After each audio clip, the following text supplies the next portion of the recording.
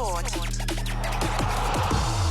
Playing, edging out, caught behind. Builder comes in and takes the catch. Hits this high, far. Are you kidding me? Grandstand cricket. Whips it for six. What a shot. Great catch, diving to his right. That is a stunning take. Lofted over, long on and away for six. ABC Sports coverage of the 2023 ODI World Cup live from India. Listen live on the ABC Listen app. Look for the World Cup button. And terrific to have your company. India awaits. Will they be facing Australia with an eye on a sixth men's one-day World Cup title? Or will it be South Africa chasing a first-time appearance in the World Cup final?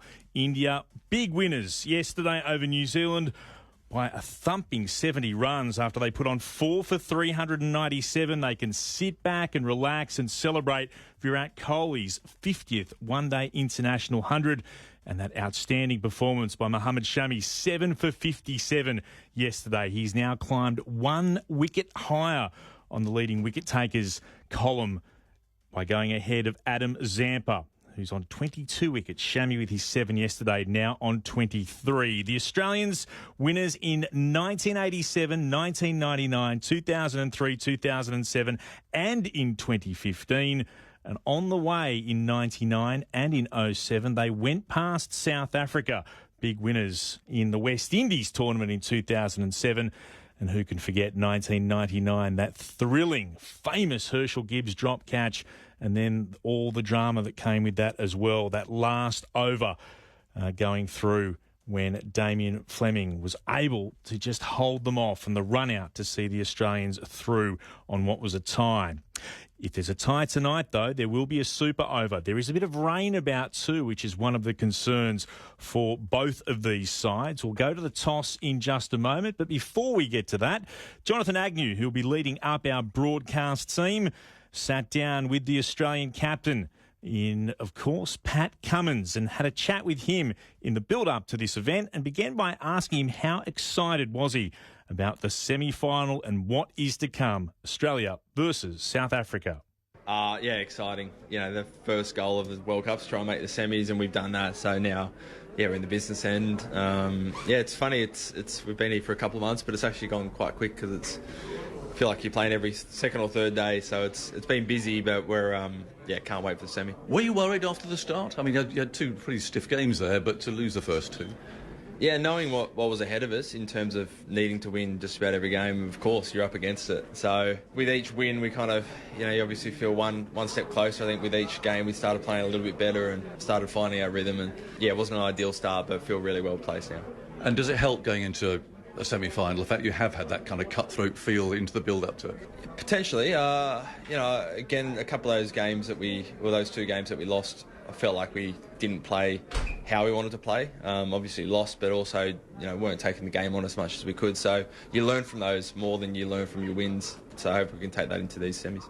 You've been very magnanimous about South Africa in the press conference there. I mean, 4 semi-finals and to lose, and everyone knows the C word that refers to them. I mean, is that something that's in your favour? Is there going to be a way that you feel tomorrow you do feel superior, more confident because of that? I don't know because of that. We're a really experienced side. Most of our team have won at least one World Cup, T20 or one days, and I think that does count for something in finals. But both teams start from 0 runs tomorrow. It's a new game, so we'll see how we go. Yeah, it's been a bat-first tournament largely. There's a bit of rain around though, possibly. It may not. But does that affect things tomorrow, or is it a bat-first game? Do you think it was quite slow and turny here the other day? Yeah, it's that's kind of been the trend of the tournament. I think obviously it's a bit different if we walk out and it's raining just before the toss, but I don't think you can think too much about the rain. Forecasts never seem to be exact, and I think once you start thinking too much, start forward planning too much, you can get yourself in a bit of a hole. So I think we'll be business as usual tomorrow.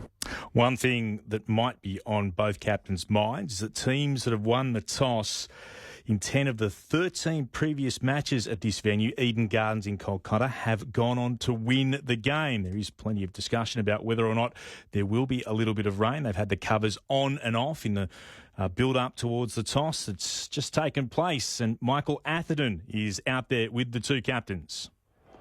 A great rivalry, a great cricket ground. What a setting for this second semi-final. Both captains await. Our representative will hand the coin over to Temba Bavuma of South Africa. Temba, if you'd give it a good spin. Heads. Heads is the call. And you would be? It's a tail. Bat. Temba, you've decided to bat. Was the potential for weather a complication? I did come into consideration, but I think those are things that you can't really consider. We've looked obviously at our strengths as our team, our makeup, and we'd like to go with batting first. Any lingering concerns about your own fitness? Yeah, not 100% fit, but I think it's just going to have to be good enough. How much pride do you have in captaining your team in this particular occasion? Yeah, it's massive. Not something that I really dreamt of, having this responsibility, coming in a semi-final against a powerful unit like Australia, carrying all the hopes and aspirations of people back home. So, I mean, don't want to think about it too much. We have a game of cricket that we need to focus on, but yeah, it means a lot to me. And how much inspiration have you taken from your rugby counterparts? Yeah, massive. He actually sent me a message this morning, a heartfelt message, just wishing us luck, myself as well as the team. We obviously have drawn a lot of inspiration from them, their performances, and how they've gone about it. I think obviously we also want to carry that responsibility. Everybody invokes the ghosts of semi-finals past. How important is it for your team to stay in the present? Very important. Look, that's not something I think that came about in any of our meetings. We've just tried to stick to our processes, keep the language the same as we have been that has gotten to this point, keep assessing the conditions and playing good cricket as we have been. Any changes? We've got one change. Tabraiz Shamsi comes in for Lungingidi. Enjoy your day. Thank you. Cheers, Pat. Pat, what would you have liked to have done on this pitch? Yeah, we would have had a bat as well, but you know, it's pretty gloomy out there, so maybe a bit of swing early. South Africa have been pretty much a bogey team for you over the last 12, 18 months. Any particular reasons for that? I don't think so. You know, they play a pretty similar style to how we play. I think they match up, yeah, similarly in all the roles. So, yeah, unfortunately, they've won the last few, but yeah, I think we're due. One of the favourable things for you is the fact that you have 7 players who know what it takes to win a 50-over World Cup. How important is that experience on a day like today? Hopefully, yeah, really important. Yeah, we've been in these positions before and come out the other side, so when it gets a little bit tight and there's a bit of pressure, we've got a lot of experience we can draw on. After an early wobble in the tournament, you've put together an impressive run of results. What's been the key for you? Yeah, you know, we weren't at our best those first couple of games, and I think we learnt, you know, what we look like when we're not at our best, and we've adjusted really well. So I think you've seen the guys be really positive in the last 7 games. A couple of games we've had no right to win and got over the line, so it's all starting to click. Any changes from your last game? Yeah, 2 changes. Stoinis and Shawnee Abbott miss out, and Mitchell Stark and Maxwell come back in. Enjoy the occasion. Thank you. Cheers. So South Africa have won the toss. They will bat first. Michael Atherton out there in the middle at Eden Gardens at Kolkata. Clint Wilden with you in the grandstand host studio for ABC Sport. What that means is Marnus Labuschagne makes the cut ahead of Marcus Stoinis. There was some questions about whether they would go with Stoinis or Labuschagne, but Marnus Labuschagne is in. So it's Travis Head, David Warner, Mitchell Marsh, Stephen Smith, Marnus Labuschagne, Josh Inglis, the wicketkeeper, Glenn Maxwell, Pat Cummins, Mitchell Stark, Adam Zampa and Josh Hazlewood, the 11 for the Australians. They've won their past 7, the Australians, but have lost their past 4 against South Africa. I mentioned a short time ago, twice in semi-finals, Australia has taken on South Africa in the Men's One-Day World Cup in 2007, big winners in the West Indies. But in case you've forgotten, in 1999, it was an absolute thriller at Headingley. Let's cast our mind back to that. Here's Tim Lane. At the start of the 50th over, and South Africa need 9 runs to win it, and they can do it now. What pressure on the batsman, what enormous pressure on the bowler who will be Damien Fleming, and what pressure on every fieldsman, not to mention all 3 umpires. Suddenly Australia, with its back to the wall, 9 to win. Start of the 50th. Fleming in, bowls to Klusener, who swings along the ground for 4. Oh, that went like a bullet through extra cover. And South Africa now need just 5 from 5. Australia need a wicket. 209 for 9. Klusener, 6, 1, 4. 11 from 3 balls. We better get Gerald back. That was a fantastic shot. He timed it brilliantly. Paul Rifle cuts a lonely figure. Out of third man on the rope. 5. He had it between his hands and it slipped through. 5 balls left. Fleming in and bowls, and Klusener thrashes at this. Through long off for 4 more. Scores a level. Unbelievable hitting by Klusener. And South Africa now poised at the brink of an unforgettable victory. There's been a mini invasion. More crowd stupidity. Just out on 1/4 of the ground. They'll soon be cleared. He hit that first one hard. He hit that one even harder. No chance of long off stopping now. This is half the problem. You aim for the Yorker and you don't quite get it up there. It's right in the slot for Klusener, and my goodness me, he hit that hard. All along the ground. They can't watch in the South African dressing room. 31 from 14 balls. The man of the World Cup, Lance Klusener, needs to score 1 more run to put his country into its first final. And there are 4 balls left. A wicket in hand. And a wicket would put Australia in the final. A tie would have Australia in. South Africa need to win it. They're all up now. They're all up. There are a couple of slips. They're all in the circle. Klusener adjusts his helmet. Fleming decides on a different line. He's going to come over the wicket to the left-hander and try and slant one across him. Here it is. Fleming in and bowls, and Klusener hoiks at it. Doesn't score a run. There might be a run out at the bowler's end. Lehman underarms. He misses. Donald might have been out. 3 balls left. 1 to win. Fleming in and bowls. Klusener hits back past the bowler. There's a mix-up. Oh, there could be a run out. There will be a run out. Oh. It's a tie. Australia is in the final. Australia is in a 4th, an unprecedented 4th World Cup final after an unbelievable tie at Edgbaston. Donald has been run out after an incredible, impossible to describe mix-up. South Africa all out. 213. The match is tied, and Australia go to Lord's and the final. Still one of the most remarkable games of cricket ever played. Worth remembering, though, if there is a tie at the end of proceedings this evening or this morning, depending on where you happen to be, there will be a super over. And also, with rain about, there is a reserve day tomorrow as well. If it rains, if 20 overs can't be completed or can't be reached from both teams, it will, though, be South Africa that goes through. They finished higher than the Australians because of net run rate. So it's second in South Africa versus third in Australia. That is all to come. And if you think we've been a little bit biased towards the Australians, apologies. Let's balance that out by reminding everyone South Africa have won 9 of their last 11 men's one-day internationals against the Australians, including their past 4 in a row. And earlier in this tournament, they won by 134 runs. Let's join our commentary team at the BBC. The lucky ones were there. The rest of us are watching it on the telly. Yeah, it's inevitable in a way that poor fella could hardly move. Well, he was unable to walk during the innings and unable to walk for a few days afterwards. Yeah. Couldn't play the Bangladesh game, so I think that was the reason for the scan. Cummins described it as precautionary, as though that was standard. It's not standard to get a hamstring scan 2 days before a game normally, but I think it was that because you have the after effects of those cramps, you still feel it in those muscles. Yeah. And so he was just worried about whether it was the cramp or whether he developed some sort of problem.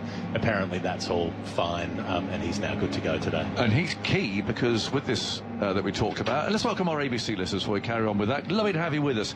Welcome to a cloudy afternoon in Calcutta. I'll just give you that news again because you probably didn't hear it, that South Africa have won the toss. They've chosen to bat first. So I hear a groan echoing across the Nullarbor at that, because that is what South Africa want to do. And Pat Cummins would have chosen to have batted first. The Australian team, they have gone for Labuschagne ahead of Stoinis. So Head, Warner, Marsh, Smith, Labuschagne, Maxwell, Inglis, Cummins, Stark, Zampa and Hazelwood is how Australia line up today. South Africa, their captain is fit, and he'll open with de Kock, so Bavuma, de Kock, Van der Dussen, Markram, Klaassen, Miller, Janssen, Maharaj, Coetzee, Rabada and Shamsi, that second spinner, the wrist spinner. So the flags are out there in front of us. So we've got South Africa to the right, we've got Australia to the left, we've got the teams lining up below us here. And again, in that configuration, really, the South African players to the right and Australia to the left. I'm going to ask you, Firdose, what's going through their heads? Come on, 4 semis, never made it. Yeah, chokers, they're all shouting out. You can't stand the pressure. Yeah, I think they're just thinking, let's have a really good day and let's enjoy ourselves, because the sense I've got from this South African team is that they know everything that's happened in the history. Some of them weren't even born in 1999. A lot of them were very young. This doesn't actually mean that much to them. That part of it is just an archive that somehow kind of transposed itself onto them but doesn't define them. And I also think they know that not many people thought they'd be in the semi-finals, so they've achieved something already. Umpires and referee heading for the middle there. Umpire Kettleborough takes the ball's been delivered by a mini HGV lorry. Just one of the many quirks that you get in covering these sorts of things. We've got some sparklers here today. Roman candles lighting up the runway, as it were, for the players to walk down to take up their positions for the national anthems. Australia to the left and South Africa to the right, clutching various sized mascots along the way, some rather larger than others. They're heading out to the middle. To our right, we've got the fire brigade on duty in the box next door, very carefully there, assiduously looking out for any problems through their mobile phones, which is always handy. And we're all set to go, and I'm really looking forward to this, I must say. And again, from the impartial perspective, to see South Africa batting first, which is their blueprint, it is the way they've played so well. It just feels that it's giving a really excellent sporting opportunity the best chance, and that's a good thing, Geoff. So much rides on that first 5 overs even. You know, if Australia can get one early, then they'll start to rattle South Africa a little. Can South Africa get those few boundaries away and get up and running? Here we go with the anthems. Now we're starting with Australia.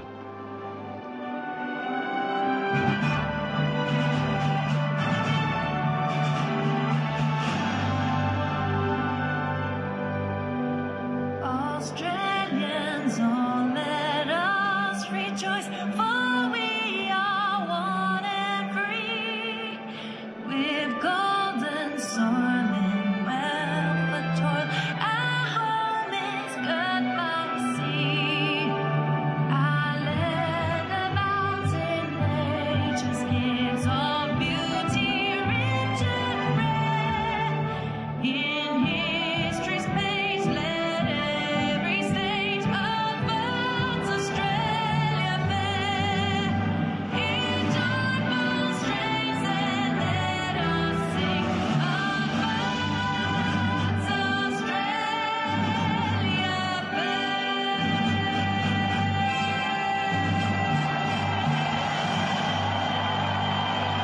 Tremendous cheer breaks out around Eden Gardens, which is slowly filling. And now South Africa.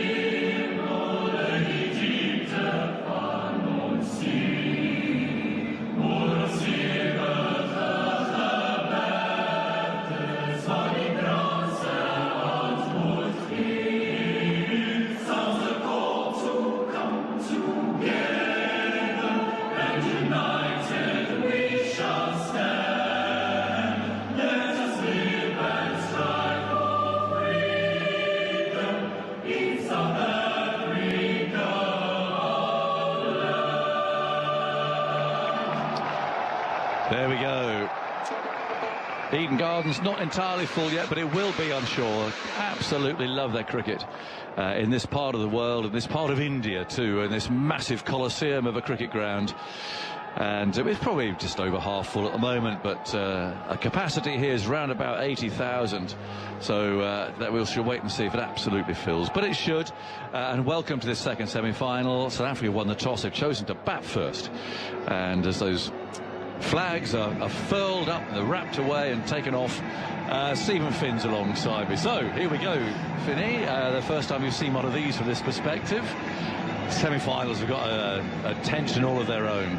They do, don't they? And you can feel it. Just even I've been sat in the press box the other side of the perspex to you there for the last hour or so, and you can certainly feel there's a bit of tension knocking around. I think actually it's going to be fascinating to see if South Africa, and this is the narrative that we're going to follow at least for the first hour or so here, whether South Africa can get themselves into this game and whether Australia will let them. And I think the ball is going to move around. It feels slightly it is overcast, but the conditions out there, it doesn't feel hot and warm, so it feels as though it's going to be conducive to swing bowling. Australia have very potent swing bowlers. I was watching them in the warm-up and the ball looked to be just zipping around a little bit, so South Africa will have to be on their guard, but I do hope that they get themselves into this game. Yeah, likewise. Fascinating to see how the captain gets on. He's admitted he's not fully fit, but he's taken his place. He's going to lead his team. Ricky Ponting's ringing the bell, I see there. Huge bell as well. That puts Lords in the shade. A great big silver one, and Ricky's given that a good go. And so we're all set for the off, and we know the format. We know how South Africa look to play, but I'm with you about this weather, and I think the main thing is we've seen a lot of these games, it's been so swelteringly hot. I mean, impossibly hot in the afternoons, that the team that's been out there in the field really has just come off and they've had it. And you know, we know that most teams are usually batting first of one. I'm not surprised that's not going to be the case today. Well, if Quinton de Kock scores a century, you might actually see him wicket keep in the second half. Well, of the game. we better do, or we're going to get grumpy about it. He can't do it again, surely. But he's had a great tournament. He's just behind Virat Kohli, who of course scored another 100 yesterday. In terms of the leading run scorers for this tournament, he's had a terrific tournament. And let's see how he goes here today. He's going to face the first ball. There's a couple of slips there. Floodlights on, it's gloomy, it's murky, and without the floodlights it really would be quite dark, I have to say. It's absolutely filled in overhead. There's this depression somewhere over the Bay of Bengal, which is producing rain in this area, but happily not over the cricket ground.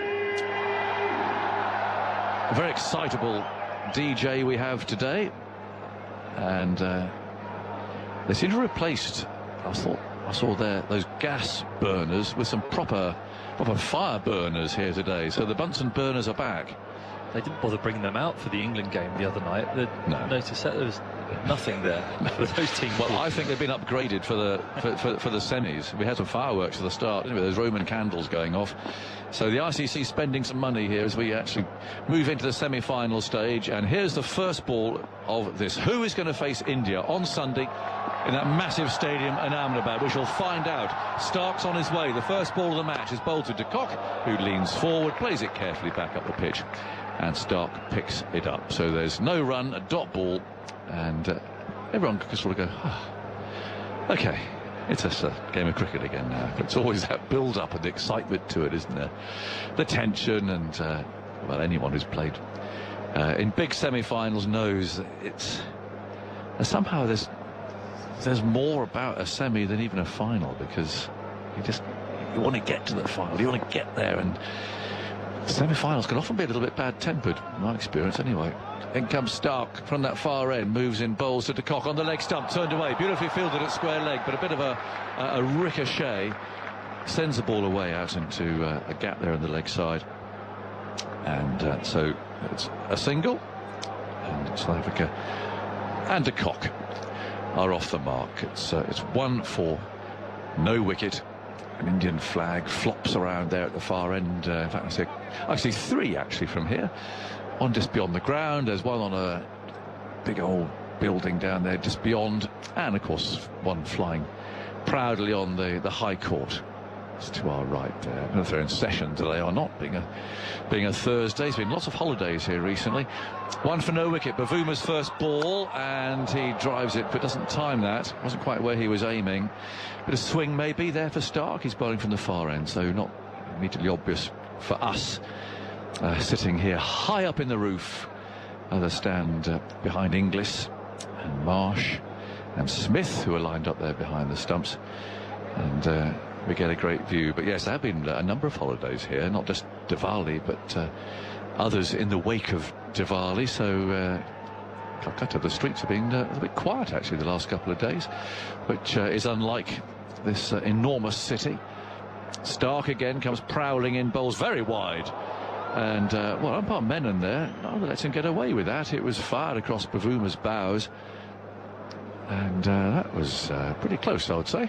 Well, it seemed to err on the side of the batter, obviously much to my malaise when I'm sat up here. But that certainly did look wide. Stark's trying to give this a chance to swing, getting it full.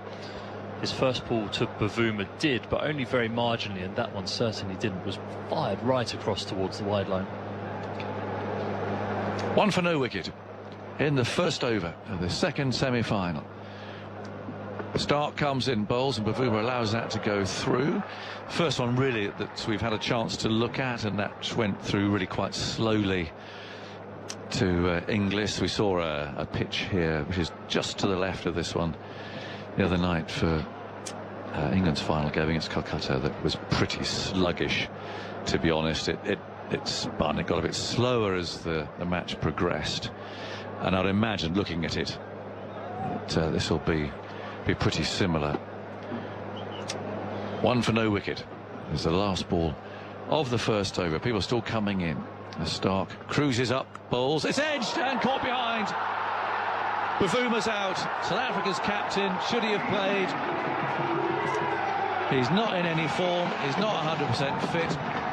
The pressure on him to play was immense, and he's fiddled outside the off stump and he's gone for a duck. One for one. Yeah, nice bowling from Stark. He's looking to get it up there to swing it. But many times in this tournament, as a change-up delivery, he's bowled a scrambled seam.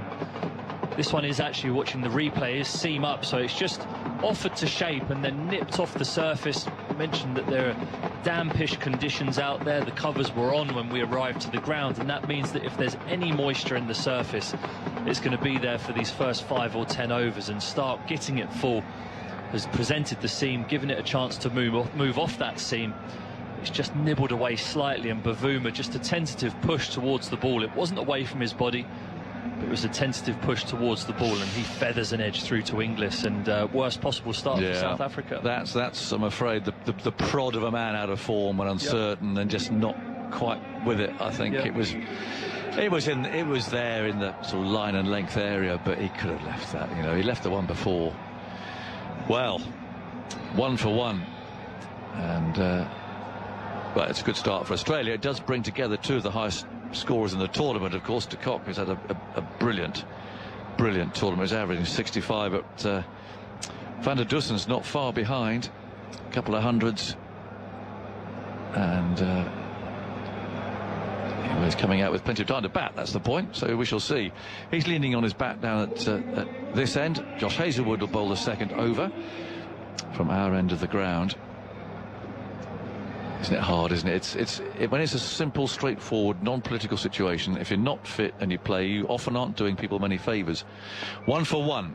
Hazlewood on his way, runs in, bowls, and De Kock's beaten now by a good delivery. Bit of bounce on that one.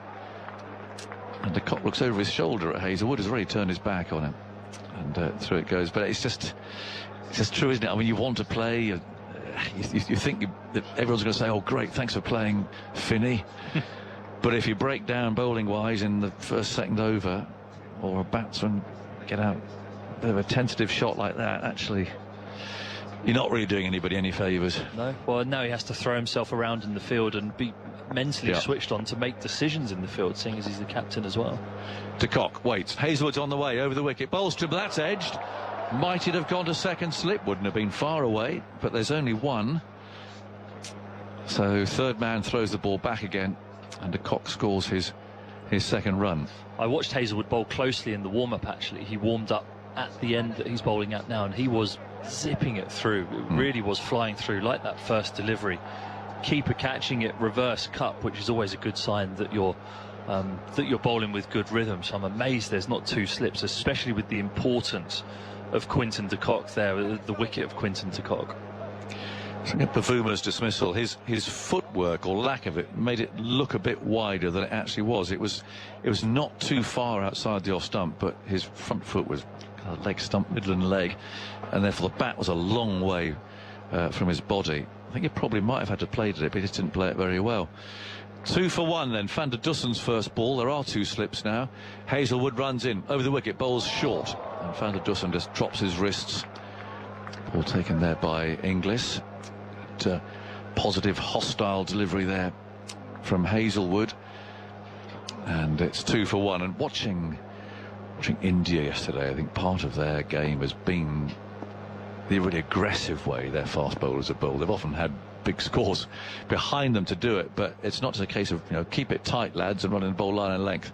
It's nice to see a bit of aggression like that, I think, from quick bowlers armed with a new ball. Hazlewood again runs in. Van der Dussen gets a thick outside edge, a fuller ball this time.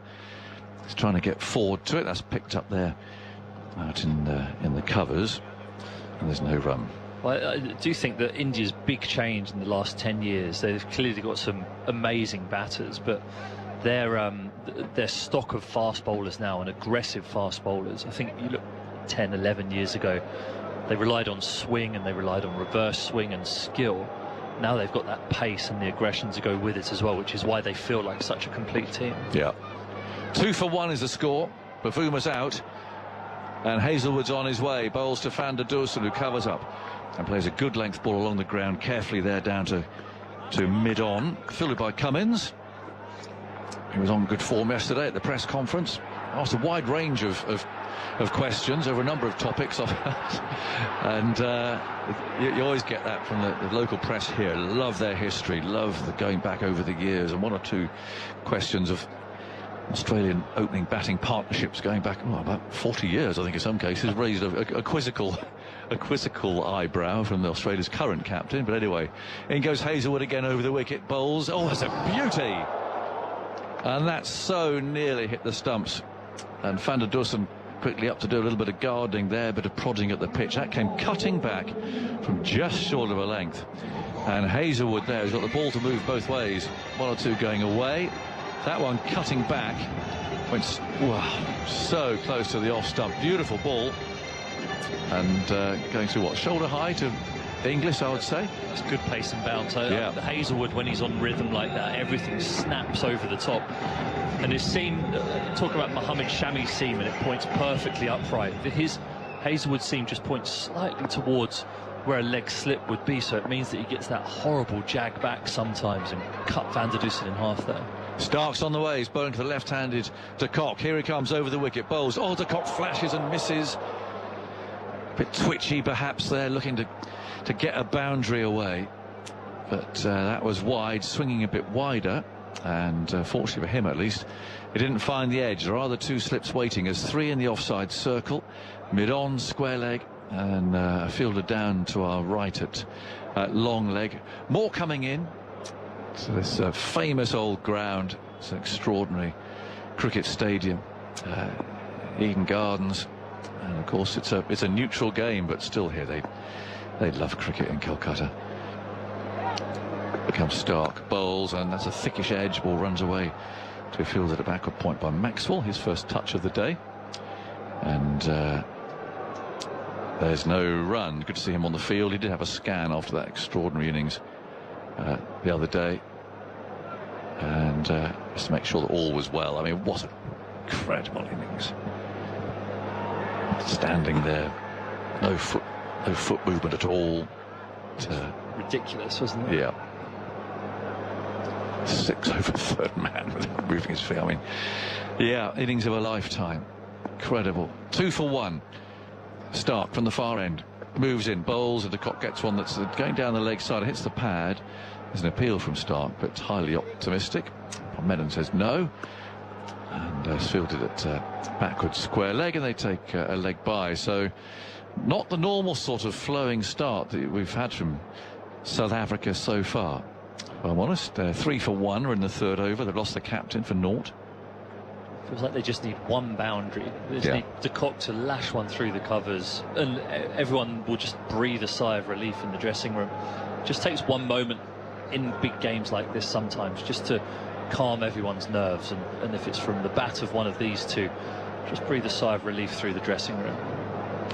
Slate grey sky, just something we haven't seen at all since we've been here in Calcutta.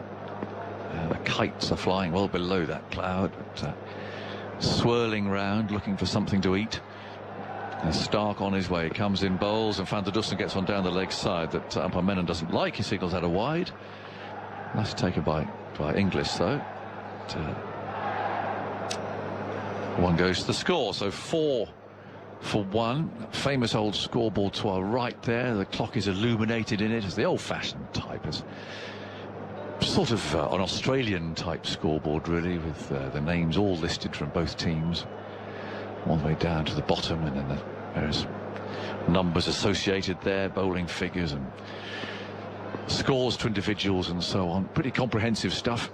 But then there's the modern electric screen in the distance at the far end as Stark comes in now. Bowls Van der Dussen, looks to drive. Again, a little shape in there, I think, for Stark. Finds the inside edge of the bat, which means that he can do the fielding. Pretty packed below us. This is, I think, for posh seats down here in the members' end of Eden Gardens. Orange, yellow and blue seats, plastic, a lot of them upturned. They haven't all turned up here yet. But I mentioned our friends in the fire brigade to our right. Pretty nicely set in for the day, I would say. Well, there's 4 now. It tends to grow during the course of the afternoon. 4 for 1. In comes Stark, moves in, bowls, floodlights on. He bowls outside the off stump. And there's no stroke from Van der Dussen. Have they actually brought their fire extinguisher with them today? They normally carry one in just to, I think, add to their credentials to come in through security. There's no wives and girlfriends today. Not they had yet. Wives and girlfriends in there in the second half in the game the other day against England, in between England and Pakistan. No, there's enough space in there for them. They may well come along. 4 for 1. Stark walks just beyond the edge of the circle, down at the high court end. Pauses for a moment. It's bowling to the right-handed Van der Dussen, still not off the mark. And this is his 7th ball. 2 slips waiting. Stark comes in and he bowls to him wide outside the off stump, an inviting sort of width. But it's ignored by Van der Dussen. And after 3 overs, a good start for Australia. 4 for 1, with the captain Bavuma already back in the dressing room, having registered a duck. Some ferocious hammering of the drums breaks out down there to our right, rather echoing round the ground, coming off the roof actually, in which we're sitting basically right up here, looking down on a ground that has always been the same shape, the same sort of format of this terracing, but it has changed quite a lot over the years. Just concrete block seating before, and now individual plastic seats going all the way around. A 2-tier arrangement by and large, as Hazelwood runs in, bowls outside the off stump. Again, there's some nice carry there as De Kock allows that to go through to Inglis, the wicket keeper. But the floodlights are on, and they were coming on actually quite soon, even if it were a cloudless blue sky here, because it does get dark very quickly over here in the east, compared, for instance, to Mumbai last night and indeed Ahmedabad, where the final will be played about 1,000 miles away in the west. Hang on to the sunlight there later in the day, but here 4 o'clock, well, it's getting pretty gloomy. In goes Hazelwood, bowls, and again De Kock allows that to go by, and apart from that one swish outside the off stump, he's being very patient here. I think he's just thinking, okay, the ball's doing a bit. We've already lost 1 wicket, we don't want to lose another, so perhaps just have a bit of a look, play with an element of caution. But with the power play in place and the field up, it's tempting to have a bit of a go, isn't it? Feels like it, yeah. Australia have been very disciplined, or in particular Hazelwood has been disciplined. You've looked at a few balls that Stark has bowled and thought they could have thrown their hands at, but they've chosen not to. Hazelwood again, the shoulders rocking, runs in bowls, and that's turned away into the leg side. There'll be one there. Ball rolls away down for Stark to trot in and field down at long leg. So a third run to de Kock. Since this dramatic World Cup, it began so powerfully. He's hit 400s in the course of this tournament. He's kind of got 100 or failed, really.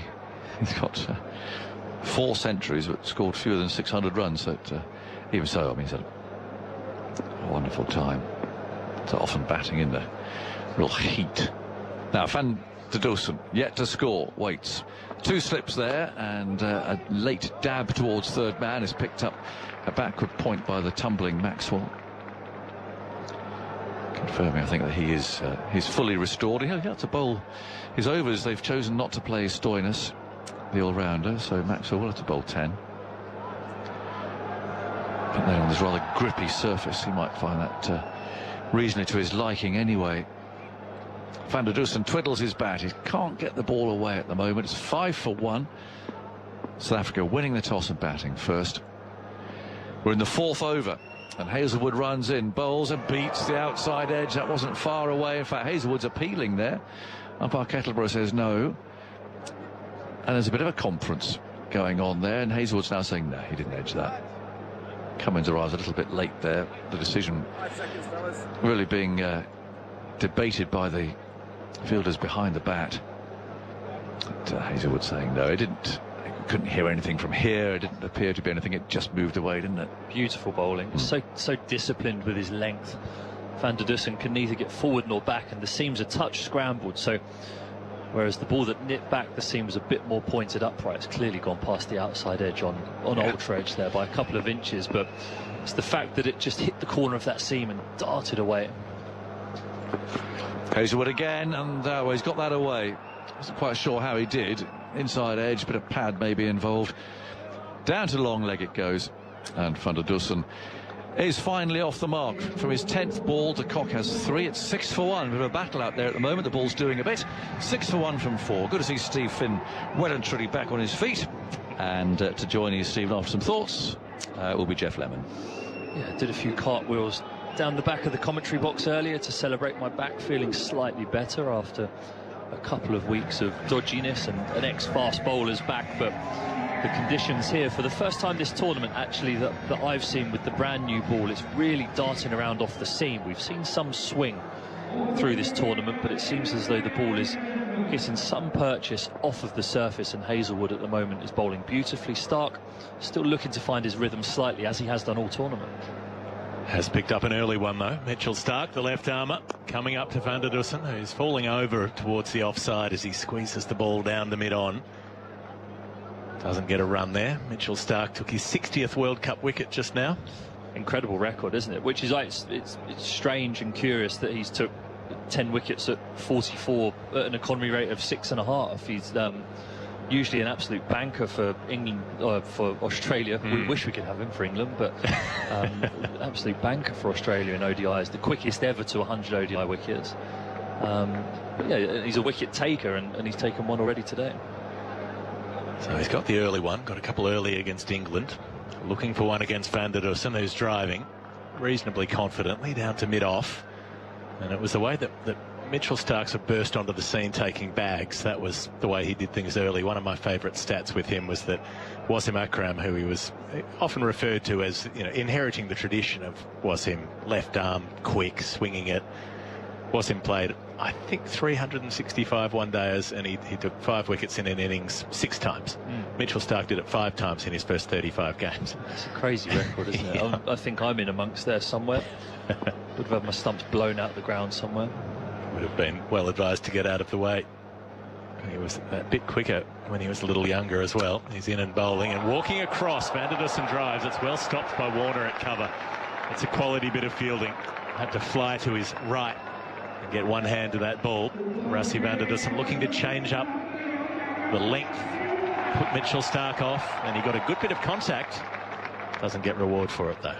Yeah, it's a nice shot. He moves outside off stump as well. Mitchell Stark bowling with a scrambled seam, looking to run it across him towards those 2 slips that he has in place. But David Warner tenaciously throwing himself across the turf there at cover to keep the pressure on this South African pair, still only on 6 from 4.3 overs.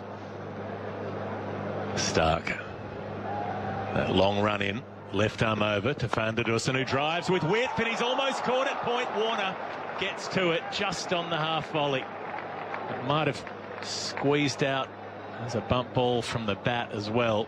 Again, excellent fielding by Warner. Has to go to the other side this time, hurling himself to his left.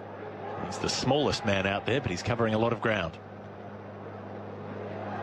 It's the one benefit small people have, isn't it? Their agility. It's the tester. I'd beat a lot of people on a lot of the fitness tests, but it would always be the shortest guy would win the agility test right. in pre-season fitness training. Yeah.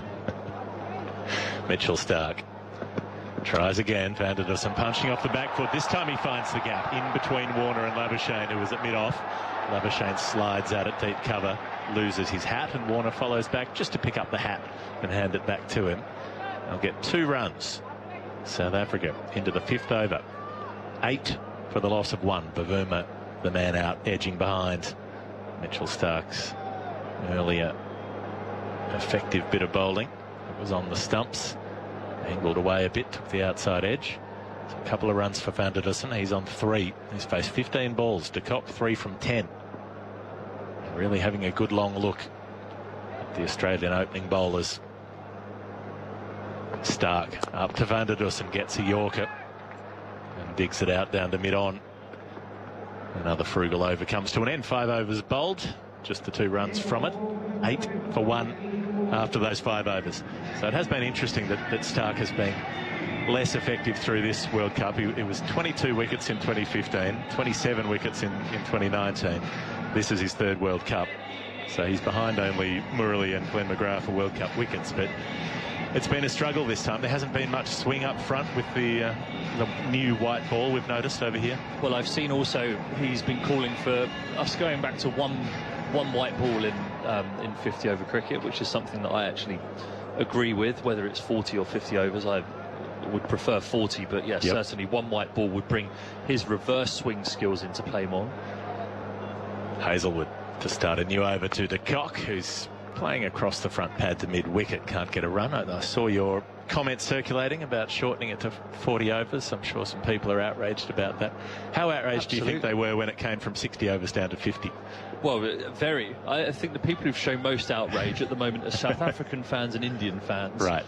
Saying that you're just crying into your cornflakes because England had their pants pulled down in the tournament. So it was, yeah, and that's not the case at all. It's not the case. I don't think it would have helped England much playing 40 over games the way they were going.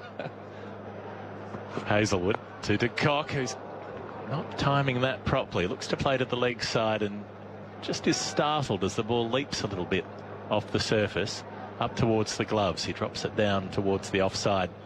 Had there been a silly point in, that might have been interesting. I'm not sure it would have mattered how many overs aside it would have been played, and England would have still struggled given the way that they played through the tournament. It was just an article to try and provoke thought about how we can make this a more entertaining spectacle of the World Game. Well, at a semi-final stage, it is a good spectacle. Pitched up, driven back to Hazlewood on the bounce. But it's those games when there's not so much riding on it. I have an idea that I wouldn't mind floating past you. I'd like to see them relax the restrictions on the number of overs that individual bowlers can bowl. Okay. Because if you keep it at 50 overs, say, what do you want to see when you watch the cricket? You want to see the best players up against the best players. So do you want to see Mitchell Stark taken off after bowling 10 so that Mitchell Marsh can bowl? You'd probably rather watch Mitchell Stark do his thing, wouldn't you? You'd rather see the best. Hazlewood bowls to De Kock, who slogs. This has gone high up in the air. Could be caught running back.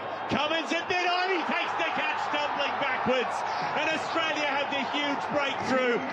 He's got 400s in this World Cup, but he hasn't made 4 runs in this World Cup semi-final. Quinton De Kock is gone for 3. And Australia have South Africa 2 down with 8 runs on the board. You can see exactly what that meant to Australia. When that was up in the air, it was like time stopped.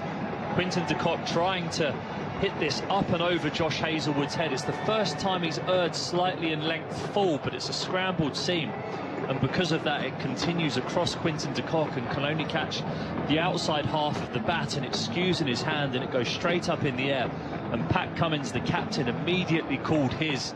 He's on the advertising signs on the ground down in front of us, so he was pedalling backwards. He caught it reverse hands in front of his face, tumbled to the floor, held onto it, was immediately patted on the chest by his teammate at mid-off, and every single Australian was jumping in the air, punching the air there, because that is such a crucial wicket in this semi-final. And now South Africa 8 for 2. And what are we going to talk about South Africa now? It looks as though the pressure's getting to them. The quality of that catch, tracking back, that it is a dirty laundry sky up there, trying to pick out a white ball from that white-grey sheet of cloud and smog that's covering this ground. Cummins had to pick it. He was falling over backwards, claimed it. And the bit that I noticed on the replay, he's celebrating on the way down. He was falling over backwards to the ground, pumping the fist, holding the ball, knowing that he was clenching onto that ball so tight in his left hand that it was not going to be knocked free. And once he hit the ground, he pumped both fists in the air, lying on his back, celebrating Ninja Turtle. It was extraordinary. And that was a difficult take. The ground that he had to make running backwards, looking up. He's claimed the catch. De Kock caught Cummins, bowled Hazelwood for 3, and Aiden Markram is out to the middle. He's waiting for Hazelwood with 2 slips, and he flashes and almost edges behind. That ball leaps at him up towards shoulder height from back of a length, and Hazelwood sticks the bottom lip out and gives it the, ooh, that wasn't a bad delivery. He's such a beautiful bowler to watch when he's bowling like this. He makes the most of every little bit of movement out of a surface, and it's back of a length and outside off stump. So Markram, immediately his eyes light up, but the height of Hazelwood and his ability to bowl the ball into the surface means that it bounces so much more than he expects and goes flying past the outside edge. And as a result of that bounce, Australia move David Warner into first slip, where we saw him so often through the Ashes, and Mitchell Marsh goes to gully, and there's now a humongous gap on the offside for Markram to make the most of if he wants to try and play through there. 2 slips, gully and a point, all waiting as Hazelwood bowls outside the off stump, and coming forward to defend is Markram down to mid-off, where Labuschagne is waiting. 6 overs gone. South Africa won the toss, chose to bat. They're 8 for 2. That's 2 wickets and 8 runs. If you're confused listening along at home, hearing an Australian accent saying the score in the way that the rest of the world does it. 6 overs gone. See, I'm biased here because I'm a former bowler, but and this is an extreme circumstance, 8 runs off 6 overs, but I find cricket like this fascinating to watch, where the ball is just slightly more dominant than bat. The batters have to work so hard to score runs. I find this so much more entertaining than seeing a team be 75 for none off 7. Exactly. And the ball going all over the place. This is gripping, it's fascinating. Everyone in the ground is gripped by what's going on out there. It's marvellous bowling from Australia, and South Africa have to find something to keep themselves in this World Cup now. Mitchell Starc will continue, left arm over. He's bowling to Firdose, who's pressing forward in defence to Warner in the covers, and there's no run. So this comes back to my proposal. You've got this bowling team on top. You've got Starc and Hazelwood bowling like this. A captain might want to keep them on for a couple more overs than normal, but then you take away from the overs they can bowl at the back end. Would you not rather, as a cricket purist, see more of this without having to worry about the overs that they're using up, compared to watching a dibbly-dobbly all-rounder come on in the 12th over and start bowling little mediums? There are so many half-rate cricketers who have got into teams because of the bowling restrictions in white ball cricket. The Starc bowls wide and flashing the bat, Firdose, and can't get a touch. So you have these little all-rounders who bat a bit and they bowl a bit and they're not much good at either, and they get in at 7 or 8 because they can bowl 4 or 5 overs now and then. And we spend 10 overs each innings. We spend 20% of the innings watching rubbish bowlers instead of watching the best do their thing. Wouldn't it be better to see the best players get to do their thing? There's no cap on. You don't say, well, you've batted for 20 overs, now it's time to go off and retire. There's a few times I wish I could have said that to a batter in ODI cricket. I don't mind the proposal. Would you put a cap on it at all? Maybe at some point that could be debated. Starc up and bowling full, and it's sliced away to backward point to Maxwell. So maybe you'd say 15 overs, something like that. Because it's not inconceivable that you'd see Rashid an Khan. an absolute Bunsen somewhere in the world, and Jadeja and Ashwin just wheel away 25 for 25 each. You could see I that. mean, you see it in the Watford League, in the Saracens Hertfordshire League. You see it. You see that happening many times. The wily old fellow who they just wheel out from the bar straight out to the middle. Bowling off one step. Bowls 25 overs, and they wheel him straight back to his seat at the bar where he drinks from his silver tankard. Although, on the other hand, wouldn't that be magnificent to watch? Outside the off stump and driving and missing, and Van der Dussen is not quite sure how to go about this. Wants to counter-attack, wants to put some pressure on, but can't do it. He's faced 20 balls for his 3. Anyway, it's just a thought. One to float out there. I think it's important that we do provoke debate to realise or to work out how we can keep this format relevant, because certainly with the things that it's competing with over the course of the last 4 years, especially, bilateral cricket has been affected by T20 tournaments, and I think this tournament has as well. Plenty of tension right here, right now, though. It's a World Cup semi-final, and South Africa in some early trouble, and a sliced outside half from Van der Dussen. Well stopped by Warner at point. He was fielding at cover point and gets across behind the line of point in front of Maxwell to dive and make sure there's no run. So they're fielding like demons at the moment, the Australians. They were terrible against South Africa in the group stage, dropped 6 or 7 catches, missed stumpings, all the rest of it, missed fields. And they've fielded like a steel trap so far today. 1 ball to come in the 7th over. Makes such a difference as a bowler as well. If you see your fielders throwing themselves around, Mitchell Starc there stood applauding David Warner for that bit of fielding. So much pressure. 2 slips waiting for Van der Dussen, struggling, and he's beaten on the outside edge. Starc appealing. Nobody else is with him except for Steve Smith, who will go up for most things. 8 for 2. That is a maiden over for Mitchell Starc as the Australian fielders come together, slap each other on the back, gee each other up. 8 runs in 7 overs. South Africa have scored. Van der Dussen 3 from 22. Markram 0 from 2. Both the openers gone. Bavuma elected to play, said at the toss that he wasn't 100% fit. Nicked off early. Starc got his edge, and then de Kock trying to slap Hazelwood down the ground, skied it to mid-on. Cummins taking the catch. So, pressure cooker environment here. Pretty good crowd at the moment. I'd say we're about half full on current seating. And as has been the case through this World Cup, usually people come in time for the second innings, don't necessarily come down for the whole day. And it's a mild sort of day out there in Kolkata as well. It's not particularly warm. Hazelwood starts a new over in at the hip, and Markram plays the ball to Travis Head at mid-wicket. So this would be the most comfortable bowling day in terms of temperature, although the smog, the pollution level is very high out there today. It wouldn't be very comfortable in those terms. No, but certainly walking around, you don't feel the heat. Sometimes when you step out of the aircon of the hotel and you go and get on the bus to come to the ground, the heat usually just hits you. And today it didn't. It felt slightly cooler, which is why I think we're seeing the balls darting around. Hazelwood up to Markram, who's again just coming forward and checking a defensive shot. Maxwell in quickly at backward point. You see this when fielding teams know they're on top. Everybody's faster off the mark. They're pouncing on the ball, making sure the batters can feel that physical presence, feel the net closing in. Yeah, it makes such a difference as a bowler, and clearly you set the tone as a bowler, and these two have done brilliantly. They've barely missed their line and length over the course of these first 7.2 overs. Hazelwood, I think, opting for the extra man in the catching area again. Warner dashes from cover to first slip. Marsh slides himself round to a gully, really hunting wickets, but you feel that presence of your fielders. Hazelwood bowling to Markram, who walks at him and fashions a run out into that gap at cover that Warner just vacated. It's Maxwell moving across from cover point to field that time. But South Africa in a perilous position now already, 9 for 2. We know how heavily they rely on setting themselves a platform, and that's why opposition teams, I think England wrongly at the time, opted to bowl first, because they thought if we can get South Africa 3 down inside the first 10 overs, you've done a lot of the job that you needed to do, because they do rely so heavily on that top 6 to score them their runs within the first 7.5 overs. 2 of those are already in the hutch, so such price on these wickets. Hazelwood up to Van der Dussen, who's reaching outside the off stump. The struggle is real for Rassie van der Dussen.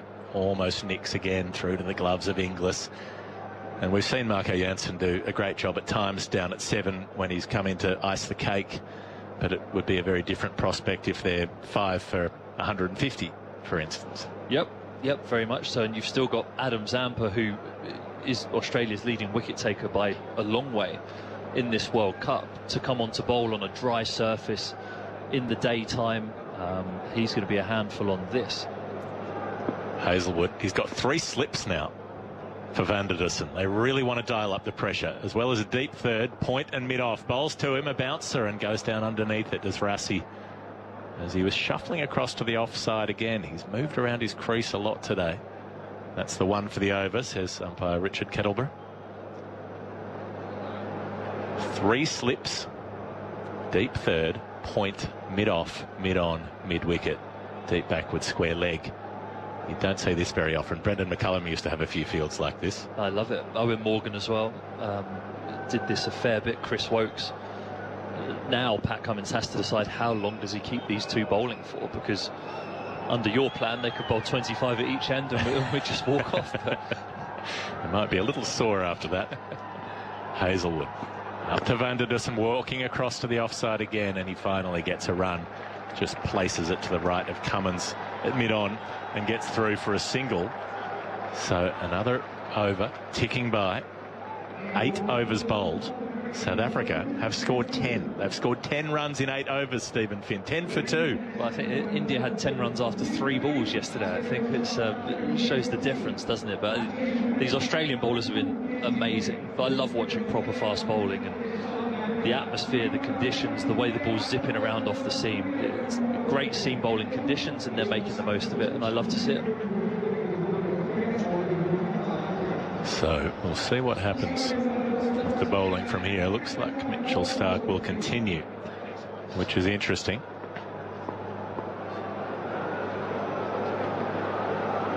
Normally we've had Cummins on as a first change by this point, but Starc will continue to Van der Dussen. He's opening the face, playing the ball to backward point. Stephen Finn's off for a breather. Former Australian captain Aaron Finch joining us for the first time today. G'day. Afternoon. How are you? Are we on? There we go. I hope your mic's on. Afternoon. There we go. How are we going? That works. Good to see you. A bit more cheerful than a couple of times you've joined us at particularly bad moments for Australia. But this one seems to be going all right. Yeah, it certainly does. I think the way that Australia have started there, the length that they've bowled, and yes, there's been a little bit of assistance in the surface too, which is probably a little bit more unexpected coming here to Eden Garden than what we've seen in previous games, where the batters dominated in the power play and then it's got harder and harder. Starc to Van der Dussen, wayward bouncer down the leg side. That's a wide, which will slightly ruin his immaculate figures. So far, he's gone for 5 runs into his 5th over. What's been so impressive is the length that they've all bowled, I think. Well, Hazelwood and Starc, I mean, there hasn't been a ball to drive that I can remember. And even if there has been, there's just been enough movement that is putting enough doubt in the mind of the batsman. The first time de Kock tried to play a big shot, you could feel it was building. And it was building for a couple of balls, and it's important to take that first chance when it comes. Starc with Van der Dussen in his sights. Bowls outside the off-stump, driven well, but stopped brilliantly at mid-off, diving across. Marnus Labuschagne, who's been terrific in the field through this campaign, hurls himself across to his left. That looked like 4 off the bat, and in the end they only get 1 as he slaps the ball down. So 12 for 2 now the score. That's a full-length fingertipper that he's held onto, and I think Australia have probably saved 20 runs already in the field between David Warner at forward point, Marnus Labuschagne at mid-off, Glenn Maxwell. It's been a clinical performance so far, and I say so far because there is a long way to go in this game, but from what we've seen, the conditions aren't that easy to bat. Into the 9th over, 12 runs scored. Starc bowls to Markram, slashes. That is a strange shot. Gets down almost on one knee and looks like he's going to try to bash it over mid-off. In the end, he comes across the line of the ball as though it were moving in a bit, and he was trying to cover that swing. And it ends up in the gloves of Josh Inglis. That did shape in, and he was just trying to get something in the way of it. Missed his off stump by a couple of inches. Well, I think what has brought this shot is Mitchell Starc has been looking to go across Russie van der Dusen. A lot of scrambled seam deliveries going across. So Markram sees that out of the hand and decides he's going to try and transfer the pressure and launch it over the offside, but it just swings back and misses off stump. Narrowly survives Aidan Markram, waiting for Starc again, clipping him off the pads. He's got a good piece of that, and there's 4 runs. South Africa desperately needed 16 for 2 now, as Markram hits his first boundary of the day. Yeah, he's just picked that up over square leg beautifully. One bounce into the boundary, but I've seen Markram a few times throughout this tournament. Once he gets going, he's incredibly hard to stop because he plays both sides of the wicket. There he just uses the angle of Starc coming back into him, just flicks it away, pitched outside leg. There was no danger. Quality bit of timing from Aidan Markram, who's been so impressive through this World Cup campaign. Waits for Starc, who bowls in at the pads. He clips it down to mid-on, and that didn't bounce too far in front of Pat Cummins. That observation you were making about the lack of balls to drive it, that one from Hazelwood to the Cot that got him out was almost the most drivable ball of the lot.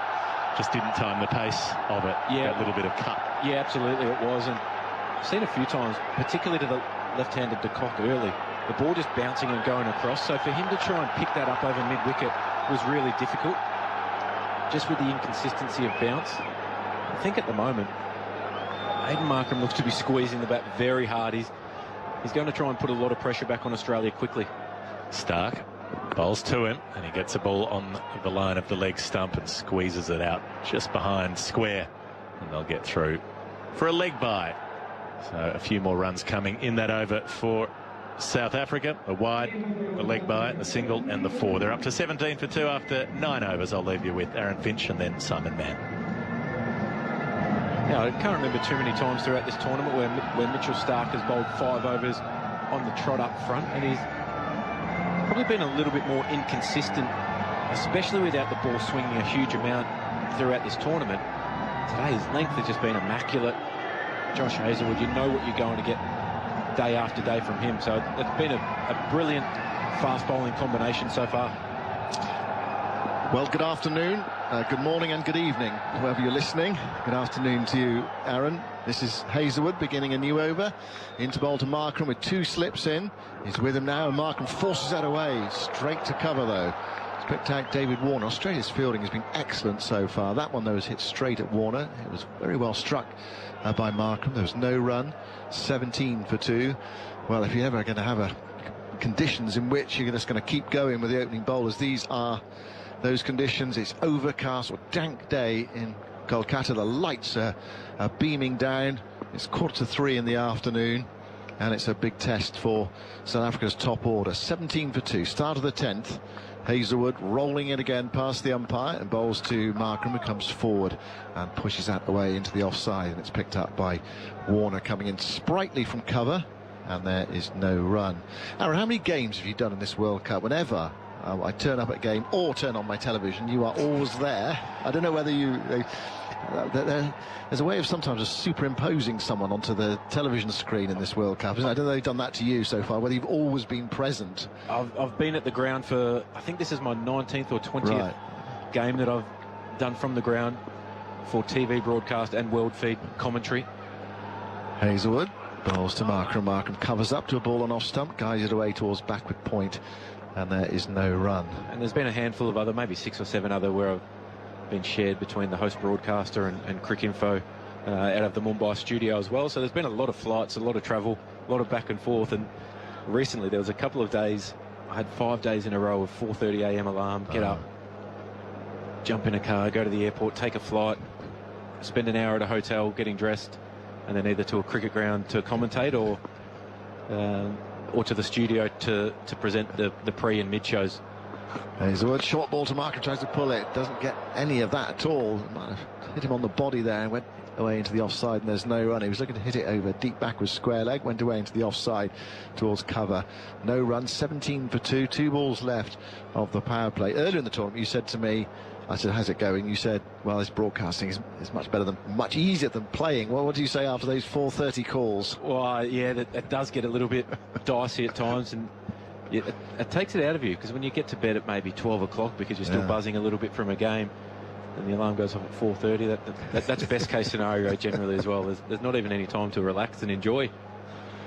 Hazlewood tries again, bowls to Markram. Markram's beaten by that one. He seemed to nip back in a fraction. He tried to force it away. Might have gone past the inside edge on its way through to Inglis. There's something there. There's some bounce for the bowlers. He's got 2 class bowlers as well. And Hazlewood's right on it. Indeed, went past the inside edge and over the top of off stump. And that's that extra bounce. It is the extra bounce, but it's also that wobble seam again that I've heard Stuart Broad talk at length about. And Josh Hazlewood's somebody who's adopted that recently as well. And it just nips back a mile through the gate. But Aidan Markram here looks like he's trying to be aggressive. He's trying to assert his dominance on the contest. Hazlewood bowls to Markram. Markram pushes that into the offside. It doesn't beat mid-off, but they're going to get a single because he was quite wide there. Labuschagne, more sort of half extra cover. Anyway, he went to his right, picked it up, they got a single. Markram takes the bowling at the end of the over. Well, that is an extraordinary power play, really. We've had 10 overs, and it's 18 for 2. Markram has 6, and Van der Dusen has 5. South Africa tried to play a few shots, but it's been so difficult for them against this excellent Australian new ball pair. Yeah, it has been. Rassie van der Dusen, 5 off 27 deliveries. He's been prepared to soak up a lot of pressure. I guess the questions that Pat Cummins will be asking himself now is, how long can I push with Hazlewood and Stark? They know the importance of this middle order of South Africa and their ability to dominate through this middle phase of the game. So it looks like Mitchell Stark will continue for his 6th over. Yeah. And I guess that's always a trade-off. As a captain, you're thinking, do I push Stark now and be prepared to leave myself short at the back end of the game? Because if Stark blows the game apart, then you don't have to worry about the back few overs as well. So, yeah, good captaincy from Pat Cummins, but desperately needs to justify it with a wicket. Stark to Markram. Markram turns that way into the onside. Runs from here. It's going out towards the deep mid-wicket boundary. Fielder running around from deep square. He won't get there. Quick outfield. Just using the pace. No more than a push into the onside. Found the gap. There was a fielder home at mid-on and deep square, but no one at home at mid-wicket. Australia still going with 2 slips, so some gaps around, and Stark pushed away for 4 by Markram. It goes to 10 with his 2nd boundary, and South Africa to 22 for 2 in the 11th over. Yeah, it's a beautiful shot from Aidan Markram. Like you said, with 2 slips in place and a deep square leg, a big vacant gap at mid-wicket. All he's got to do is hit the middle of the bat there. Doesn't need to overhit it. This Eden Gardens outfield is like a bowling green. Stark from the high court end of the ground goes in and bowls to Markram. Markram gets a ball that he has to respect on off stump, guides it towards backward point, and there's no run. Australia outside the power play now. They're still going with 3 fielders outside the circle with those 2 slips in. So 2 slips, 3 saving 1 on the offside inside the circle. A deep 3rd, so 6-3 offside field, mid-on, deep square, and a fine leg. On a hazy, overcast day. There's a talk of rain being around and about Calcutta. There's a cyclone in the Bay of Bengal, which is actually quite big, the Bay of Bengal, mind you. It's not, yes, it's not like a little bay. It's huge. This is Stark bowling to Markram, wide of off stump, and again saved in the offside this time by Labuschagne, diving away to his right at cover. Warner comes from backward point to give him a low 5. Australia's fielding, it has been excellent. That's, I think, 4 they've saved now. Okay, that wasn't quite as well struck, but I think they've saved 4 boundaries with dives in the inner ring. Yeah, that's definitely running away for 4 still, with the full offside up, barring the 3rd man. I think potentially Mitchell Marsh can probably come out of first slip and go to a mid-wicket, allow Mitchell Stark to keep attacking the stumps. At the moment, feels as though if he gets 2 straight, it'll be easy to be picked off through the leg side. Stark bowls outside the off stump. Markram leaves that alone. So what does Cummins do next then? This is the 11th over. He's used his opening bowlers for 6 and 5. He's got himself to bowl. There's also, does he want to go to spin? Have a look at, see whether there's some spin out there as well, because actually Zampa, there's some bounce. He might get some bounce. Yeah, and just as you say that, Adam Zampa is limbering up down at fine leg, and I think Pat Cummins will bowl the next over, relieve Josh Hazlewood, and then you go to Zampa, and with a little bit of tackiness in the surface, I think, with how long they were under cover, or the wicket was under cover. Stark to Markram. Markram drives in the air. He's caught. He's caught by Warner at backward points. A good catch away to his left-hand side. Just underlining how good Australia have been in the field. Well, he kept Stark going, and he's come up with a wicket that Pat Cummins wanted. It's 22 for 3. Markram has gone. Big drive, thick outside edge. Thank you very much, says David Warner. Markram's gone for 10. Yeah, he was looking to drive it hard again. It's probably, again, the fullest ball that Mitchell Stark's bowled for quite a while. He's been into the surface, but it was perfectly bowled upright seam, and it just holds its line across and trying to bang it down the ground. And David Warner, a little skip to his left and gets 2 hands to it, and very, very rarely makes a mistake. That's a huge wicket for Australia, because Adam Markram looked the most aggressive. He looked like someone who was prepared to take the game on and take it up to Australia. He's now gone for 10. Australia are dominating this contest so far. Well, we talked about South Africa's strong top 6. 3 of them are gone already. And we're only in the 11th over. And the decision to keep Stark going, well, it's been justified. You can win the game, actually. You can win the game in the first 15, 20 overs. If you have South Africa 40 for 5, then you can win it early on. You don't have to wait so much to the back end. So Zampa and Cummins to come. What does he do in terms of his 5th bowler? I mean, Maxwell obviously is an option. Does he go on these conditions? Does he go with someone like Marsh? I think he would be prepared to go to Marsh, and I think Adam Zampa will still come on from the other end. And Henrik Klaasen is as good a player as anybody against spin in the world, and throughout the whole World Cup and probably the last 18 to 24 months, his ability not just to score against spin, but to dominate spin from the start. He's got a brilliant ability to hit off the back foot, which not many players in the world have anymore. He does it with a straight bat, so it always looks like it's low risk. Yes, it means he's vulnerable at times because he's looking to go hard early, but he can put the pressure right back on. But Mitchell Marsh, he would be a good option, especially with it just seeming around. Rassie van der Dusen, 5 of 27 deliveries, not looking to take any risk or put any pressure back on Australia, so they might be able to get a couple of cheap overs from Mitch Marsh as still an attacking option. Start ball to Klaasen, very wide of off stump. I'm surprised it's not called wide, actually. That was very wide. It looked like a wide from up here. Sometimes it can be a bit deceptive being high up. Anyway, Nitin Menon not interested, called over. 11 gone, 22 for 3. Klaasen, that was his first ball, and van der Dusen there on 5. Klaasen in this World Cup, he's made 326 runs, but it's a strike rate of 140. Well, the volume of runs and the strike rate that's caught the eye. But this is a big test for South Africa. I mean, well, came into this game, we thought South Africa want to win the toss and bat first. That's their way to victory. But of course, what they didn't want, typical, isn't it? You get a day like this where the lights are on and it is a really heavy atmosphere. It feels like there's rain around, or I think there might well be some rain dotted around later, and possibly tomorrow as well. It's been clear in Kolkata for most of the time that I've been here in this World Cup, which is quite a long time. Okay, it gets a bit hazy towards the end of the day, but this is definitely the heaviest day so far. Hazlewood is continuing. Bowls there to van der Dusen, who defends, runs away into the offside towards cover, and there's no run. This reminds me a little bit of the 2019 World Cup semi-final, and there was so much talk about the toss leading into the game between Australia and England at Edgbaston. It was a used wicket. I think it had been used twice, and whoever won the toss was always going to bat first, and the coin came down in my favour, but it had been used and they tried to reseal it, so it was quite tacky on top.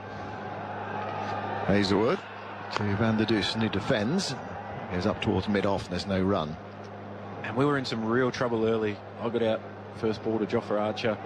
I think Chris Wokes took a couple of wickets as well, and it was one of the tosses that you look back on as a captain and you wish that you lost it, because I know for a fact that Owen Morgan would have won the toss and batted first as well, and we just underestimated the tackiness of it, and then we didn't get enough runs, and Jason Roy walked in and just destroyed us as well. So they were able to do that on the back of quality bowling up front, and we've seen that from Australia here today. They've just been relentless and ruthless, particularly their length. Hazelwood in his 6th over, 1 for 6 bowls. It's a low pull from Van der Dussen towards deep mid-wicket. They're going to get a single. Travis Head runs around from deep square, around a bit and in a bit, sends in the return, and South Africa get another run. 23 for 3 in the 12th over. It feels a bit more like test match conditions out there, and really hard work. And you've got 2 quality bowlers, Stark and Hazelwood, with a new ball in these conditions, and it is going to be hard work. Out for South Africa, de Kock for 3, Bavuma for 0, Markram for 10, 2 for Stark and 1 for Hazelwood. Hazelwood sets off again and bowls to Klaassen. Klaassen edges that. It bounces short of second slip, who palms it down towards Stark at deep third, and South Africa get another single. It wasn't far away, but it was short and a bit wide. That's Smith there at second slip, next to Marsh, indeed. Yeah, it is, and just went straight down off the bat. Just threw out one hand to try and parry it up, and just knocks it down to third man for 1. And Australia will be disappointed with that 1. Josh Hazelwood had a chance to bowl 3 balls in a row at Heinrich Klaassen, who is such a damaging player. You need to get him early. And I think Hazelwood is probably the matchup that he would be most concerned about as well, with the ball just seaming around a little bit. You can trap him on the crease at times, so he'd be disappointed there. 24 for 3. Hazelwood bowls full outside the off stump. It is edged, and this time it goes straight to second slip, and Van der Dussen is out, and South Africa are 4 down, and Australia are jubilant and on top, and they look well on their way. 24 for 4 in the 12th. Perfect length from Josh Hazelwood again. This time it's probably one of the first times that Van der Dussen has tried to drive down the ground. It's this seam-up delivery. Is there any movement? Not really. He's just pushed at one. Steve Smith has got the safest hands at second slip. Straight in. No messing around. Van der Dussen gone for 6 off 31 deliveries. Well, the South African top order, it's in tatters. Van der Dussen makes his way off. It was a bit tentative, wasn't it? Slightly open face as well, and Steve Smith had to practice the ball before, so he was alert, he was ready. One before, bounced in front of him to his right-hand side. This one, well, straight in, and there was no way he was dropping that one. So South Africa's big day at the moment is going like quite a few of their big days in semi-finals. I'm glad you said that and not me, but Australia have just been all over South Africa, and Hayden Markram has been the only one that looked to put some pressure back onto Australia. Yes, there's a fine line between being aggressive and being reckless at times. But Australia have been able to bowl almost 12 overs. Stark with 2 for 14, Hazelwood with 2 for 8. Just about to complete his 6th over. Just hasn't been any pressure applied back to Australia, and that's testament to the high quality fast bowling, but also backed up in the field so beautifully well by the Australian men inside the inner ring, led by David Warner. Yeah, it's been a perfect start from Australia. Right, David Miller out there at number 6. He's out there inside the first hour. Hazelwood bowls to Miller, edges that short of second slip. It's half stopped by Steve Smith. It goes behind him and down to the boundary before. Well, it went very quickly. Smith away to his right-hand side. That's 3 balls in a row he's fielded. Catch in the middle of them and runs either side. So a rather streaky start for Miller, but everything gratefully received by South Africa at the moment. They are 28 for 4. He came half forward and stabbed at it, and it went short of Smith and down to the boundary. So that was a bonus 4, really, for South Africa. We'll have a double change here. Firdose Moonda from Cricinfo is coming in. Sorry about this, Firdose. The game's gone so far. And Jonathan Agnew is going to join you. Say not quite what I expected when Temba Bavuma won the toss and decided to bat, thinking that was South Africa's strongest suitor. Goodness knows, maybe it still is. but this has got shades of 2007 written all over it. Then South Africa were 27 for 5 in the semi-final against Australia. Today, 28 for 4. Aggers. Yeah, and I mean, lovely bowling conditions, you have to say, in Australia have just been relentless. Stark's on his way, bowls, has punched in the air just between cover and mid-off, and Klaasen scores his second run. But it's got to a stage where I feel that something could happen any ball here. It's just done enough.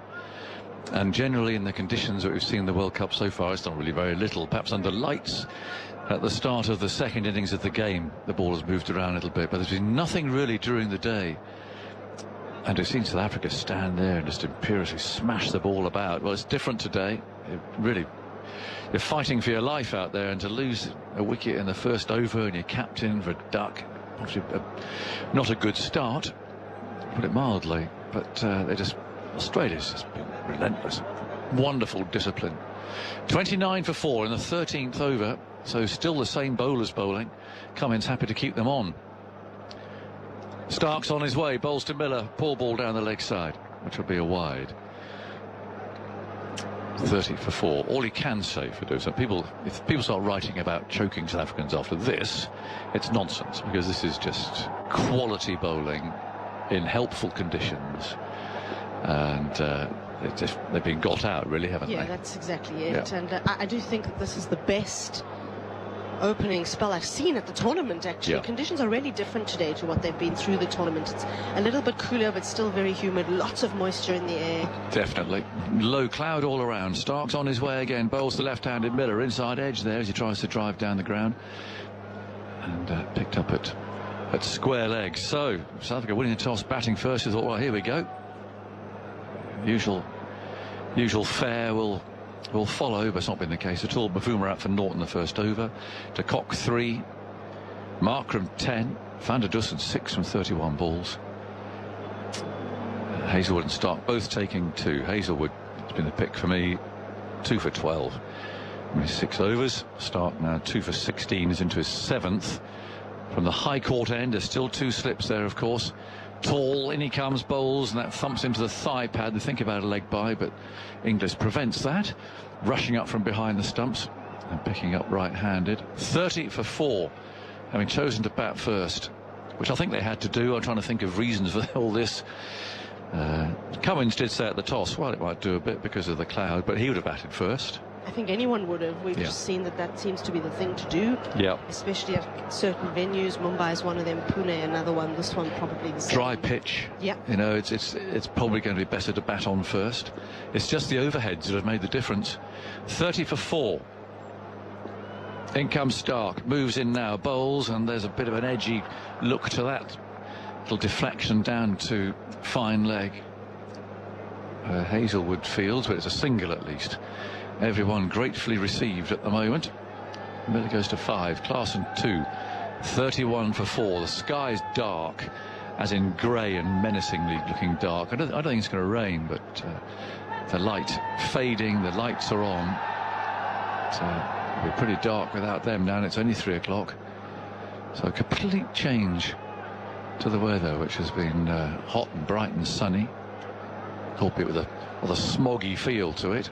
In comes Stark again. He's there and he bowls on the leg stump, tucked away by Klaasen for a single. But they've still got batting. They've still got. I mean, look at the way Klaasen's played in this World Cup. Look at the way he destroyed England. You know, I mean, it's still, they still have the power. It's also a great opportunity for David Miller, who hasn't really had a lot of time in the middle. He's made that 1/2 century, but besides that, it's been really up to Klaasen, who's been finishing innings in the top 4 have been really strong. So David Miller's not really had a lot of opportunity. I'm trying to find some small positives in this situation. Well, you know, look how Maxwell stood up the other day. You know, you never know quite where it's going to come from, do you? But, these batsmen, they're proper players. I think, right, this is our opportunity to make the difference. 32 for 4. Stark cruises in, bowls, Miller tucks him away off his hip, or rolls away across the square up to Cummins, who took a good catch earlier. He picks up there at mid-on, and there's no run. I found that little rain radar here, which I think suggests that all the rain is comfortably out towards the east. So it's actually gone past us, hasn't it? Well, I think it has. They were talking about a 4 p.m. shower, 4 till 5-ish, and that's an hour from now. But your map doesn't seem to show that. No, according to this map that I'm seeing, it should have been raining for the last 2 hours. Oh, okay. So I don't really understand that one. I was quite proud of that when I saw it, but no. The good news is that the air quality has improved. It still says unhealthy there. Well, it's merely unhealthy. As opposed to? It was poor before, and it said we shouldn't be outside. No one should be outside. So South Africa shouldn't be outside. Well, no, perhaps they should have read it. So we're not coming out. Right, this is on the off stump. Cummins into the attack, and his first ball is driven for 4 through the covers.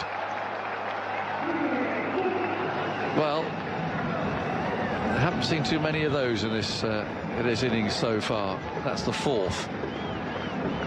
As Cummins there started with a little bit of a loosening, feeling sort of a ball full outside the off stump.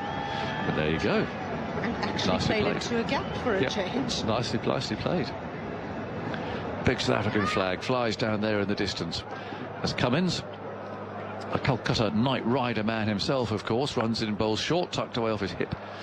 And they'll think about 2 here. They might well get them 2 because the fielder's got a long way to come rushing in. He gets there. It's Travis Head coming in from deep square leg. The big boundaries here at Eden Gardens. And they come back for 2, 38 for 4. I was telling you yesterday about a big game I saw here a long time ago, 30 years ago, when South Africa played their first international match, and they came out of the wilderness, as it were, and played a bilateral game here against India, and that was an incredible event, absolutely extraordinary. The street was lined from the airport to the town here with people. In goes Cummins, bowls, and, a defensive shot from Klaasen, rolls away out to point, and there is no run. But it was absolutely packed, and there were thunder flashes going off and fireworks, and yeah, it was a different time, right? Very it special. So different. Yeah, I mean, it was the same sort of shape, but they were big. It's like sitting on concrete all around. You know, there were no seats as such. It was absolutely packed. 38 for 4. Cummins bowls, tucked away out towards mid-on, going for a quick single there. He's slightly back on his heels there, but he's bowled a long time, Hazelwood, so perhaps having a bit of a breather there at mid-on, but it was well spotted by Klaasen. Stealing a run out to mid-on. 39 for 4, but speaking to David Malan, who of course originates from South Africa, down here the other day, he was talking about remembering that game and listening to it as a kid, you know, and following it, because it was a huge event, wasn't it, for South African sport to come here for the first time. And just to be back in the international fold after the period of isolation from the apartheid regime. 39 for 4, and Cummins bowls, has chipped in the air, just short. Oh, well, the fielder there's made a bit of a mess of that, and it's poor old Hazelwood again. He was gone across the other side to mid-on. It was chipped in the air in his direction. Maybe for a moment he thought about trying to catch it, but in the end he was nowhere near it, and it's gone for 4. That won't please Cummins terribly. His first ball was hit for 4. This was sort of a block chip, really, down to mid-on. Hung in the air a long time. I don't know if Hazelwood could quite have got there to have made the catch, but I think they'd have expected him to have stopped that. Cummins again runs in bowls, and that's steered away into the offside. And, well, there's another little slight slip there. At backward point by Warner. And suddenly, well, that would be the most profitable over by a long way, with 12 runs coming off it. Yeah, they're going to need plenty and plenty more of those overs. Yeah. See lots of South Africans in the crowd getting very excited, but I must say, I guess something to note here is that this is the last recognised batting pair. We spoke about their quality, and after this it's Marco Jansen, who we saw him bowl against India here. The occasion really got to him. Worried about that, to be honest. Absolutely, for sure. He's a nervous person by nature, someone who needs a lot of anti-anxiety work before he goes out onto the field. Oftentimes it's a sermon that he has to listen to. Other times it's talking to his dad. So really, wow. Quite a quiet, religious type of character. Yes. And this is already a big stage. It's already a scene where one would be very nervous. And I imagine at 44 for 4, he must be even more nervous. Interesting here, in that the two, they're having a drink. Where are all the players Looks to me going? like they're leaving, aren't they? It looks like they're coming off the field. It's not raining, is it? I think it might be. Nobody in the crowd is bothered. I think it's very difficult to see, but I think it's spitting with rain, and it is a drinks break. But the players are actually, I mean, they're not running off. In fact, yeah, on come the covers from the right. It must be incredibly light rain. But I was looking at the South Africans, first of all. I thought they were going to go into their little bus shelter there and have a conversation, sort of a talking to from the coach. But they just kept walking. And so all these sheets are coming on. There's one that's very slowly making its way across the pitch. I mean, none of this is being done with any great urgency, I have to say. And I'm looking at, normally if you look for a sort of dark area, you can see the raindrops. It's the faintest mizzle that's just drifting there now. I'm looking up to see, I mean, the flag there on the high court is blowing, so I think whatever it is should drift through in time. But we've got some of these enormous sheets coming on. Don't panic as far as the game's concerned. You can have 2 hours on today, and of course there's also a rain day tomorrow. But actually the forecast for tomorrow has not been looking actually as promising as today, and there might well be some rain around tomorrow, but there's so much time available today and the game's moving on that I think it'd be very unlikely this game won't be done today. But 44 for 4, it is a drinks break, and the fourth umpire out there he's been given an umbrella, but again he hasn't sort of put it up there as if he's getting soaked. In the meantime, he's just got it leaning on a shoulder, and off they go. So I don't know, if you were in a test match at home and they came off for this, I think you'd be pretty disappointed, actually. Yeah, definitely. It doesn't look like any of the spectators are too bothered by whatever that is sitting in it. Little drizzle might be falling. And they also walked off so slowly that you would have thought there's no hurry at all. Have your drink and keep going. Well, that is strange, and I just called up the rain radar, and your radar said no rain. It looked all right, so I don't think I'll bother consulting that one again. But what a start, and what a start to this game. 14 overs gone, 44 for 4 is the score. Bavuma out for 0, De Kock for 3, Markram 10, and Rassie van der Dussen, who's one of the players of the tournament, well, as awkward as 6 from 31 balls as you could wish to see. Mitchell Stark 2 for 18, Josh Hazlewood 2 overs for 12 from 6, and then again rather incongruously Pat Cummins comes on and bowls 1 over for 12, so that all looks a little bit odd at the moment as well. But Geoff Lemons alongside us. We're struggling to see much of the rain here. Geoff, I don't know if you've been out there and had a look. There is very little to report, I've got to say. There's one umbrella up in the middle, that's the fourth official, where there's always a solidarity rule with umpires, that if umpires have said to come off, the fourth umpire has to make sure they have an umbrella up. Just seeing a close-up of the floodlights, actually, and you can that's and again another surefire way of seeing rain, and the camera has seen it's very gentle, and it's coming in on a bit of a sort of drifting sort of angle, so I don't think it'll last for long. Well, one thing you can see is that they haven't brought on all of the other big field covers. They've brought on 3 of them, and then the rest of the field has been left to its own devices, so you can draw your own conclusions from that. One idea I will float out there, though. Imagine if you get rained off from here, South Africa go through on table position from 44 for 4. Might that be Firdose karmic payback at last for all of the suffering? I would have to say yes, it would be, but Geoff, I think it's so unlikely. What South Africa would really want is to start this match all over again, pretend these 14 overs never happened at all, and let's see what they can do. But of course that won't happen either, because even if we go into tomorrow, we'll pick up from where we've left off, and it's a pretty terrible place to have left. Now, a lot of ground staff have appeared from the right. this might be good news, although the fourth umpire out there has still got his umbrella up. But I just wonder if, I'm hoping that they're all going to come on and just take this big sheet off, because they're not coming out armed with anything in particular, but they're just lining up alongside the big sheet. You can usually tell who's in charge out there because he waves his arms a lot. And I think the chap on the far corner there seems to be the man. Mind you, someone else here is waving as well. Maybe they're just all having a bit of a wave, but they're taking up positions alongside this large white shiny sheet that's covering the whole of the playing area, the square. But I'd be surprised if they take it off, because the umpire's still got his umbrella up. But they're there, I think, maybe again demonstrating that it really isn't raining very hard, because they're not bothered.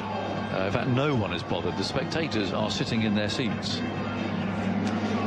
So it is surprising that they've halted play for now, but we're not in any situation of losing any overs or anything like that. We'll simply have to sit and wait until this rain drifts through. It's looking quite dark behind the high court there, but then it's looking quite dark everywhere, really.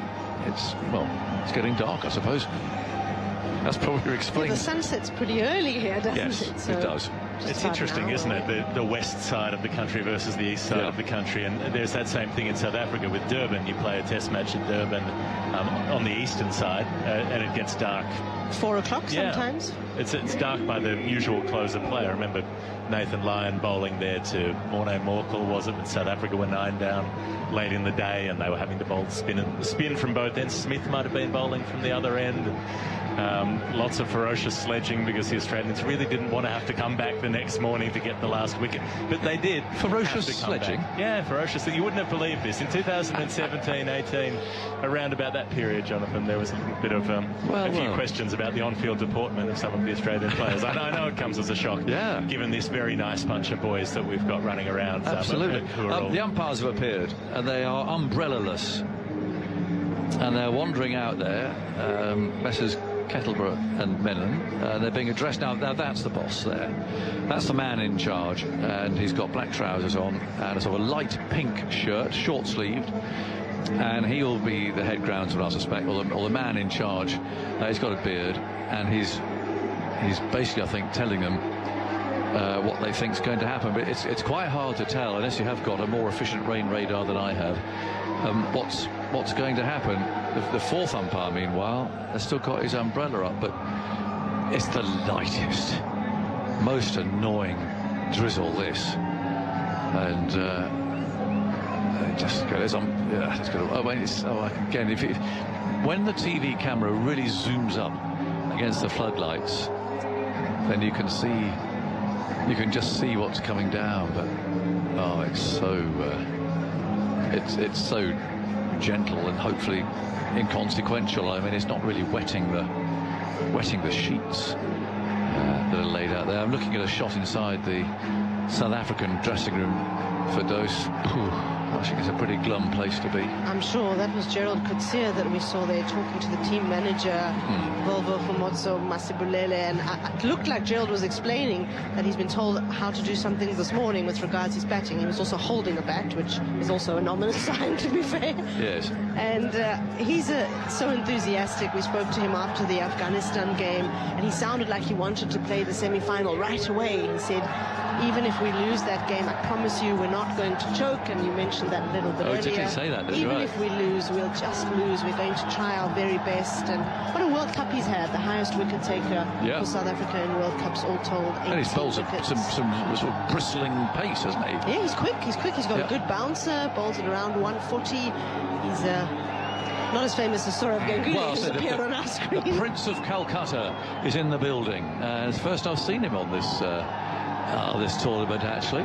Well, he's not exactly, person number one around the BCCI these days, after all the power jostling that got him pushed out pretty recently. He had a couple of years in charge, and then political considerations, among other things, and personal discontent and feuds and whatever else might have all played a part. There were people who didn't like the way that he ran the office, which was which was very predictably the way that Sourav Ganguly was always going to run the office. You know, a fair amount of delegation, probably. Well, it's a fair amount of delegation, unless it was something he wanted to specifically to be involved in, and then he would specifically be involved with it. But there was all kinds of different reporting as to why his tenure came to a sudden end, but it did come to a sudden and pretty unpleasant end. So there's a bit of bad blood, I would suggest, between him and some of those running the show here. He's still got a very big photograph as you walk into Eden Gardens, into the members' area here with the dressing room. It's good to see him, and I suppose he'll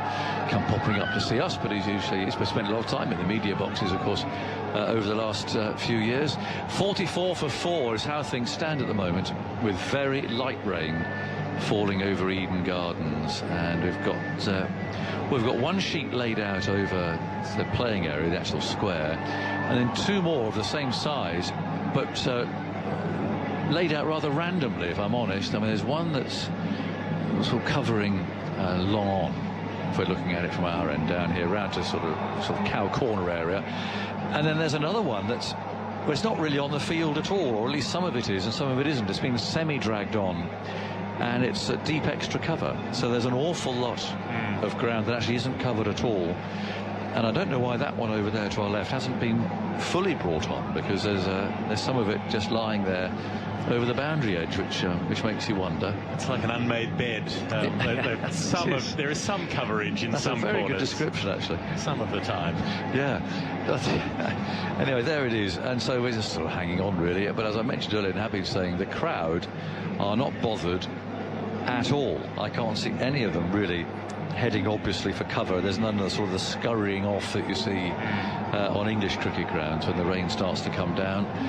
People are just standing there, sitting and watching. I suspect, knowing how this place works, you might see some highlights of yesterday's match up on the big screen just to cheer people up. Which part do you think they'll show? Well, interestingly enough, they've already shown some of it on the live coverage of this game. They've shown Sammy.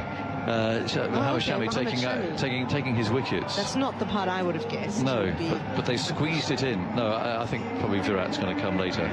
They give us the full Virat during the interval. You don't think Daryl Mitchell's innings blow by blow will be played up there? I don't think we'll see much of that. Okay. Maybe the end. But mind you, didn't he bowl beautifully, Shami? I mean, he really did bowl beautifully. No Indian bowler's taken 7 in a World Cup game before, and he's been extraordinary throughout. When you think about the fact that he probably wouldn't have been playing if Hardik Pandya had been fit. Yeah. He's bowling first change. He's up to what, 52 World Cup wickets now. So he's taking them he's taking a wicket every 15 balls across the 3 World Cups that he's played. It is remarkable. And what I was saying to Finney earlier on, what really gets me about the Indians, and we can kind of talk about that now, is the way their bowlers have run in. I mean, their quick bowlers have run in hard. They're not just say keep it tight. They are hunting wickets, and they've been so impressive. Definitely the best attack of the tournament. Everyone talks about their batters and the way that they've chased, and of course all the records and pomp and ceremony around Virat Kohli. But it really is the attack that I think will win them this World Cup in the end. I've already gone there now. I'm already on Sunday's game. Well, I think we all thought that last night. We thought the result of this game wouldn't matter too much, the way that India are playing. If they play at 80% of their best, they should roll through it. But you're right, so much attention gets given to batting. It's always been the way in cricket. And I'm talking to a former bowler here as well. I'm sure you would agree that batting gets far too much of the credit. Definitely. And bowlers are the ones who make the game what it is. I mean, India could have been making 150 fewer runs per match for most of their games, and the quality of bowling that they've got would have been enough to keep them in it. So those 5 collectively have been extraordinary. There's no weak link. No. There's nobody to attack. The fact that when New Zealand needed 14 and over, they had Kuldeep come on and bowl an over that went for 3, in the 43rd over of a run chase where you need 14. Then Bumrah bowls an over for about 5. Then Kuldeep bowls another one for 3 or 4.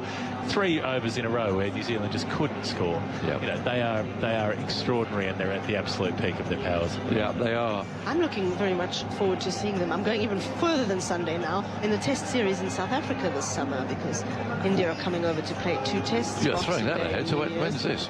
December. That's December, which is December. very So that's before soon. our Test series. It's before your Test series. Right. It's South Africa's first World Test Championship series of the new cycle. Right. And it's just a 2-test series, so unfortunate that, because Where are they going to be? they're going to be at Supersport Park in Centurion, which we know is a great wicket for Yep. fast bowlers, and then at Newlands, the New Year's Test returns there Oh, for it's the there. first Good. time since the pandemic. Oh, well, that'll be an occasion. Yeah, absolutely it will. And they've still never won a series in India, in South And Africa, India have right? still India? never won a series in Yeah. South Africa. They got close last time. Yep, with Kohli's very good team nearly did it. And that was one of the things he wanted to tick off as captain. Yep. Win in England, win in Australia, win in South Africa. Didn't quite get there in South Africa.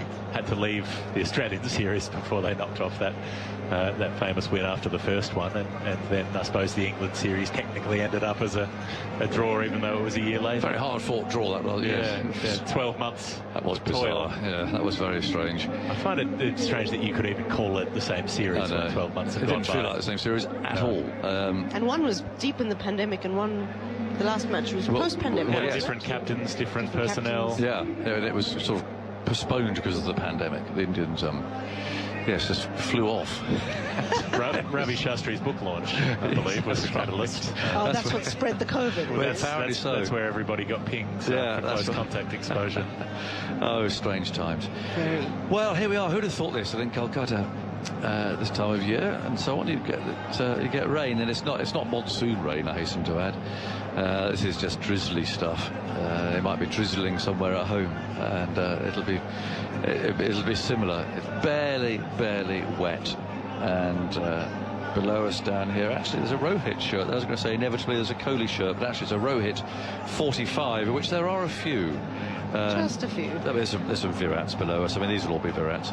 But there's a couple of Rohits there. 10%, I reckon. My numbers over the tournament have been, the Rohits are about, there are 9 Virats for each Rohit. Do you think it might be a few more Ayers after tomorrow? I mean, it depends what gets sold. The issue is that the vendors only have 2 names for each country. So Australia, it's Warner and Maxwell. And for India, it's Virat and Rohit. You'll see the Markram and Klaasen ones I for have South seen Africa. Cock, incorrect spelling and correct spelling. Yes, Okay, I've seen very an good. incorrect cock on the back, which is quite amusing, actually, if I'm honest with you, in a childish sort of In a a way. childish way, yes. Yeah, but I In wasn't fact, sure. there's one right down there. You can see down below to our left. There's a faded green, almost rugby-style shirt And that's with a the default actual 12. green, right? It's not that kind of darker green that the shirt Yep. sellers have been selling, which you can see a little bit further away. That's correct spelling, is it? That's correct. It's obscured. It tends to be the IPL players. So New Zealand have had Williamson and Conway have been the 2 shirts going around for them. It's whoever has a prominent IPL profile. Yes. Oh, I can see now. Yes, it is. He's a proper de cock. So no Pakistan shirts at all? Did you see No, any? there have been a lot of Pakistan shirts. So certainly the Pakistan-Afghanistan game that we did in Chennai, there were a lot of Indian supporters with Indian flags on their faces and Pakistan shirts on their backs, which was quite endearing. Yes, it a is. lot of Babar Azam shirts. There was huge enthusiasm for those teams. It's economics for the shirt sellers, right? You don't want to go back home with a stack of unsold Glenn Phillips shirts because everybody's buying the Williamson ones. So they usually stock no more than 2 names and then sell whatever they can sell. I think in the England those. one, I saw a Curran. Who's barely featured. Let's be honest. Probably a relative. Yeah, and a couple of Butlers again with 1 T. Right.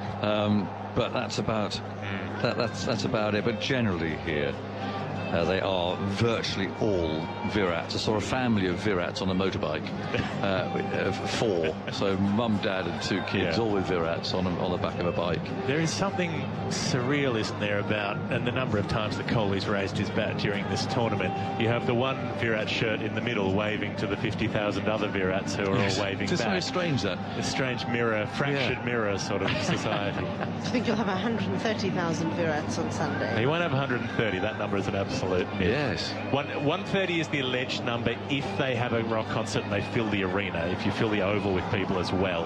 Right. And even that is a claim to 130, which I don't think would stand up to scrutiny. So I think you're looking at 90 to 100 max if they absolutely pack the place out, which they won't because a lot of the tickets have gone to people who won't show up.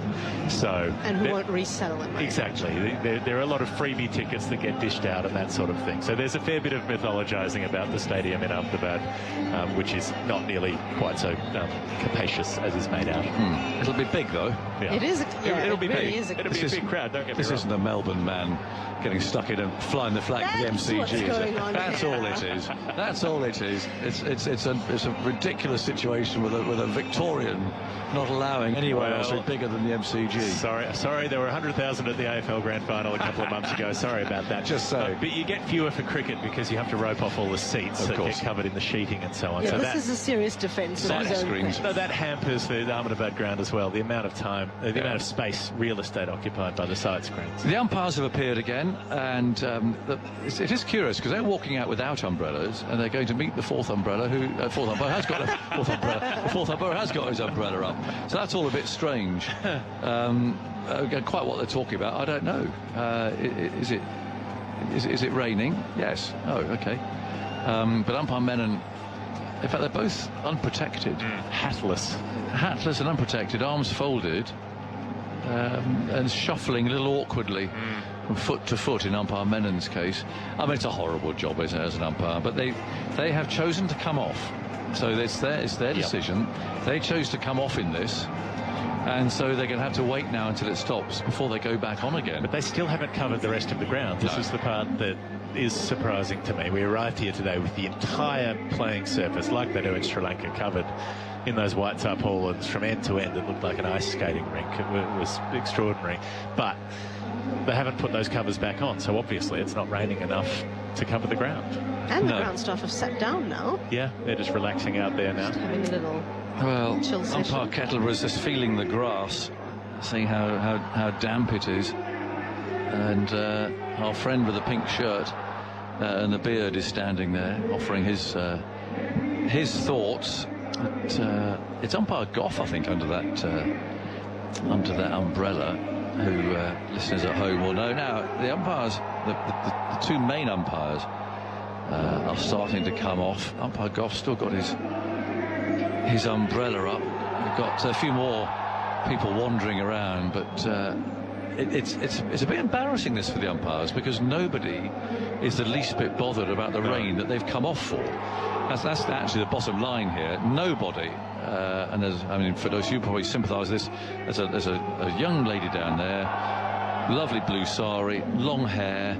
You'd think kind of teenagey age. If the rain's getting on, she's going inside. She does not want to get her hair wet, but she's standing up there. Look. Not. No, getting one's hair wet in humid conditions is never a good idea, because it will all frizz up. Apparently it does. It does. I've experienced a lot of that on this trip. Do you? Well, you must stay inside, but she's not bothered, and I think that's a fair indication. No one's bothered. I can back that up. If you have curls, they tend to fluff out when it gets humid as well. You know, it afflicts all of us, Jonathan, one way or another. Maybe less so some. No, I think yes. One thought that I did have was, there are no umbrellas up out there, so it can't be raining that hard. Then I realised nobody would have been allowed to bring an umbrella into the ground, presumably. That'd be a lethal weapon. But they would have held something over their heads, right? Well, they're still sitting in their seats out in this alleged rain. Well, that's the thing, and it's actually, if you are those main umpires, this is a bit embarrassing, because nobody is seeking cover, nobody is bothered. The ground staff are standing out there. I can't see any water on any of the sheets. The ground staff haven't covered the ground. They've just randomly put, a sheet and 2/3 of a sheet on the outfield in no specific place. They haven't covered the bowler's run-up, so they've got a patch at deep cover and a patch at wide long on that have been covered up, that the bowler's marks haven't been. Do you think if there hadn't been drinks then that they wouldn't have come off? I think that's a fair observation. If they'd been playing, they would have said, well, let's see if we can get through this, and they'd probably still be out there now. I've got to say, I think without being too outspoken about this, it's pretty unacceptable when the two umpires involved with the game are out there and are not bothering with an umbrella themselves as to why this game isn't being played. They're not bothered at all. Umpire Mann is waving in the distance there towards it is just that slate grey sky. You can't make out anything. No.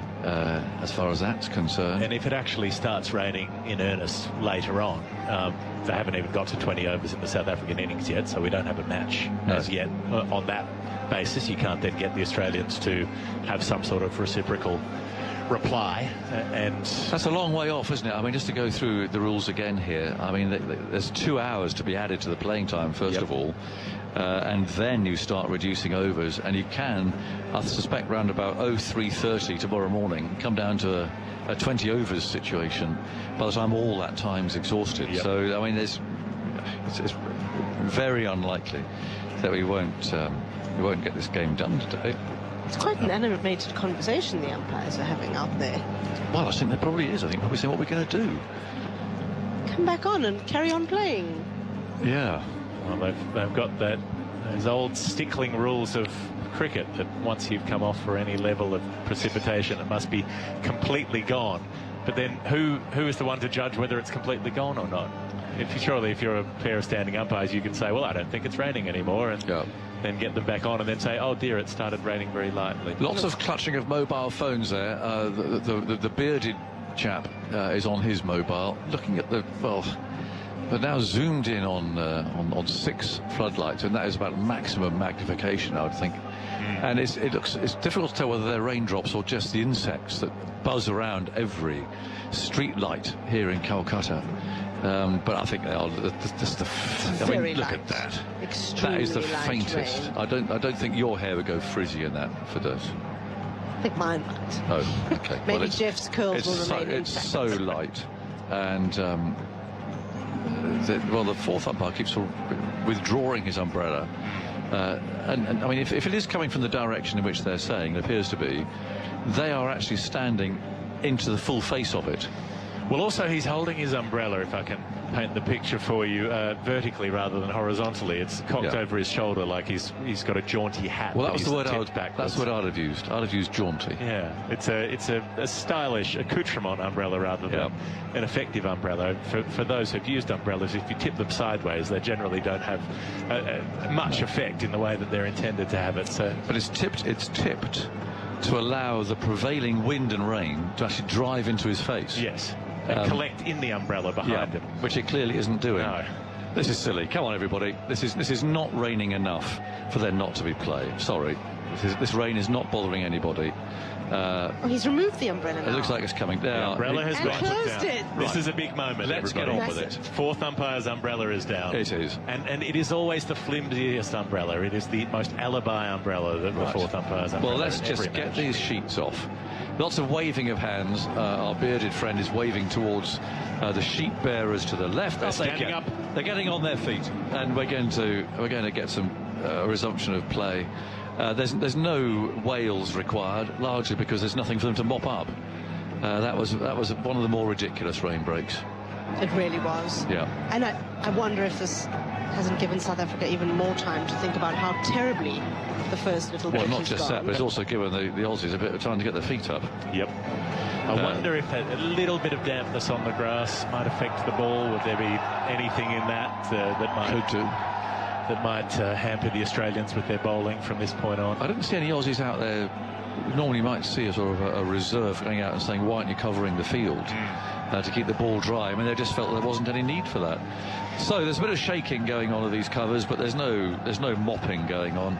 And the two umpires split up, as we know they do.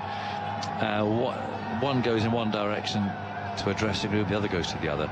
And they're explaining what time there's going to be a restart. And it can't take very long. Where are we now? It's 20 to 4, more or less, here in Calcutta in the afternoon. And it can't take long, surely. What do they want, 10 minutes to get out there again and to just get these sheets off? There's no mopping to be done. Whether they run a rope around, I'm not sure. And actually, what vehicle they might use? They might have a couple of tuk-tuks going around with a rope between.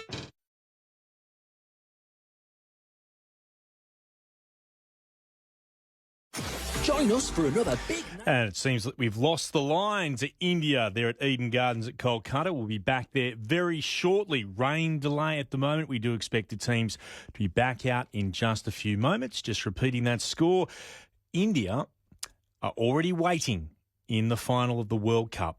South Africa at the moment are 4 for 44 against Australia after they chose to bat. Back in just a moment. ABC Cricket Magazine is 90 not out. The 90th anniversary issue of the ABC Cricket magazine is out now, edited by the voice of summer, Jim Maxwell. He's bowled, that's it. Your essential guide to summer looks back at 90 years of ABC Cricket, Usman Khawaja, and a celebration of Jim Maxwell's 50 years behind the microphone. Australia have won. Player profiles, stats and scorecards are all there too. ABC Cricket magazine, out now at newsagents and abcmagazines.com.au. That might be his 100th. Great catch, diving to his right, low down. The 2023 ODI World Cup, live from India. Listen live on the ABC Listen app. Look for the World Cup button.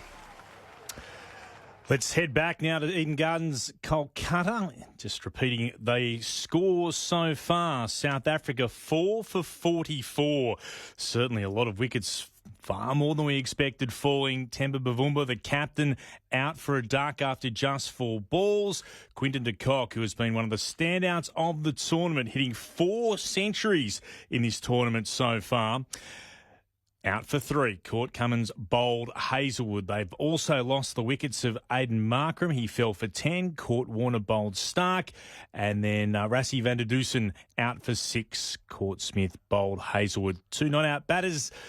Henrik Klaasen is 10. Heinrich Klaasen, I beg your pardon. And David Miller is unbeaten on 10 as well. 4 for 44. Let's take you back to Eden Gardens right now. And we'll be joined by Geoff Lemon. Could well do.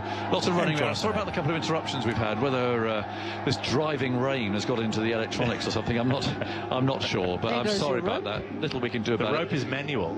It is manual. There's several of them. I can see 4, 5, 6. So it's being dragged between pairs of human beings, not between vehicles at this point. That's a really interesting way of doing it. And they're very, I don't know what you call the ropes. They're quite very hairy ropes, aren't they? They're big, thick things being run up and down. You do see these occasionally. We saw them in Lucknow. Fibrous, I would say. That's a better way of saying it. For dew during the intervals and drinks breaks and so on. So there's 3 on either side there, and they're running around in a delightfully sort of random sort of a way, and in various different directions. No one really knows, I don't think, who's been where and whether they're repeating themselves. But the main thing is the covers are coming off, the sheets coming off, and we've got some Australians down here loosening up on the outfield. They'll continue. So that was, I have to be honest, all a bit bizarre. That. No one's, I don't think, been remotely impacted by that rain. And the Australians, a little bit of a breather in the dressing room, a little bit of a drink, a little bit of a rub down in the case of the bowlers. And Stark might very well continue. His bowler's 7, he's taken 2 for 18. And they'll just come out and the batsmen have got to start again, which is a bit unfortunate. A lot of limbering up for Glenn Maxwell down there. He's doing very extensive stretches just to make sure that everything's right. And well, South Africa batting 50 overs looks less likely than it did 14 overs ago, but if they do, he would need to, well, probably bowl 10 of them. Maybe Mitchell Marsh gets a roll at some point because the ball was moving out there earlier and he can't get the ball to swing. And we've seen him be very useful in conditions that are helpful for seam bowling. He's not as quick as the others, but he can get that bit of curve in the air, whether he can do that with a slightly older ball. Seeing on our screen, 352. Now, Firdose, you're a professional broadcaster these days. I mean, I'm guessing, therefore, that means they can start at 5-2, I would imagine. Yes, probably the umpires wouldn't say, minutes. starting at 352, everybody. No, I don't think so. So that's in 13 minutes' time, is it? Yeah, I'd say 12 minutes from now would be our estimate. Yeah, that seems quite a long time. But they are running around with these ropes and have a bit of fun. They're like long skipping ropes. And you can almost imagine that the 2 holders at each end are going to swing them round and round, and that Glenn Maxwell is going to warm his hamstring up by jumping up and down between them. It could easily happen. That's a great game that you play as school kids. Yes. Did you ever play that, jumping over the rope? Well, I saw other. I wasn't very good at it. Oh, okay. I saw other boys and girls playing it, and I stood in the corner of the playground and let them play that. What I've enjoyed watching here is which of the pairs pulling these ropes, because we've got about 10.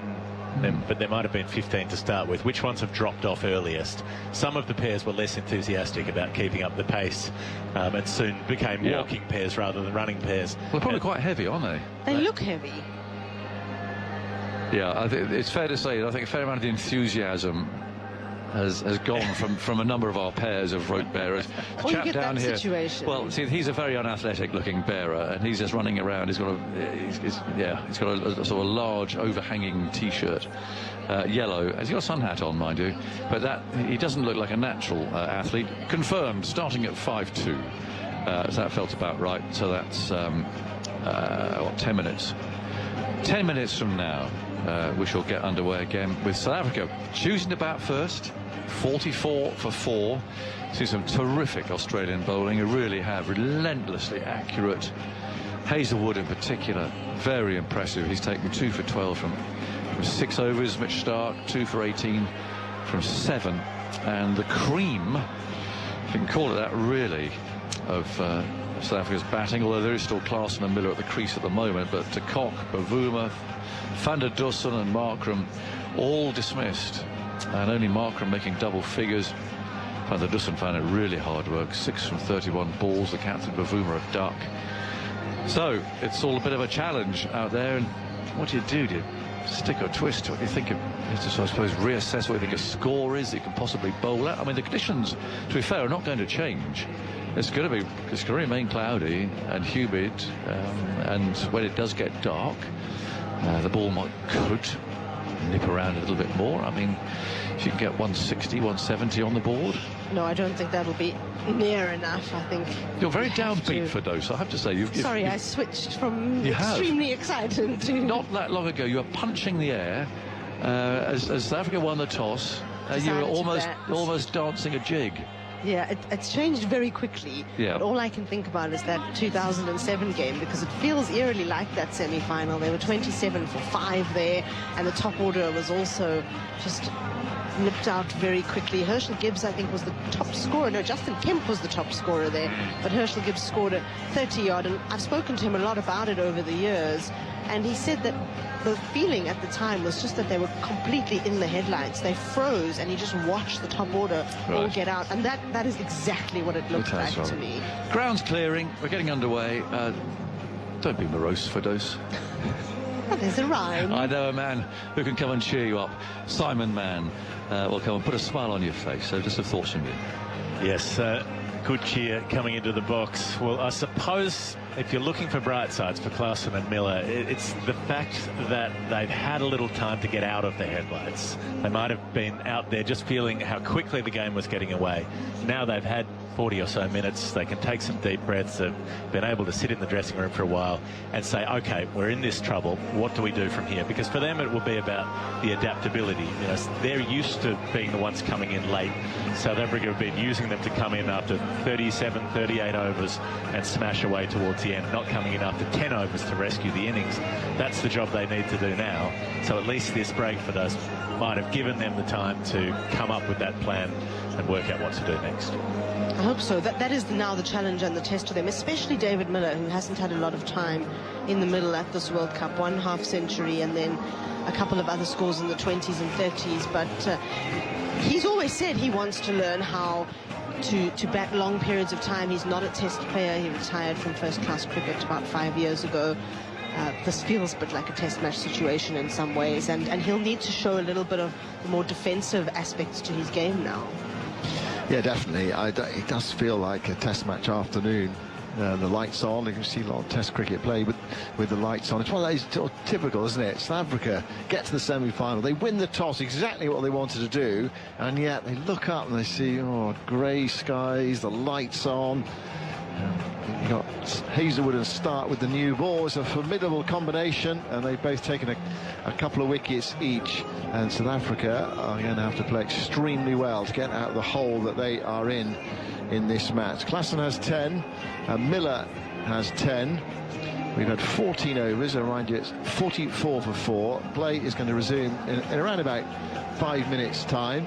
The crowd have been sitting there patiently waiting while barely any rain has fallen. It's just one of those sort of frustrating situations that sometimes we get in cricket. I don't think I've seen any rain in this country for about a month. There was just the merest hint of a shower in Calcutta I can't remember how long ago it was now, but it was a few weeks back. We had some rain in Chennai leading up to the India against Australia game. Hammered down. Thought, okay, this could affect the game, but unfortunately it stayed away for the day of that India against Australia match right at the start of the tournament. And I wonder whether that is going to be the fixture that's going to end it as well in Ahmedabad on Sunday. India already there with a mighty impressive victory yesterday against New Zealand.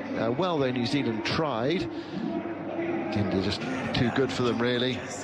Magnificent from Rohit Sharma at the start, and then Kohli, and then Shreyas Iyer. Actually, I know that's Kohli's role, but he showed Kohli up a little bit with the way he played, the ease with which he played, and Shubman Gill as well. A lovely silky 80 not out, and then New Zealand not able to. At one point they threatened. It was quite. It finished alongside me now, Stephen Finn. It was quite interesting at one point where New Zealand were about 200 for 2, 210 for 2, and it suddenly dawned on the crowd, hold on a second, this isn't supposed to be happening. We might lose a game of cricket. Yeah, where's this going? Hold on, we've set them 400 to win just about, and they're making a good fist of it. Of course, when Williamson was out, caught on the deep square leg boundary, it just changed the game. And they couldn't get away, couldn't get into it again, New Zealand. About 20 minutes of not scoring very quickly, and by the time they did start to pick up again, the game was sort of gone. 12, 14 runs per over. So India there in the final on Sunday. Australia at the moment, you'd say big favourites to join them. The Australian team are down there on the outfield, just waiting for the umpires to appear, and Klassen and Miller about to resume for South Africa. What have you made of the pitch and the conditions? I mean, is there enough in this pitch to give South Africa some encouragement if they could, say, get 210, something like that? Vinny, that seems quite a long way off at the moment. But yeah, that does seem a long way off, especially given the way that South Africa set themselves up to play. It's to lay a foundation for Miller and Klassen to come in for the last 20, 15 overs to make the most of it, and that's how they've won a majority of their games in this World Cup, is playing by that mantra. So the fact that they're 44 for 4 in the 14th over, that 200 mark, does seem a long way off at the moment, but that has to be their motivation, because certainly with the conditions and the atmosphere as it is now, a little bit damp, even though it looks like a dry surface, there has been movement off the seam, which has been a very welcome addition to this game, actually, for me as a former fast bowler, to watch Hazlewood in particular steaming in the way that he did, 2 for 12 from 6. The control and skill that he showed to keep the ball on such a tight leash over the course of those 6 overs was wonderful to watch. So yeah, there is enough there at the moment, but South Africa would lead, I think, a lot more than 200 to make this even a half competitive game. Yeah, the roar there was for the umpires, who are on their way, and the players are making their way out into the middle. The day when I pulled the curtains back this morning, I thought, I wonder which ground or which conditions this reminds me of. Can you think which ground in England? Derby, possibly, yeah. I was thinking somewhere just a little bit further north. Durham. Well, not quite as far north as that. Okay, how are we getting on here? I was thinking like it's a Headingley morning, right, really. Yes. Yeah, looking up, sort of overcast, and it did remind me actually of a World Cup semi-final that was played at Headingley back in 1975, which is well before you were even thought of, Stephen. England against Australia in the semi-final 1975 World Cup, the first ever men's World Cup. England 93 all out. Australia in reply, I think, were 36 for 6. 39 for 6 they were when Rod Marsh was out. And then Gary Gilmore, 28 not out, and Doug Waters, 20 not out, got Australia home. Gilmore actually a real day out, 6 for 14. Player of the match back then. So Australia have done this to England in the past on conditions like this. Right, plays about to resume. Those with long memories will recall Headingley in 1975, but it feels a bit like that today. It's that sort of Headingley weather. Right, Adam Zampa in his glasses is going to bowl after the resumption. We've been off for a good half an hour, 40 minutes, something like that. We can add on 2 hours today, so we've still got plenty of time to lose, fritter away before overs are lost. Zampa bowls on the high court end. Forward goes Miller, turns that into the onside towards square leg, and there's no run. One feature of this match so far has been the bounce the the Australian bowlers have been able to get, and Zampa I think might be able to get some bounce as well. So good conditions to bowl spin as well, you'd think. Zampa moves in now to bowl to Miller, tossed up, Miller drives into the offside, half stopped at extra cover, rolls up towards wide mid-off, they go through for a single. Miller taking that on, it was quite a tempting full ball from Zampa, and Miller drove it away into the offside. He goes to 11, and South Africa to 45 for 4 in the 15th over. Zampa, he must have thought he was in with a very good chance of being leading wicket taker in this World Cup until Mohammad Shami nipped in with a 7-fer last night. Yeah, it's like something from the 1930s, wasn't it? Just wickets, wickets, wickets. It was marvellous bowling. I'm glad he got man of the match, actually, because too often it could have been given to Virat Kohli there because all the panel were batters. Zampa bowls, very full again, driven by Klassen out towards long off, and they're through for another run. 46 for 4. Actually, I switched off before the player of the match was just. They gave it to a guy that took 7 wickets rather than Virat Kohli. Exactly. That's outrageous. I know. It's disgraceful. One of the things that does wind me up is the frequency with which the player of the match is a batter. Zampa to Miller. Miller's beaten. Groping forward is appeal from Zampa. The bails are off as well for good measure, but no appeal to the square leg umpire. I think Zampa there was just arms in the air, just waiting for an appeal. But if there was any sound there, it was possibly bat hitting the ground. I think Zampa realised that. Zampa's on 22 wickets, and Shami is on 23 after his 7th. He's only played 6 games in the World Cup. Mohammad Shami. Zampa goes in and bowls to Miller. Middle tucks this away towards square leg. He can't get a run there, picks out the fielder. Well, actually, had Hardik Pandya been fit, arguably both the best players in the game yesterday, Shreyas Iyer and Mohammad Shami, might not have been playing. Yeah, one door closes, another door opens. Zampa goes in now and bowls to Miller. Miller goes back and nudges this away backward a square, picked up by Labuschagne. Backwards square leg seems to be everywhere in the field, Labuschagne, which I suppose is quite good captaincy, because you try to judge where the ball is most likely to go, and that's where you put your best fielder or fielders. 46 for 4, 15 gone. Klassen has 11, and Miller has 11. 2 wickets for Stark and 2 wickets for Hazlewood. So who's going to bowl now? It looks as if Hazlewood is going to have another go. So he's bowled 6 overs already. And this is where Pat Cummins is saying, right, let's get my premier bowler on. He could bowler himself, Cummins. He was bowling before they went off a rain, but perhaps he just feels that Hazlewood can get one more and just really break it open. Yeah, he has that, the bowling the ball into the surface from his angle was causing everyone problems earlier on, and good captaincy. I like it. I like going for the kill as a captain, and Cummins is certainly doing that. He's got 2 slips in. Bowls now to Klassen, and Klassen comes half forward and plays that quietly away towards backward point, and there is no run. South Africa 46 for 4. Start of the 16th over, winning the toss, batting first in tricky conditions, mind you. Australia said they would have batted first as well. Quite a brave call actually from Cummins, if you said, actually, no, we're going to put you in, knowing that that's South Africa's strength. But you look up and you think, well, they were good bowling conditions when the coin went up at 1:30 local time.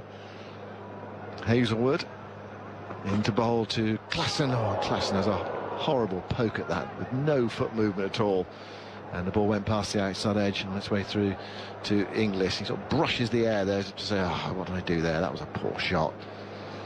Miller comes down and tries to have a reassuring word with him, but South Africa will be feeling the pressure here. Their big day.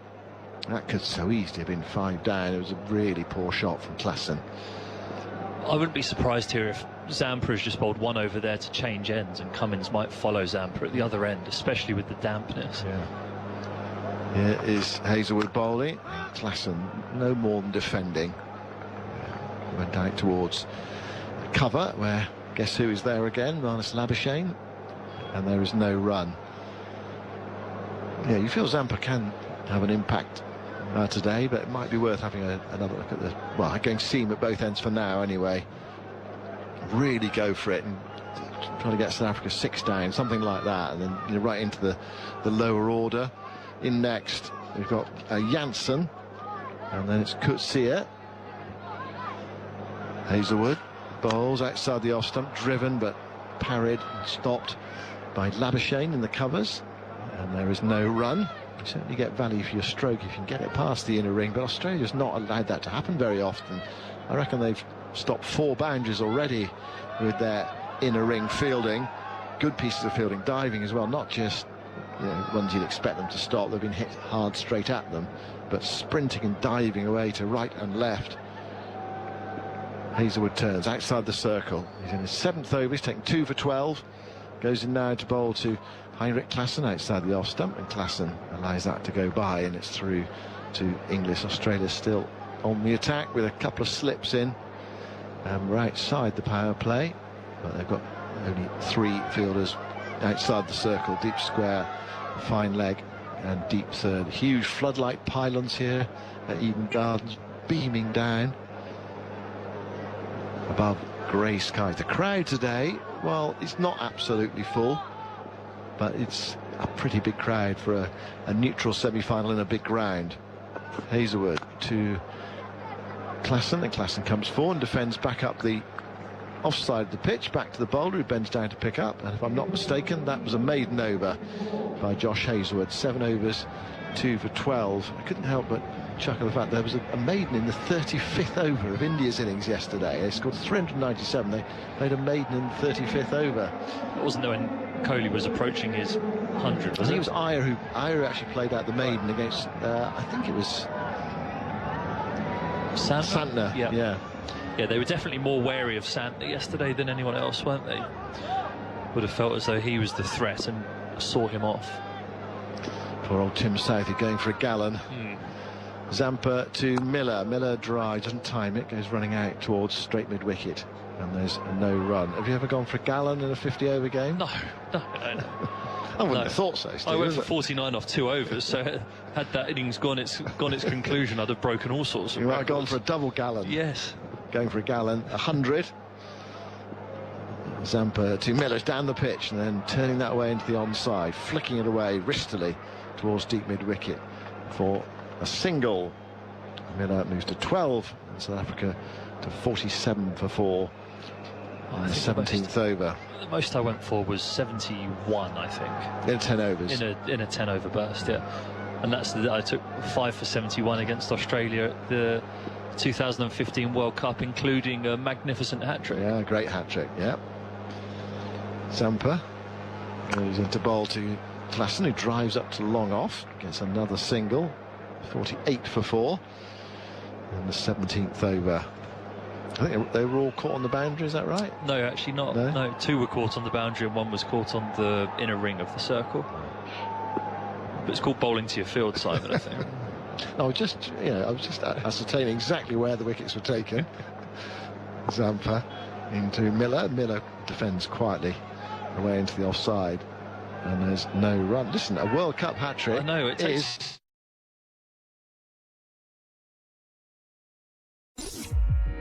December 3 is International Day of People with Disability, where we recognise the contributions and achievements of the over 4 million Australians with disability. Hi there, I'm former Sydney Swan, Barnaby Howard. I've been living with acquired disability since having a stroke in 2005. And with content right across the ABC, on radio, TV and online, I invite you to join us in recognising the value that people with disability add to the world every day. Drives gloriously away through the covers. The 2023 ODI World Cup, live from India. Listen live on the ABC Listen app. Look for the World Cup button. And again, we've lost our line to Eden Gardens at Kolkata with South Africa, after choosing to bat, finding themselves in all sorts of trouble, though they have fought back slowly. They were at one stage 4 for 24, now 4 for 54. The batters at the crease. Klaassen is unbeaten on 12. David Miller is on 18. Those to be out so far in the order they fell. Bavumba fell for a duck. It was 1 for 1 when he departed. Quentin de Kock out for 3, 2 for 8 when he was out. And then Markram 3 for 22. when he departed for 10, and Van der Dusen out for 6, 4 for 24. Let's take you back right now to our BBC commentary team at Eden Gardens, Kolkata. You've got a hardish ball in your hand and a ball that's moved, a pitch that's moved off the seam. It's just been under covers for the last 40 minutes with rain around, and it doesn't matter where you are in the world. As a seamer, you want the ball in your hand in those conditions, and Cummins has opted not to bowl himself in this situation and has gone with Zampa, and Miller looks immediately more comfortable against spin than he does seem. And Klassen quite likes spin as well. He's a good player you can of see spin. he doesn't move his feet. He's prodded at a couple from Hazelwood there. Cummins, get yourself into the attack. There's a slip and a sort of third slip stroke gully in now. Hazelwood bowls to Miller. Let's cross him. Miller leans forward and allows the ball to go through to Inglis. I just thought, crossed my mind, that Cummins might have picked up some sort of minor injury, the reason he's not bowling. But he's out there mid-on. That's right. In the World Cup semi-final as well, and you've just had 40 minutes off, you get the doctor inject you with all sorts to just make sure that you get through this. I saw Bavuma 10 minutes before the toss today. He was down on the ground being stretched and pushed and prodded by the physio. Didn't look good at all. Hazelwood to Miller. Miller lets that one go as well. Hazelwood's in his 8th over now. Saying 2 for 12. You can see clearly what Cummins is trying to do here. He just wants one more from Hazelwood. Do the McGrath. Get into the lower order. Do the McGrath, bowl 10 and then just disappear. Cheers, boys. And by the time they come off for the half innings break, you're in your travel clothes, ready to go back to the hotel. 55 for 4. Well, we've seen a bit in the IPL, haven't we, where batters just don't or have batted and then they get subbed off. Rohit Sharma did it a couple of times. Hazelwood to Miller. Miller defends the ball on off stump, turns it away towards Travis Head, who's feeling it forward square leg, and there is no run. And I'm not sure South Africa would be that keen to see Hazelwood go off the field. There was one actually earlier on where he was driven towards him and he sort of bent down rather clumsily and it went past him before. I don't think they could complain though after their track record of scoring a few runs and then sitting off. They're sat there draped in towels underneath air-conditioned units. Yeah, Klassen has done it, and so too has de Kock. Yeah, de Kock's done it twice, Klassen once at least. 55 for 4, 18th over. Miller waits. Hazelwood bowls him full outside the off stump. Miller leans forward, allows it to go through. Collected by Inglis. So, a yellow umbrella that Miller is surveying at the moment. There's a first stroke, second slip, and there's a 4 slip stroke gully. There's a backward point and a square cover. So go on, have a go. Basically, Hazelwood's saying, I'm very happy for you to try a big drive there. He's pitching it up, he's bowling it across him, and those eager hands are waiting. 55 for 4. Here goes Hazelwood. Sets off again, up to the stumps now, and bowls to Miller. He just loses his line of fraction there. Miller gets the ball on his hip, and he can't do anything with it. He was trying to knock it away, and he's backed him to do so as well. There's a huge wide open space on the leg side, and Hazelwood stepped forward and picked it up, and there was no run. Yes, a heavy offside field, and Hazelwood just going on to the hip there of Miller. If he'd got any bat on it, it would have been 1 or 2 or possibly 4. He was into the ribs area though, and took him on the glove. That wasn't the worst ball that Hazelwood's ball, just emphasising actually there is some bounce in this pitch. Good carry through. Hazelwood into bowl to Miller, and Miller again gets the ball on his thigh area and he tries to turn it away and misses it, struck on the thigh, drops down onto the surface. There's no run. It's the end of the over. 55 for 4. We've had 18 overs. Klassen has 12 and Miller has 19. Yeah, Josh Hazelwood just having a conversation with Cummins and the wicket-keeper, I think, just saying, what are we going to do here? Hazelwood has 2 left. Cummins, as the captain, has 9 left, so you'd imagine that will be the end of Hazelwood for a little while. As the physio, I think, comes on just to assess David Miller's finger that got wrapped or squeezed against the bat handle there from that one that just lifted slightly from Josh Hazelwood. Certainly, Pat Cummins will have to bring himself into the attack soon and be hunting for wickets. Yep, so we've got another delay. It's not one of those punishingly hot days in Kolkata today. It is warm, but it's not. It's probably the coolest day we've had. spent quite a lot of time here during the World Cup, and it has been humid and hot on occasions. Not today. It's quite a pleasant temperature for playing cricket today. So you wouldn't think cramp is going to be an issue. But Miller got a bit of a problem there. That ball striking the glove in the previous over. Looks as though it's going to be, it's his left index finger, and it's getting the tape treatment from South Africa's physio. Yeah, that's sore. It just squeezes against the bat handle. So where your top hand is firmly on the bat, typically with the bottom hand, you only use your first two fingers, your index and your middle finger, to hold it, or at least I did. Maybe I was doing it wrong the whole time, but typically when you look to turn the ball round the corner, it's only those two fingers that will be on the bat. But it's unavoidable if the ball does come up that it squeezes against the bat handle. And the modern gloves, where back in the day they used to have sausage fingers, and I noticed actually yesterday, sausage fingers, Virat Kohli had sausage fingers yesterday when he was batting, and it looks as though Miller has the gloves where there are gaps. It's like chunky cube blocks on the top of his fingers, and if it hits in between those gaps, it can be really sore.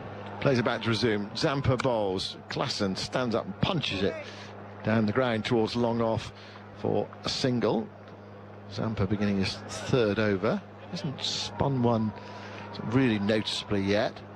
It's been a fraction of a turn for him, and they've worked him around so far, hitting for 1-6, and the rest have been singles. 56 for 4 at the start of the 19th over. Klassen's gone to 13 with that single. Now Miller, who struck Zampa for 6 in the previous over, is back on strike after having that finger taped up. Forward he goes, plays it back to Zampa, who bends down and fields off his own bowling before the ball can hit the non-striker, Klassen. Miller on 19. South Africa looking to recover, trying to recover from 24 for 4. The two quick bowlers both picking up a couple of wickets, Stark and Hazelwood. Zampa bowls, pushes that one through. Miller defends, or tries to defend, trying to nudge it away into the leg side. Might well have been struck on the pad there. Ball rolled away, and Inglis came behind the stumps to pick up. Again, Zampa with a hand in the air. There's inside edge onto the pad, otherwise there would have been an appeal. Back with Zampa, goes bouncing in and bowls to Miller. Miller turns that away into the onside towards mid-wicket, and there's no run. The renaissance of Zampa actually has been one of the real features of this World Cup, because he started it poorly and wasn't in great form coming into it. He was thrashed around world record, actually equaling at the time performance against South Africa in South Africa, as Miller goes big again into the onside. Now this is travelling. This might well have gone into the crowd again. Umpire Mann is just watching it, waiting, and then raises his hands. 2 sixes from Miller against Zampa. Miller on to 25. 62 for 4. Can we have our ball back, please? Yep, someone's lobbed it back from the crowd at deep mid-wicket. Fine blow from Miller. Yeah, another good whack, and the ball turning into him, so clearly it's easier for him to hit with the spin away over the leg side. Again, curious why Cummins has turned to Zampa here. Zampa bowls, Miller goes back into his stumps and turns that away into the onside towards mid-wicket. There is no run. It's the end of Zampa's over. He's bowled 3 overs for 18, and South Africa just hinting at a fight back. 62 for 4. Well, they've got a heck of a long way to go. It's not easy to win a World Cup semi-final from 24 for 4, which is what they were after 12 overs. Torrid start for them. Right, Hazelwood's off now after his 8 overs, and it is going to be Pat Cummins at last. You've got what you asked for. Yeah, it's just going to be interesting to see how he balances. He has to get through 10 overs of Maxwell and or Mitchell Marsh. He may opt for Mitchell Marsh if he feels as though there's an element of seam movement knocking around, but I'd be tempted to get Maxwell on at the other end now, but try and make a breakthrough in this partnership, and Zampa can really mop up tails as a wrist spinner. Here is Cummins bowling to Klassen, and Klassen comes forward, plays it back to the bowler, who picks up in his follow through, and there is no run. Maxwell's had particular success actually for an off-spinner against right-handers in this World Cup, but setting a very leg-side dominant field and asking them to hit over those fielders, and he's clever at changing his pace and adjusting the angles with which he bowls, which Klaasen, it's hard to see him being able to resist if an off-spinner's bowling at him to try and hit sixes. Cummins into bowl to Klaasen. Klaasen forced to defend again, goes towards mid-wicket, and Mitch Marsh picks up. He's another option. There's Marsh with his medium fast, coming down from quite a height on a bouncy pitch. Would you rule him out, or would you bring him into the equation? No, I'd certainly bring him into the equation. I'd probably cycle through my other options first, because he's been quite expensive when he's bowled so far in this World Cup. Back with Cummins, who turns just inside the circle, sets off again and bowls. Klaasen plays that very quietly up towards mid-off, and Travis Head can't prevent the single going away to his left-hand side. 63 for 4. Very different sort of one-day game, this one, with South Africa having to regroup and try to rebuild. 20th over, so they're scoring at 3 and over. Isn't it fascinating to watch, though? Genuinely, I think very, it is. Yeah, very different sort of game. Hugely different from the one that was played in Mumbai yesterday. With, what would you have, 700 odd runs, something like that, despite the fact the pitch was changed. Here's Cummins. Goes in now to bowl to Miller. Miller plays that straight back to the bowler. He really was showing the maker's name there, and Cummins picks up in his follow through. What it's done, this type of cricket, apart from those couple of sixes from Miller, is quietened down a big crowd. It's not the passionate crowd that we saw yesterday, but it has built up considerably since the start. There aren't a huge number of empty seats. There are some around the ground. Much bigger crowd than the one we had here, I think, for Saturday's game to India and Pakistan, which was well attended nevertheless, as Miller clips that away uppishly wide of mid-on for 4. That just emphasises how quick the outfield is. Nicely timed by Miller. Full from Cummins and flicked away. Plenty of bottom hand in that from Miller. It was in the air, but it was wide of Hazelwood. Had to trot after it and skipped across the practice pitches at wide long on. And 4 more to South Africa, who continue to recover. 67 for 4. And Miller moves to 29. You feel these two have got to do a lot of the heavy lifting here if South Africa are to get a challenging score. Fighting hard. Cummins bowls. Forward goes Miller. Guides it away towards backward point. Straight to the fielder. And there is no run. It's the end of Cummins' over. 5 off that over. So he's got 2 overs for 17. It's 67 for 4 after 20 overs. Klaasen has 14 and Miller has 29. And this is Stephen Finn. Yes, it is. Yeah, we've got... Just reminding our listeners, in Australia. Just in case. Yeah, we've got Glenn Maxwell coming into the attack now. Good success against right-handers so far this tournament, so he'll be relishing the opportunity to try and make the breakthrough here. Set in a very leg-side dominant field to Heinrich Klaasen, but certainly South Africa have played well since they've come out after the break. Watchful.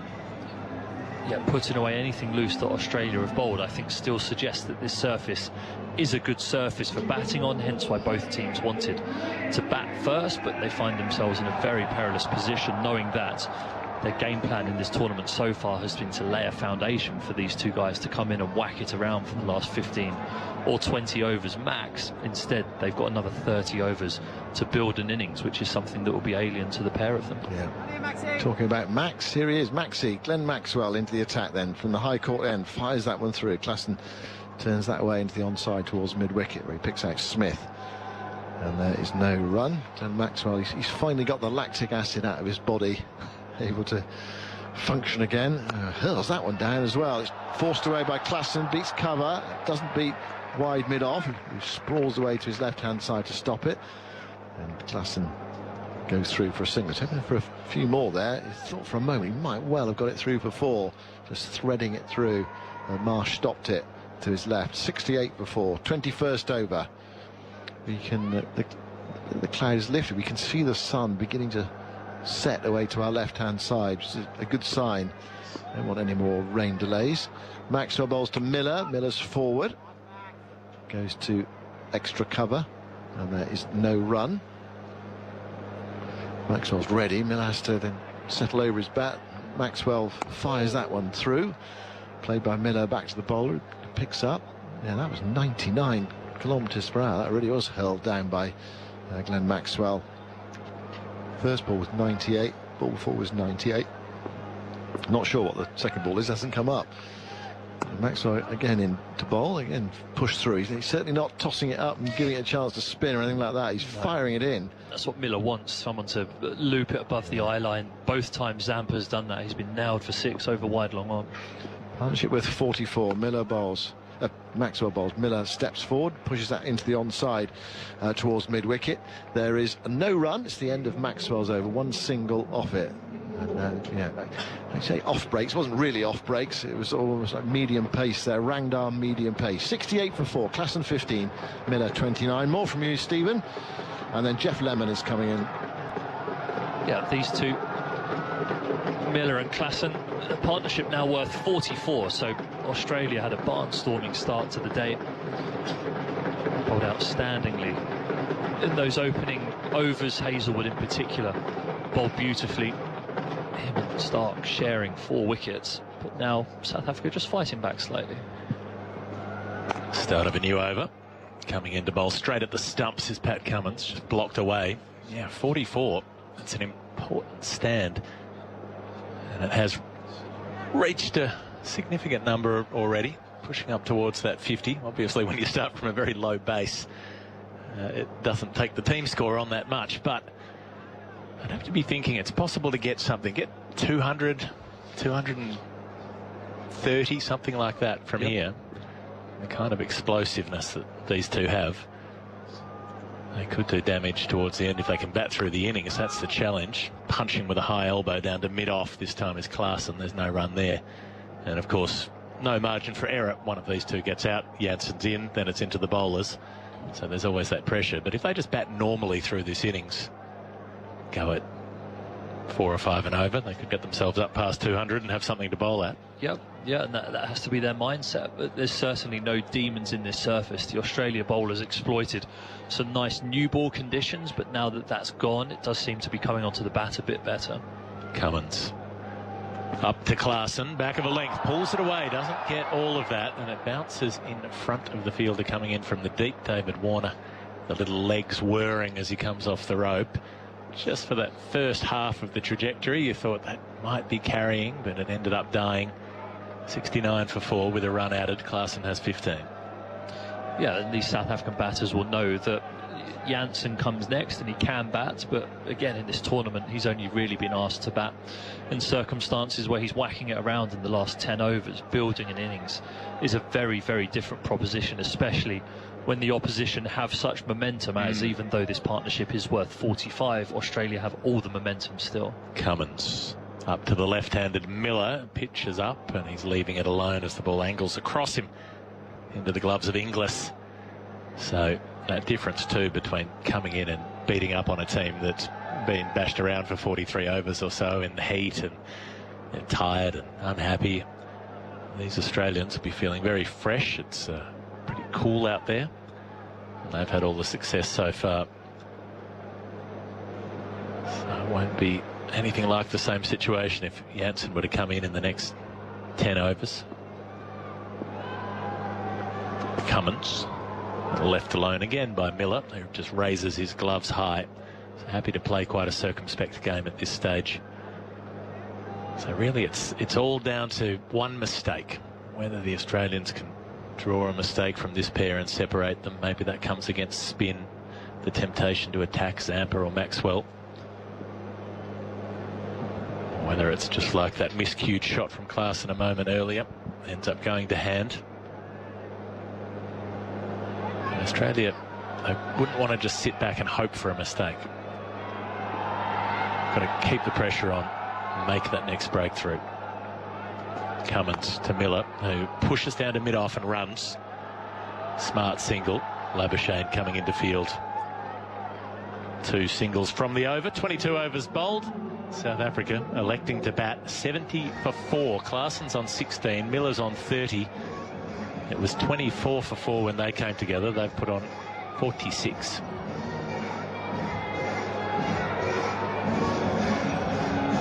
what was a dynamic start from Mitchell Starc and Josh Hazlewood. Starc bowled 7 overs on the spin. He's got 2 for 18 from those 7, and Hazlewood 2 for 12 from 8. Incredibly frugal bowling.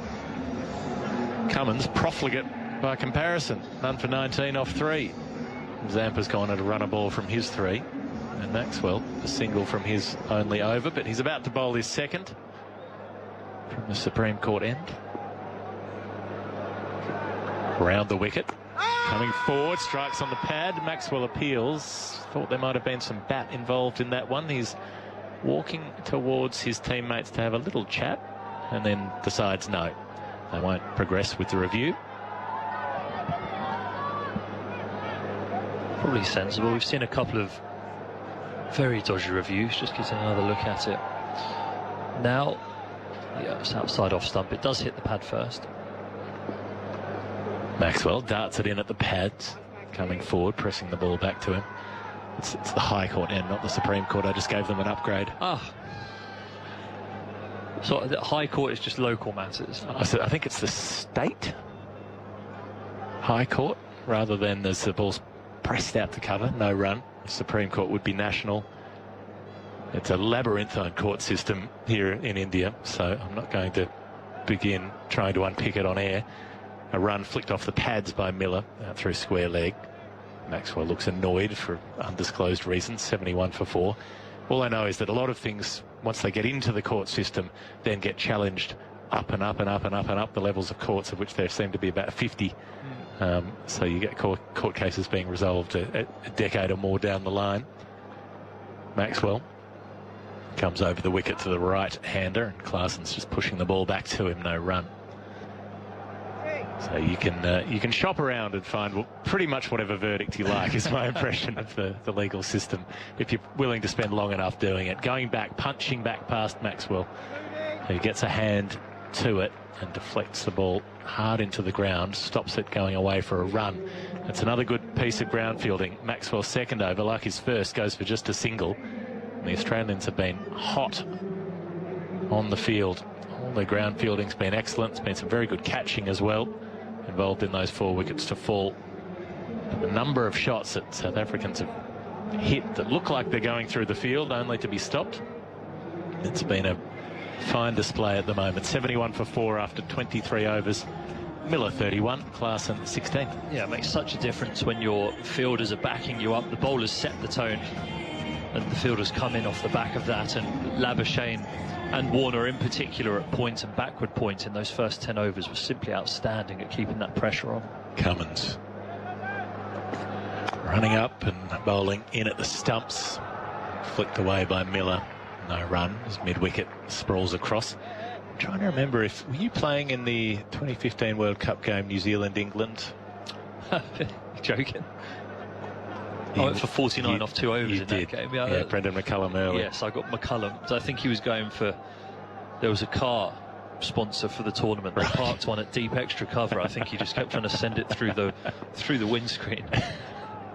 77 was it that he made, something like that off about 25 balls. Cummins in and draws a little outside edge, rolls down to deep third for a single. Miller goes on to 32, 72 for 4. Well, you could have denied it. Well, the only reason I brought it up was because of the field. I remember McCullum having, was it maybe 7 in the slips at one point? Yeah, that was when I was batting as well, I think. Yeah, I edged one to second slip. Tim Southey. Yep, Tim Southey took 7 for that day. Yeah, took 7 for... 7 for 33, I'm going to say. Yeah, it was wonderful swing bowling. We couldn't lay a bat on him, and it swung the entire innings. We couldn't work it out. Cummins up and bowling in at the stumps, and a little inside edge from Clarkson as he comes across that front pad. Southey must have been dreaming of that last night while he was sending it down on a nude shaved pitch in Mumbai, going for 100, 3 for 100 off his 10. Yeah, he turned up, didn't he, off his 10 overs. He did get 3 for, but yep. Yeah, they were vastly different days, you'd have to say, for him. 7 for 33. 8 years later, it's a different world that all of us live in. Yeah, but it was just that image came to mind, the aggression in the field, the way that McCullum would say, I'm not going to follow convention. I'm going to bowl Trent Boult for 10 overs straight off the top. Don't rattle people. Oh, it's fantastic captaincy. Cummins up and bowling back of a length, slash just over backward point. Well, that was just for a moment. Heart in the mouth. Smith, who went up, both hands above his head, probably a foot or two above those hands. Sliced away in the air. Klaasen doing what he does naturally, has to keep attacking when the ball's there to hit. He goes up to 20 as he adds 4 runs. There's 76 for 4. There's the 50 partnership as well. 52 that this pair have put on. Cummins pitches a little fuller, driven to cover on the bounce. No run.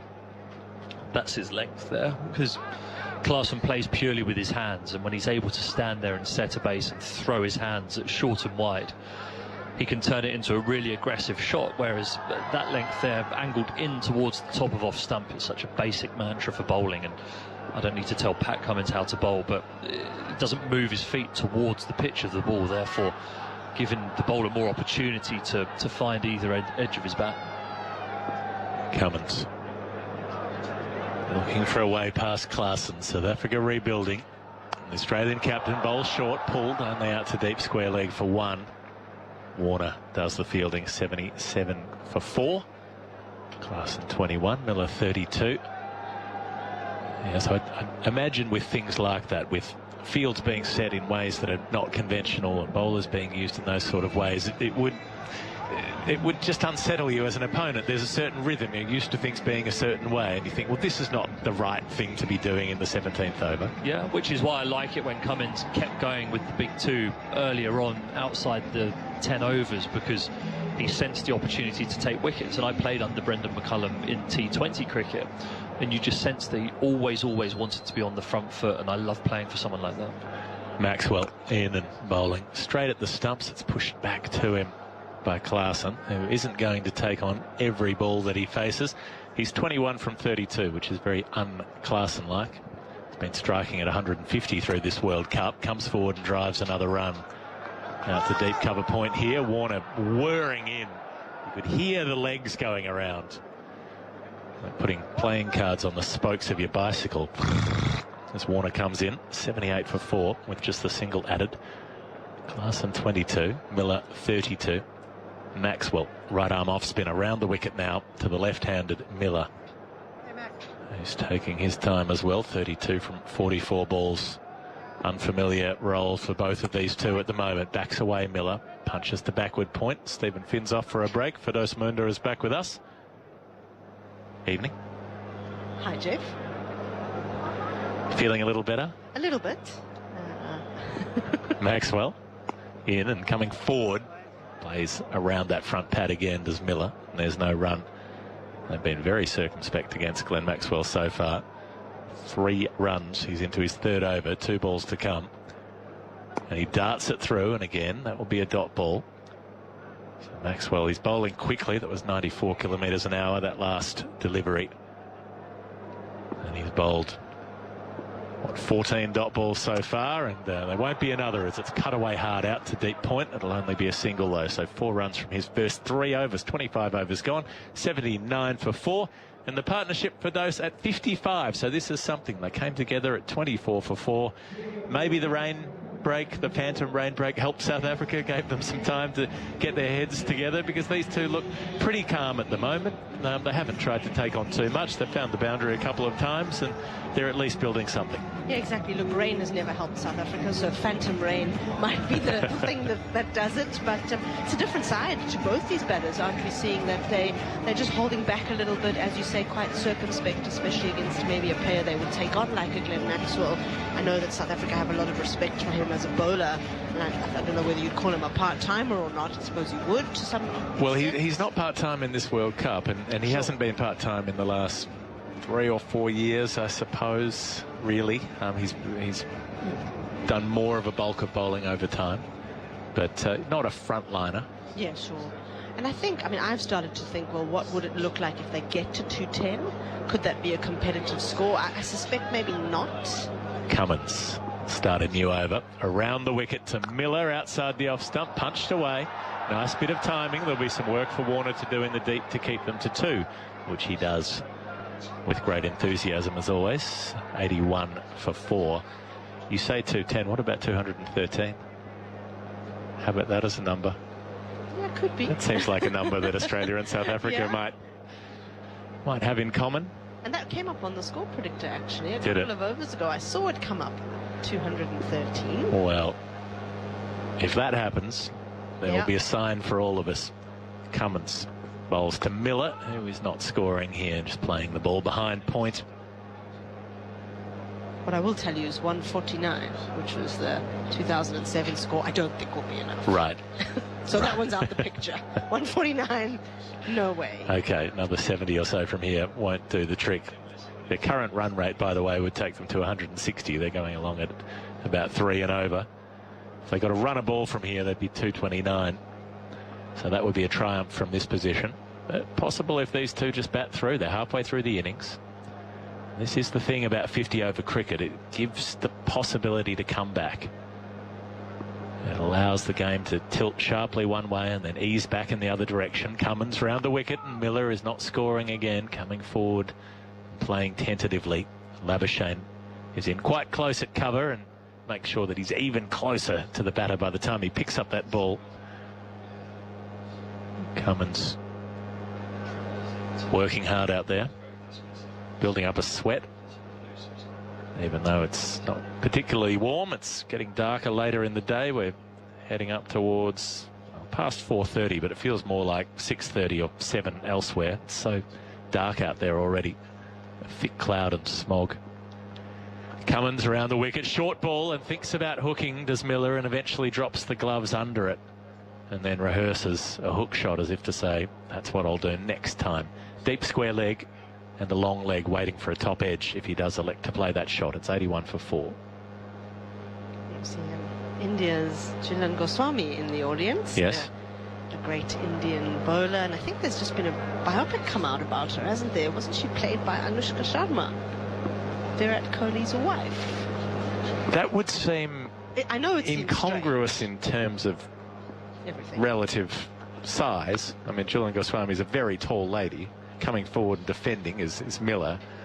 It's the movies, Geoff. She towered over everybody. She was an extraordinary figure, striding to the crease. She'd put that sort of sunscreen over the whole face, sort of white visage floating up as though she was going to haunt batters at the other end, which she did for year upon year. Games record holder in all women's cricket, international cricket. A wonderful bowler. Cummins up and pitching on a length this time, and again Miller can't score. So a lot of dot balls being absorbed by David Miller. He's 35 from 54. We've had 26 overs bowled. So we've had 114 dot balls so far in the innings. 30 singles, 3 twos, 7 fours, 2 sixes. There's your scoring breakdown. 81 for 4 after 26 overs. Klaasen 22. Miller 35. And again, they don't look too bothered, Firdose, by the fact that the scoring isn't moving along too quickly. As long as those two are out there, they could try to select a few overs to pick that up. Yeah, they have to be there till at least the start of the last 10, because South Africa don't have too much batting to come. It's big hitters, Marco Jansen, even Keshav Maharaj I'd sort of put in that big hitter category. Gerald Coetzee has been working on his batting, Kagiso Rabada and Tabrez Shamsi, who can maybe put on a helpful couple of singles or something along those lines. But these two have to bat and bat as deep as possible, really. Adam Zampa will take over spin bowling duties from Glenn Maxwell from the high court end. Leg spinner, right arm. He's coming over the wicket, looping it up and landing it in the block hole for Klaasen, who drives a single down the ground. 82 for 4. Who was Maharaj facing when he took 27 off and over in a test match? There you go. Was it against Australia? Or was it against Australia? I'm going to have to cheat and Google because I think it was in a series. It was close in time to that Australian series, but maybe the one before or the one after. In India. Comes in and bowls Zampa, driven down to long off by Miller this time for 1 run. 84 for 4. 83 for 4. Yeah, I'm cheating and Googling it. That's all right. I just remember it because it was almost the record at the time. Brian Lara and George Bailey had the record at the time with 28 apiece. Lara got them off Robin Peterson. That's correct. He did get them off Robin Peterson. And George Bailey got them off James Anderson. And then with Zampa coming up and slogged across the line. Decent distance on that. That's gone for 6 over deep mid-wicket. A slap shot from Klaasen. You'd call it a pull, but the ball wasn't really full or short enough to pull. It was fuller than that. And he ends up lifting it all the way over the leg side, where an angled bat is picking it up near the toe of the bat and dragging it with pure strength over deep mid-wicket for 6. 89 for 4. Yeah, you were talking about when are they going to decide who they're going to go after. For Heinrich Klaasen, this might be it. Zampa to Klaasen, who goes again, and it's gone again. That's 6 more. The field is in the deep. Just stand and watch. They've got a long on and a deep square leg, really, more than a deep mid-wicket. Goes in between the two of them and miles back. Consecutive 6s, giving Pat Cummins something to think about. Your premier spinner. Sure, he's got 22 wickets so far in this World Cup, but he's been slapped a couple of times now. 95 for 4. South Africa like playing Agnew. They took him for 113 in a match in the series back home. Joint equaling of a world record that he wouldn't want to have. Different conditions here. Klaasen drives him on the bounce back to Zampa, who just skips across spring lamb style to his right and takes the ball just in front of the non-striker. 95 for 4 with the dot ball. Klaasen's suddenly up to 35 from 37, so he's almost at a runner ball, back in his natural habitat. Feels much more comfortable. Zampa looks to finish the over, and that is a nice bit of teasing loop up to the bat. Klaasen coming forward and pushing it down to mid-off. Won't score there, but he has taken 14 from the over in conjunction with Miller, who scored 1 of them. 95 for 4 after 27 overs. I'll leave you with Firdose Moonda and then Jonathan Agnew. Thanks.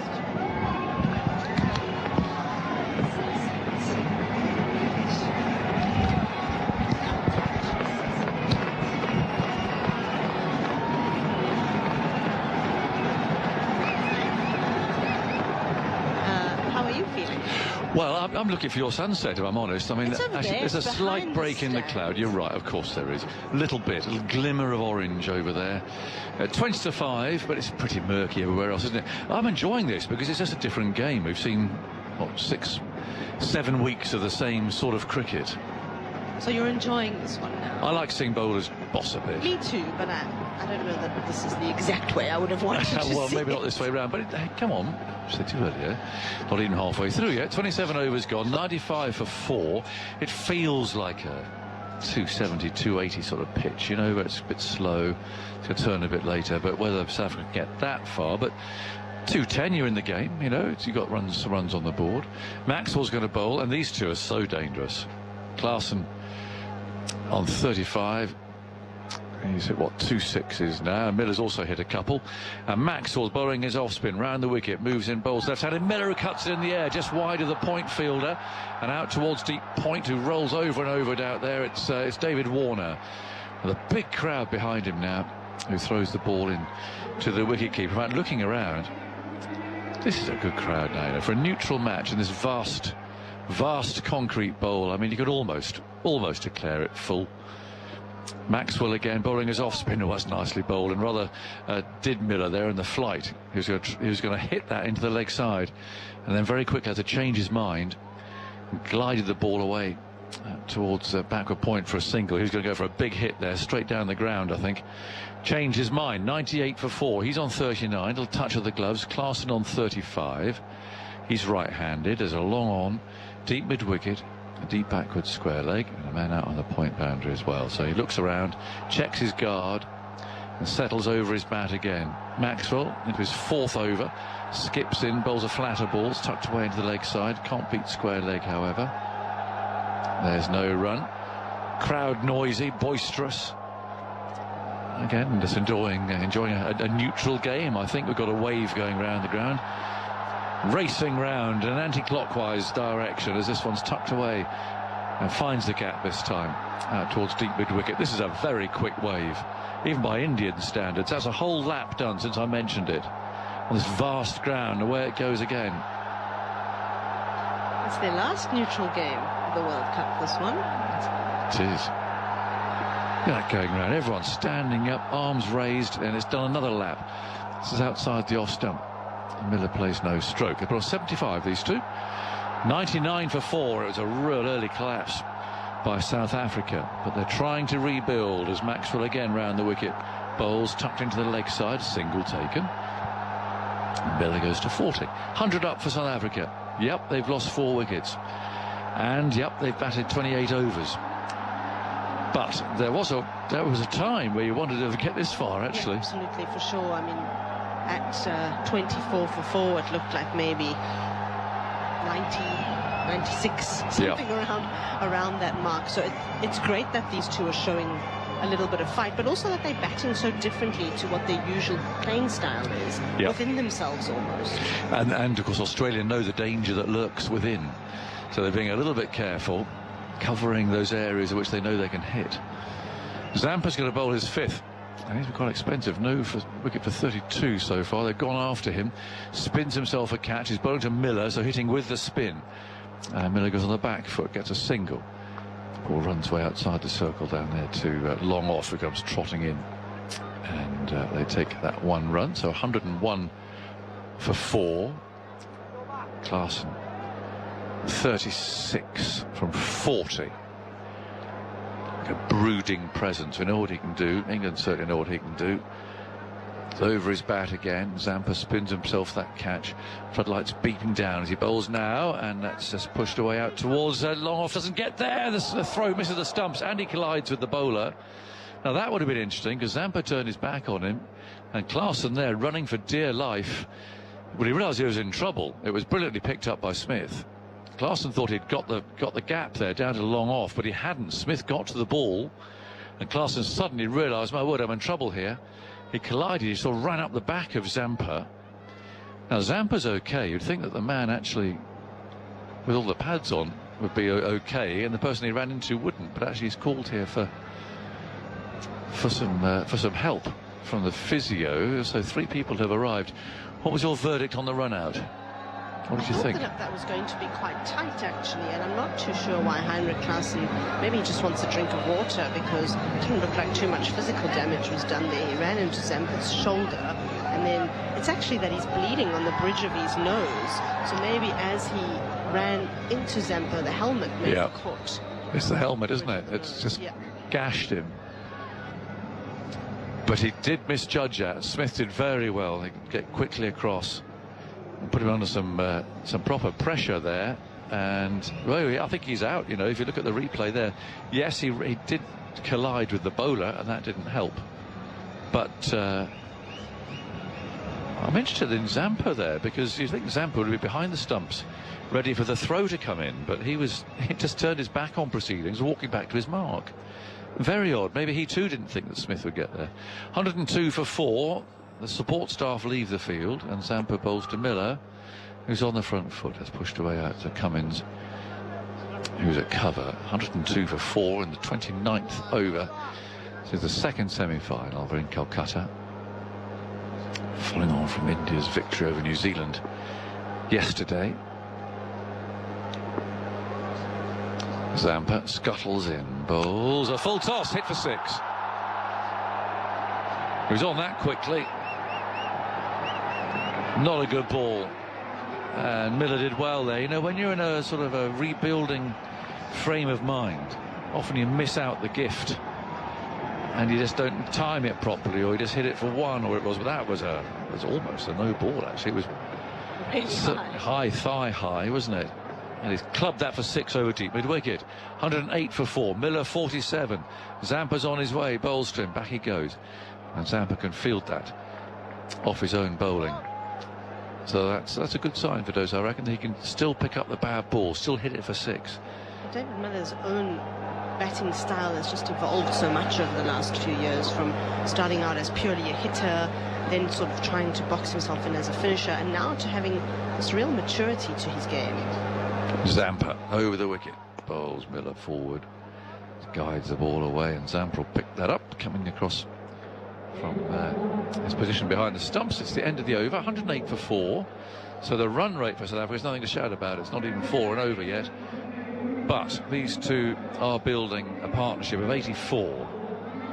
And that at least is something as night falls over Calcutta. Hooghly River just over to our left. The Howrah Bridge will be manic, I'm sure. People going out of the city and out into the suburbs beyond. Talked about that bridge the other day. 150,000 people a day cross it. Absolutely incredible, isn't it? We went on a Diwali cruise. Oh, did you? That sounds rather nice. This is tucked away through mid-wicket for a single on the lakeside. Yeah, oh, very good. Sunday evening, went on a cruise on the river and under the bridge, which was all lit up in various colours, and then to the Ramakrishna temple to do some offerings and be part of the ceremony. Very good. Maxwell again bowls, so pushed away off the back foot. What did you offer? A candle. I lit a candle. That's nice. It was very nice. It was beautiful. The temple was completely lit up. Yeah. Very peaceful, very spiritual experience. 109 for 4. Maxwell bowls short of a length. Cut away out to backward point. Who was driving the boat? I mean, not. None of us were. It was No. part of a little tour agency, I suppose, and Nice. they also served us a lot of food. Ah, that helps. Maxwell round the wicket, bowls a lower arm. So he picks up 1. Fielder rushes in his Warner there. Runs a bit like Johnny Bairstow with those hunched shoulders. Take 1 run, 110. 110 for 4.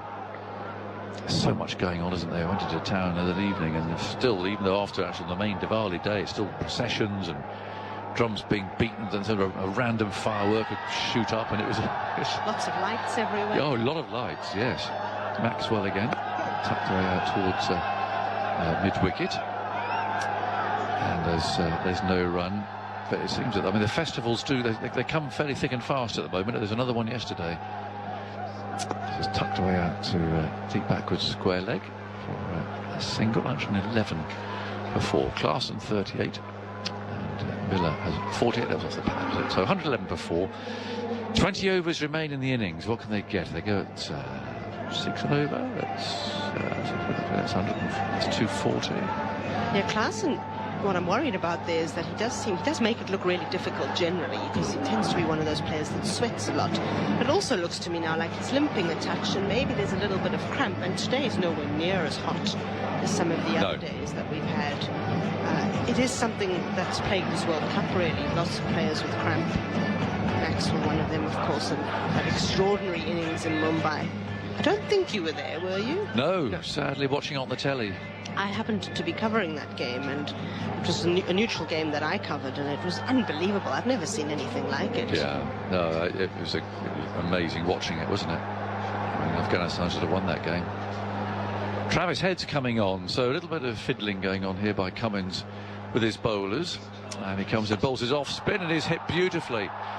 Over wide mid-off. Is it going to go for 4? It should do. Didn't quite get hold of it, perhaps, as I imagined he had, but it was inside out. That was what was nice about it. Opening the face of the bat, hitting him over cover. And Clarkson goes to 43. 115 for 4. Run rate still not yet 4 and over.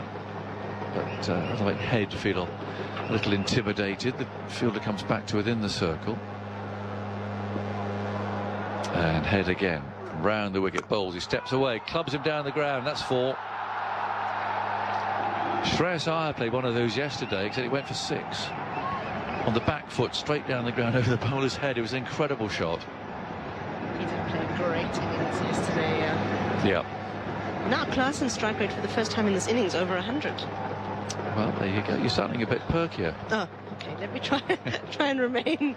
No, as you're definitely sounding measured as perkier. possible. 119 for 4 in the 31st over. Clarkson looks around the field. Head again, bowls to him short, but that spins slightly and follows him as Clarkson tries to give himself room. We're talking in the interval. We're actually looking back on a certain semi-final that happened 30 odd years ago. Firdose. Oh, it's bowled him. How's he missed that? It's absolutely cleaned Clarkson up. He looks accusingly at the pitch. His leg stump is lying flat on the ground.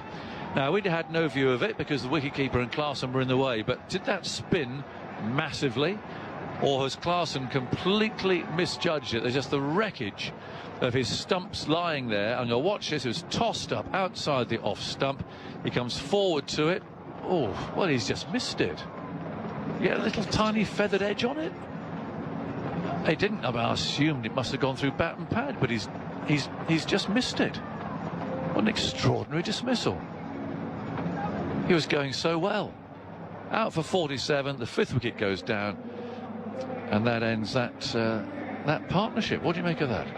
I did wonder if he was getting a little bit tired and losing some concentration, and then he hit those 2 fours in this over and thought, all right, maybe Heinrich Klaasen has got some measure of the situation and he's going to be the one that bats through alongside David Miller. But he did, as you said, what didn't turn massively wasn't a particularly threatening delivery. He just missed it.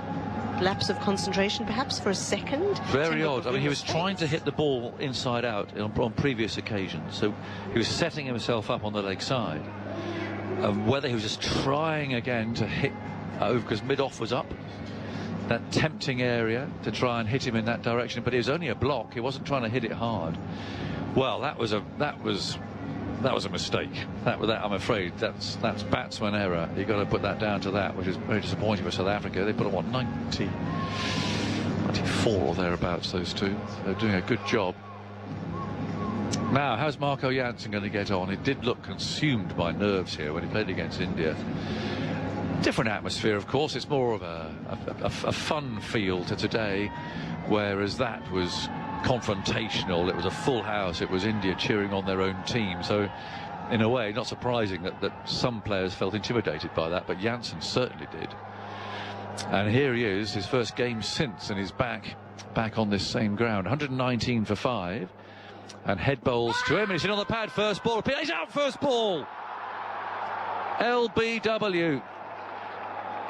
Umpire Mann raised the finger. Again, he just didn't seem to do very much. He's rather rooted to the spot. He's been given out. He's immensely tall. He's going to have to review this. They've got to have a look. But the umpire gave that out instantly. And Maxwell was very confident in the appeal. Let's have a listen. LBW. Written decision is out. Speed delivery front on when available. I mean, he just didn't move. He just looked like he was rooted to the spot. This is Travis Head bowling, by the way. It's not Jim Laker. And he's just tossing it up. A little bit of slow turn. Well, it's hit him on the roll of the pad. He is tall. Looks like a gap. We'll just confirm that with Aldridge, but looks like a gap. I mean, leg stump, you think, Firdose? It seemed like David Miller was the one who called for the review, and he seemed to be gesturing like he thought it would be missing leg stump. We've got no bat. Ball treatment available, please. I think it's hitting. Here we go. We shall soon find out. No bat involved. He hasn't moved his feet at all. Just stood there. Here we go. Red. This is the big one. Red. Wickets is hitting. We'll get back on screen. You can. Travis Head is on a hat trick. Out. And he got to say, 2 poor shots. I'm afraid.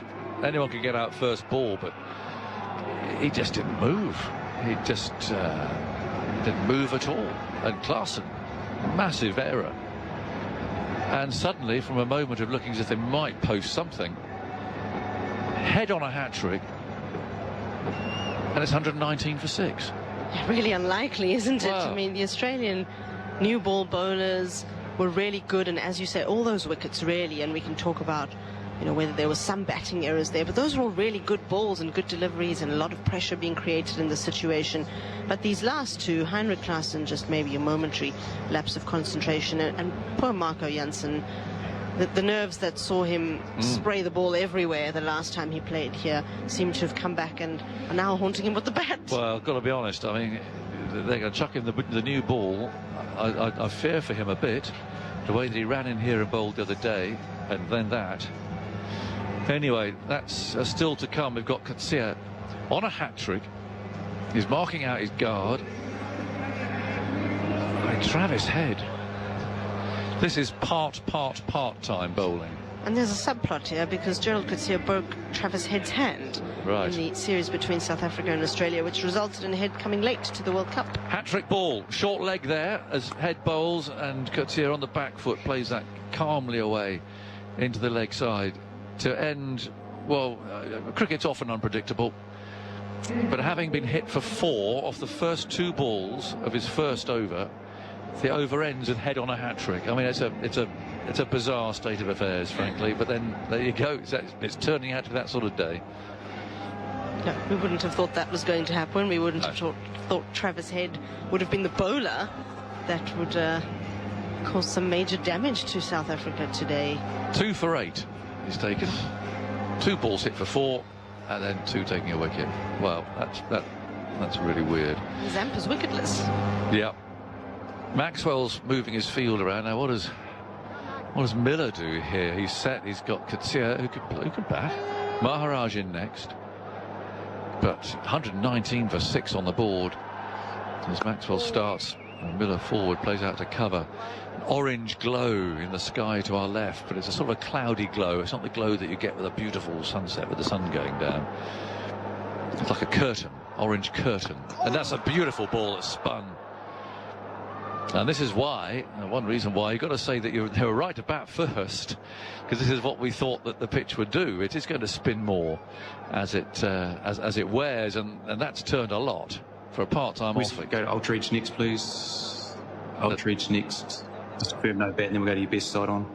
Your first side on, please. There's an appeal for a catch here, I think, or maybe a stumping. The bails were taken off, but they're having a look. Nobody's very confident. Decision pending, but not sure what for at the moment. We're looking at for a stumping. We need Ultreach first. Yeah, the foot's down. Just confirm, please. There's no bat involved. They've got to go through all the possibilities here. I think Ultra Edge, I think is... okay, thank you. I'm ready to make my decision for the big screen. Not out will be Chris Gaffney's verdict on 2 counts of caught behind and stumped.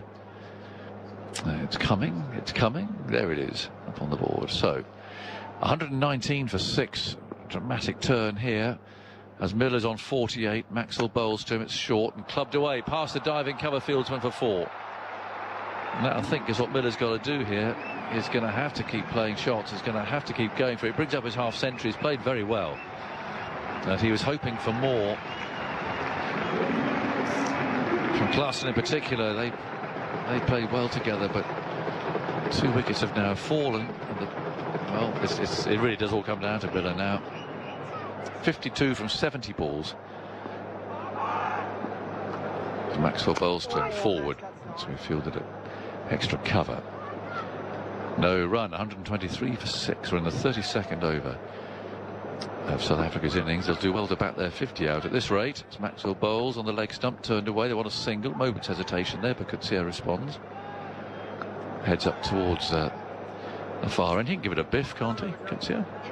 Him, Keshav Maharaj, Kagiso Rabada, all 3 of them can hit the ball a long way, but a lot resting on David Miller, just his second half century of the tournament so far, and he's going to have to bat through and hope the others stay with him, I suppose. Yeah, well, they're having a chat. There's only 1 ball to go in this over. A lot of Australian smiles out there at the moment, as you might expect. 124 for 6 in the 32nd. Coetzee on strike with a short leg fieldsman, and well, he's taken the 1. I thought that the conversation might have been just I'll keep the strike, that Miller might have said to him, but he's deliberately played that away for a single down the ground and long on. So it's 125 for 6, 32 gone. Coetzee has 1, Miller has 53. That was a dramatic 20 minutes. Firdose, I'm going to leave you. We've got some thoughts, and then Simon Mann's coming in here. Yes, so Gerald Coetzee, who has said that he has been working on his batting. He started out at school as a middle order batter. He was also a competitive swimmer. I don't think that's going to help him too much today, but he is going to have to bat really, really well. Everything was going great, Simon, and then Travis Head came on to bowl. I know, that was the most bizarre over, that one before. And 2 wickets tossed away, really. Really poor shots. Here's Head bowling to Coetzee with a short leg in, and Coetzee comes forward and plays that to the short leg fielder on the bounce. And there's no run. You don't often see a short leg fielder in a 1-day match. It's 125 for 6. Head bowls short outside the off stump, does spin in, forced away by Coetzee towards deep cover. for a single, 126 for 6. It's 126 for 6, and we had a partnership of 95 in that. Australia right on top here. We're in the 33rd over.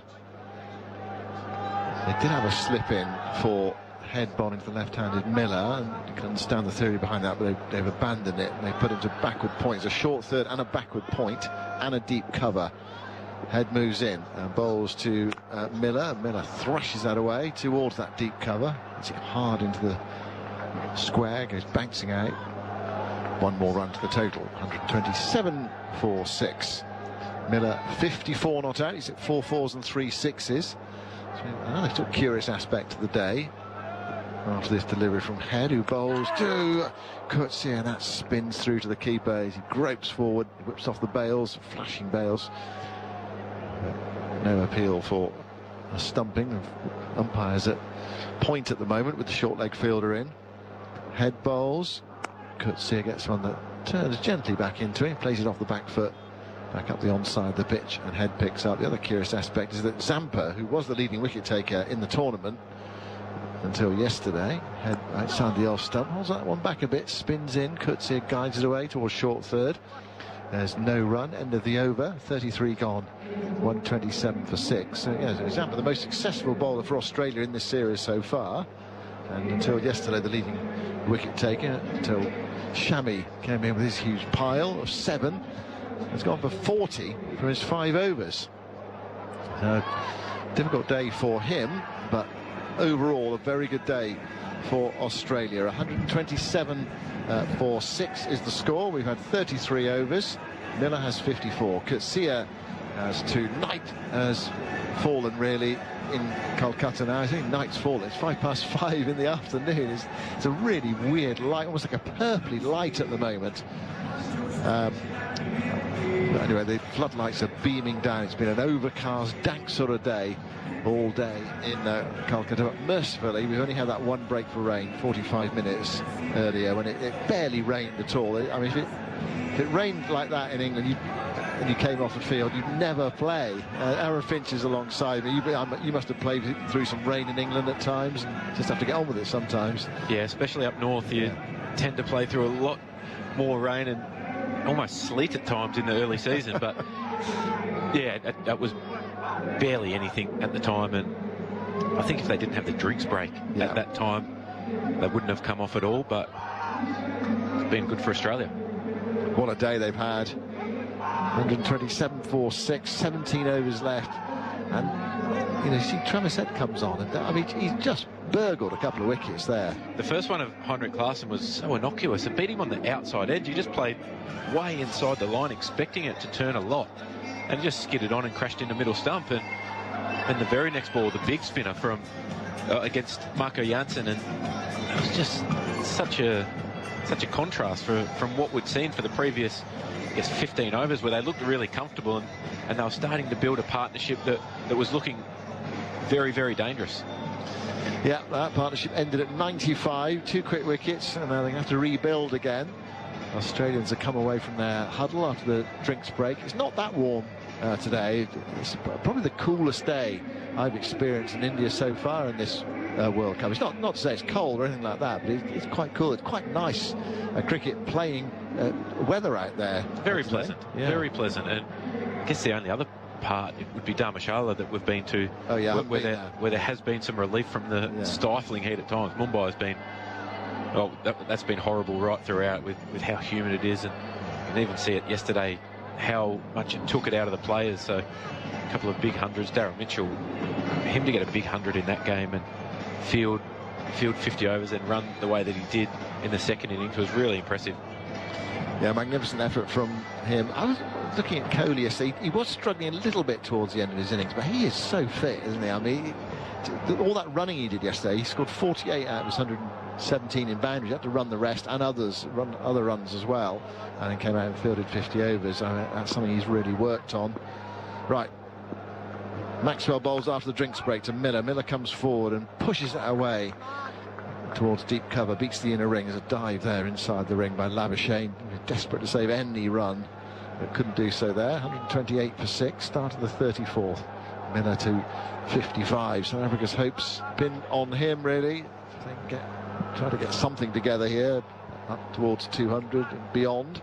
I think 220 will be a difficult chase for Australia. We're seeing the ball start to turn more and more as this innings is going, and it's still only 33 overs old, but it is a used surface, so it won't be easy batting second regardless of what the chase is. Maxwell to Coetzee. Coetzee comes stabbing forward in defence, back to the bowl, and there's no run. So if you're Pat Cummins, will he have an idea that you think, yeah, you just said 220, it might be quite a tricky chase. Here is Maxwell bowling and Coetzee defending. So does he say, look, hold on, we can't just let this not drift, but sometimes when you're the fielding captain in the first innings, as long as they're not getting away too much, you think, oh, this is okay. Maxwell bowls to Coetzee. I actually think that these are the two most likely to get a wicket at the moment, though, with Travis Head and Glenn Maxwell. David Miller is such a good player of leg spin. His record is phenomenal. Here is Maxwell. In his seventh over, he's gone for 19. That one spins in, struck on the pad there. Coetzee, but he's outside the line. It went down towards short third, and there's no run. But I suppose the point I'm saying is, if you're coming, you think, no, come on, we need to keep this to 180 or something like that maximum, or 190, rather than let them get the 220 that they could from here. Here is Coetzee bowling outside, coming forward rather, outside edge towards short third. Diving save from Stark away to his left-hand side. Keeps it to 1. And Cummins runs after Stark there. I think he's going to give him a low 5 for that piece of fielding. Yeah, he is. Really committed fielding from Stark. Possibly saving 3 there. And Marsh skipped on for 4. So 16 overs left. South Africa 129 for 6. We've probably seen a lot of one-day cricket where a team in this position somehow works their way to 210, 220. You think, well, how have they done that? And then suddenly get a couple of wickets, and with the new ball, they're in the game. Absolutely, and that's what Australia will be worried about. And I think how good Keshav Maharaj has been for South Africa. His control has been outstanding. Today they've got the introduction of Tabraiz Shamsi into the side for Lungi and Giddy. So that's another threat to the Australians, who don't traditionally play leg spin well. Head's going to continue 2 for 10 from 2 overs. His first ball is drilled for 4 through extra cover. Beats the dive in the covers and out to the boundary. Coetzee's first 4, 133 for 6. Start of the 35th over. Just talking about Maharaj, yeah, he's gone at 4.37 runs per over in this tournament, which is one of the best economy rates of bowlers who bowled a lot. I think Ashwin's got the best economy rate, but he hasn't played very much cricket in this tournament. Head bowls, Coetzee, no nonsense, clubbing drive up towards mid-off, straight to the fielder. Marsh, there's no run. Coetzee on 7, there's a slip in. Smith crouching low as Coetzee drives that towards long on this time. Goes through for a single. Coetzee to 8, 134 for 6. Maharaj has also taken 14 wickets. So yeah, he'll be a threat later. Shamsi with his left arm wrist spin, brought in because the pitch is dry and will spin, we think. Well, it is spinning already. Expected to continue even if there's some dew around. Forward goes Miller, plays out defensively towards extra cover, and there is no run. Maxwell picks up. Head back to his mark, rattling through the overs at the moment. Oh, he bowls another beauty, goes past the outside edge, and Inglis whips off the bails, but the back foot is behind the line, so no appeal to the square leg umpire. Anytime he ups his pace, Travis Head, there's big spin when he's bowling into the wicket. That's 92 kilometres. Head goes in and bowls to Miller. Fuller, Miller drives straight to extra cover, and there's no run. Well, I mean, it was a lovely piece of bowling, but it really did go a long way, that penultimate ball of the over from Travis Head. He's taken 2 for 15 from 3. It's 134 for 6, South Africa, after 35 overs of this World Cup semi-final on 5 Sports Extra and ABC in Australia. That clarity of thought when he attacks is what makes him successful. You were playing in that test match, weren't you, against India, when he was caught at deep third twice in the same game? Yes. Yeah. I've rarely seen a player do that twice in a test match. Sometimes you just get a good one early. But you must say, Temba Bavuma, going back to Rabada, 21 off his previous over, now gets the big wicket of Mitchell Marsh, who we know can be so dominating, particularly against fast bowling. Brings Steve Smith to the crease. Well, his situation is made for Smith and Labuschagne. That gluey middle order. Sometimes you worry that they score a bit too slowly. Today, they have licence to do that. And Smith leaves his first ball, stepping across his stumps, shoulders, arms, as though it's a test match. Watches a Rabada delivery whistle through. So Rabada, 21 off his previous over. He's gone for 1 run and taken a wicket in this over. As LL Cool J said, don't call it a comeback. I've been here for years. I like that. He's a wonderful bowler. He has been for a long time in all formats of the game for South Africa. And this is a big battle. Rabada, quality shining through, and he bowls back of a length, and Smith defends, drops the ball at his feet. 8 overs gone. This is living up to the billing. 213 that Australia need to win. They need 152 more. South Africa need 8 wickets. Aaron Finch with you, and then Simon Mann will be coming in to join him. Yeah, Aidan Markram was going to continue and got the big wicket of David Warner. Wicket maiden with his first over.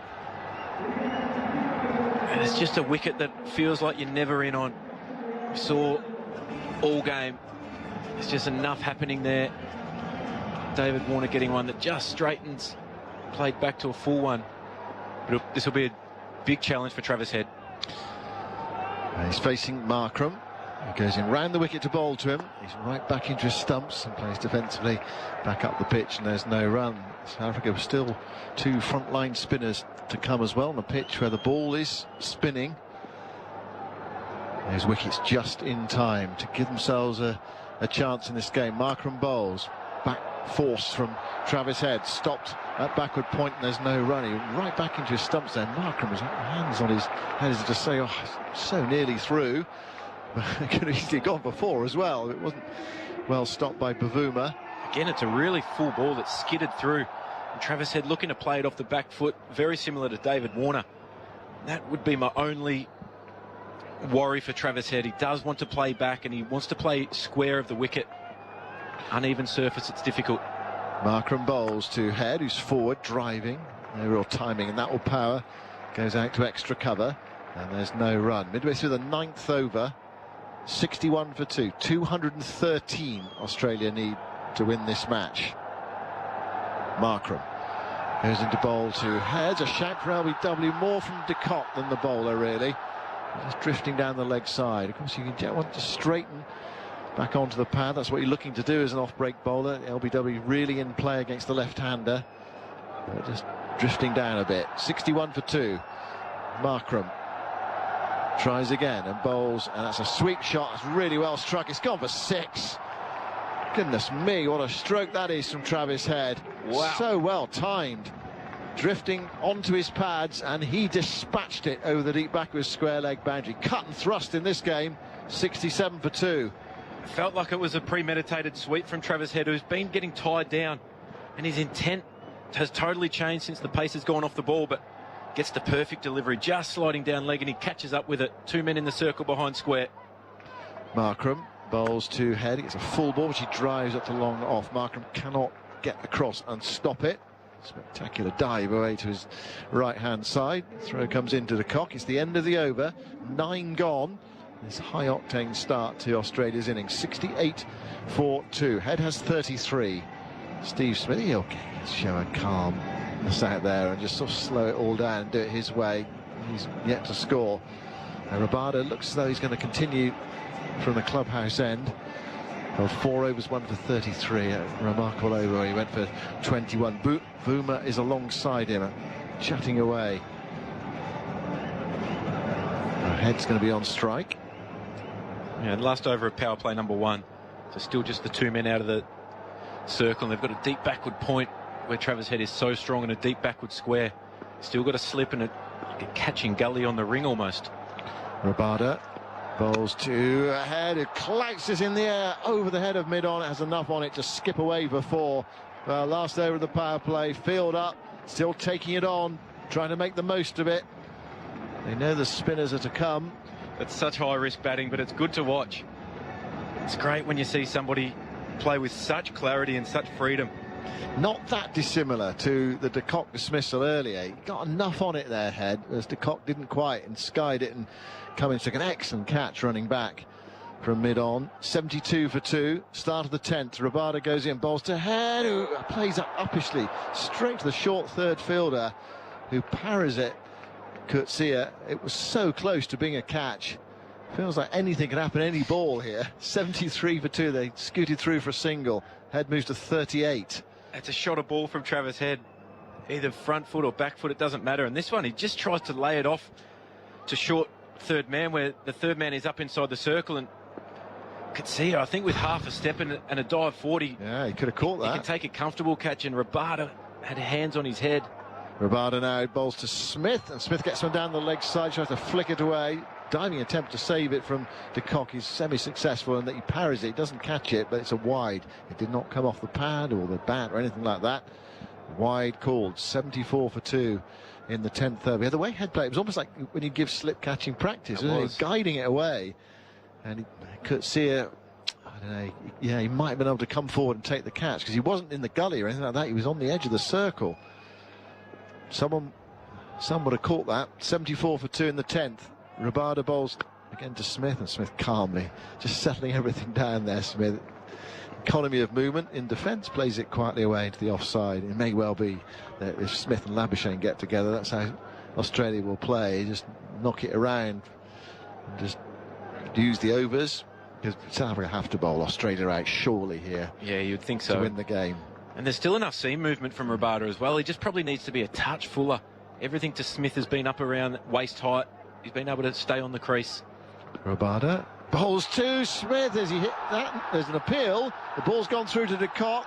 South Africa appealing, but what is this struck on the way through? It might well have been the hip. Yeah, de Kock is pointing to his right hip. Well, it looked perfect from a distance. Smith squared up, and there was definitely something on it. And they shouted, they hollered for it. But it came off the hip of Smith, I'm sure, and so was de Kock as well, even though he appealed. Pointed to his right hip. Let's have a look at the replay. Yeah, off the pocket. There wasn't much interest from KG Rabada either, the bowler. 74 for 2. Rabada bowls to Smith, struck on the pad, a bit high. The ball goes away into the offside towards backward point, and there's no run. So at the moment, Rabada's bowling with a first slip and a gully in place to Smith. There's a mid-on and a square leg. He has to be prepared to be driven down the ground when the ball is moving like this. You want to drag Steve Smith forward and make him think that he can hit you through cover, hit you back down the ground, because that creates gaps, that creates edges. They'll be desperate for this wicket of Steve Smith. Last ball of the power play. Rabada bowls to Smith, a bit fuller. Smith in behind it, plays it up towards mid-on. There is no run, so the end of 10 overs. Australia 74 for 2. Well, let's do the comparison. South Africa, after their 10 overs, 18 for 2. A remarkable power play start to this game, where it looks so difficult for South Africa's top order under heavy skies with the lights on and 2 class bowlers at them. 74 for 2 after 10. Yeah, you take that every day of the week, especially in a run chase of only 213 required, but it just feels like there's so much about to happen every ball, especially when Markram's on strike. You can notice a mark different from Travis Head's intent against the quicks. He's looking to almost smack every ball from the quicks, and Markram is being stuck on the crease. He's feeling for the ball. It's just not as much rhythm in his batting. His footwork isn't quite as sharp against spin. He's a bit more indecisive, so this will be a huge battle. It feels like it's a huge over in the context of this game. Right, it's Markram to Head. Head goes back, tries to force that into the offside, goes bobbling out towards extra cover, and there's no run. Big crowd in, not absolutely full in Eden Gardens, but a big crowd nonetheless, and they're gripped by this. Travis Head taking it on, but it's risky. And Markram bowls to him, and Head dabs that away towards backward point. Maharaj is there. He'll be in the action fairly soon, I would imagine. Especially to Steve Smith. But that's such a high-risk shot from Travis Head for no run. He's almost given his stumps up. He's not getting deep in the crease. He's just standing up on it, exposing his middle and off stump. Markram bowls full, driven by Head, past the non-striker, gets out the way of it. Smith goes up towards long on, and they get another single. 75 for 2 in the 11th over. Yeah, the focus is going to be on, I think, when the spinners come on. Can they rip a couple and create some doubt and create some wickets as well. That's what they need. And need Australia 110 for 5 or something like that, really. Get themselves back in the game. Steve Smith has a look over his left shoulder to see what's available. There's a fine leg, deep forward square leg, backward square leg inside the circle. That's Bavuma, the captain.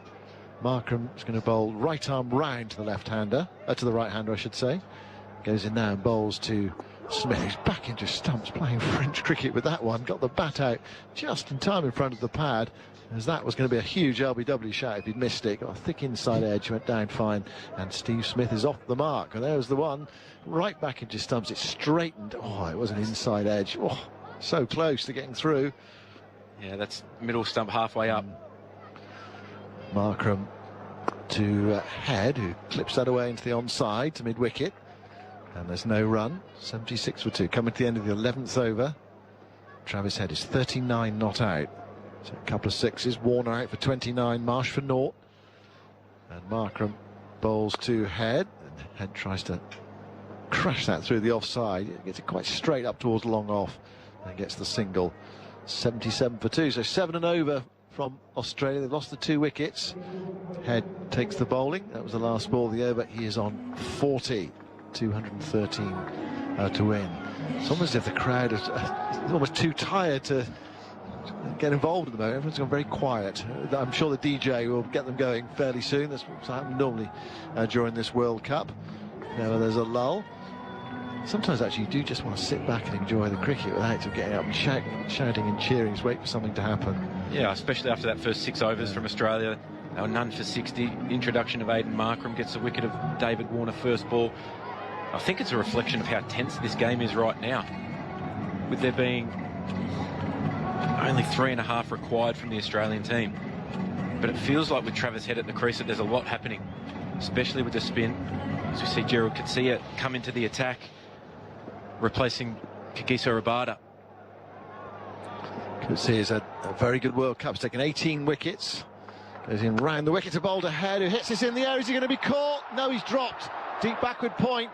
Not an easy catch for Reza Hendricks, who's on the field, but it was catchable. He was diving forward and away to his right-hand side. It was flat batted by Travis Head, who gets a life on 40. Coetzee nearly got his 19th there. Well, I wonder how costly that is going to be. He's a great fielder, Reza Hendricks, as well. And on the field, it's never an easy time to come on and field when the lights are taking effect, especially when you haven't been involved in the game for a huge amount of time. But he was very square there. He was almost behind point on the boundary. Coetzee bowls to Smith with a slip in. Smith nudges it away into the onside, and Hendricks jogs forward to pick it up, contemplating what's just happened. Saying that Head's giving you a chance, and that one was not taken by Hendricks. You feel everything needs to be taken if South Africa to get themselves right back in this game. But we know in this game, Australia versus South Africa, it's never plain sailing for either team. Coetzee to bowl to Head. Head slams it back past the bowler. It was in the air, but no way Coetzee could get his hands there in time. And it's gone to the straight long off boundary for 4 more. Well, Head's playing a very different game to just about everybody else today. He's just going out and taking it on. He's on 45. It is a shot of ball almost with Coetzee into the attack. That's 2 in the air. I mean, it would have been a brilliant catch if he'd taken it there on his follow through. It's hammered back. Yeah, it's a pull shot that's gone straight back down the wicket from Travis Head. Everything's happening off the bat of Head. Coetzee bowls another wide delivery. That's cut away down towards the deep third boundary. That's gone away for 4. Jansen can't get round. Coetzee bowling short and wide. I feel that perhaps that's the way they can get Head. They very nearly did on that point boundary, but that one was behind square and to the left of Jansen. 87 for 2. This game is bounding along and Heads up to 49. We're in the 12th over. Yeah, the only person who'd be feeling as bad as Reza Hendricks is Kagiso Rabada, who's the fielder who's come off the ground after bowling a 5-over spell. Here's Coetzee bowling. That's pulled away, and that's going to be 4 more, and that's Head's 50. Pull shot well in front of square. Didn't get all of it, got enough of it though. And Head goes to 50 in 40 balls. That was his 8th 4. and 2 6s. We saw 100 from Miller earlier. If Head goes on like this, he'll get one as well. Bags of time to do it. 2:13 to win, 91 for 2. Whenever Travis Head's at the crease, he causes chaos for opposition captains in particular, because you're never not quite sure what is going to happen. This time he decides to go leg side to a back of a length ball from Katsia. Previous with 2 cut shots, 1 a drop chance, 1 guided away. But brilliant innings. Australia need him to kick on now. Last ball of the over. Here's Katsia bowling and slapped away by Head. Hendricks comes round at deep backward point, picks it up and sends in the return. And just underlining what a good fielder he is there, but that blemish earlier in the over, it would have been a fine catch, but it was very catchable, and it went down. Some would say it would have been a brilliant catch, but there are fielders who are high enough standard, and Reza Hendricks is one of those, to say, yeah, that was a mistake. 92 for 2 after 12 overs. Aaron Finch is off back to his TB duty. Just sense Aaron there, just he was batting every ball, feeling this for Australia in this run chase. But they are in an excellent position in this match. South Africa need wickets, and they need them quickly.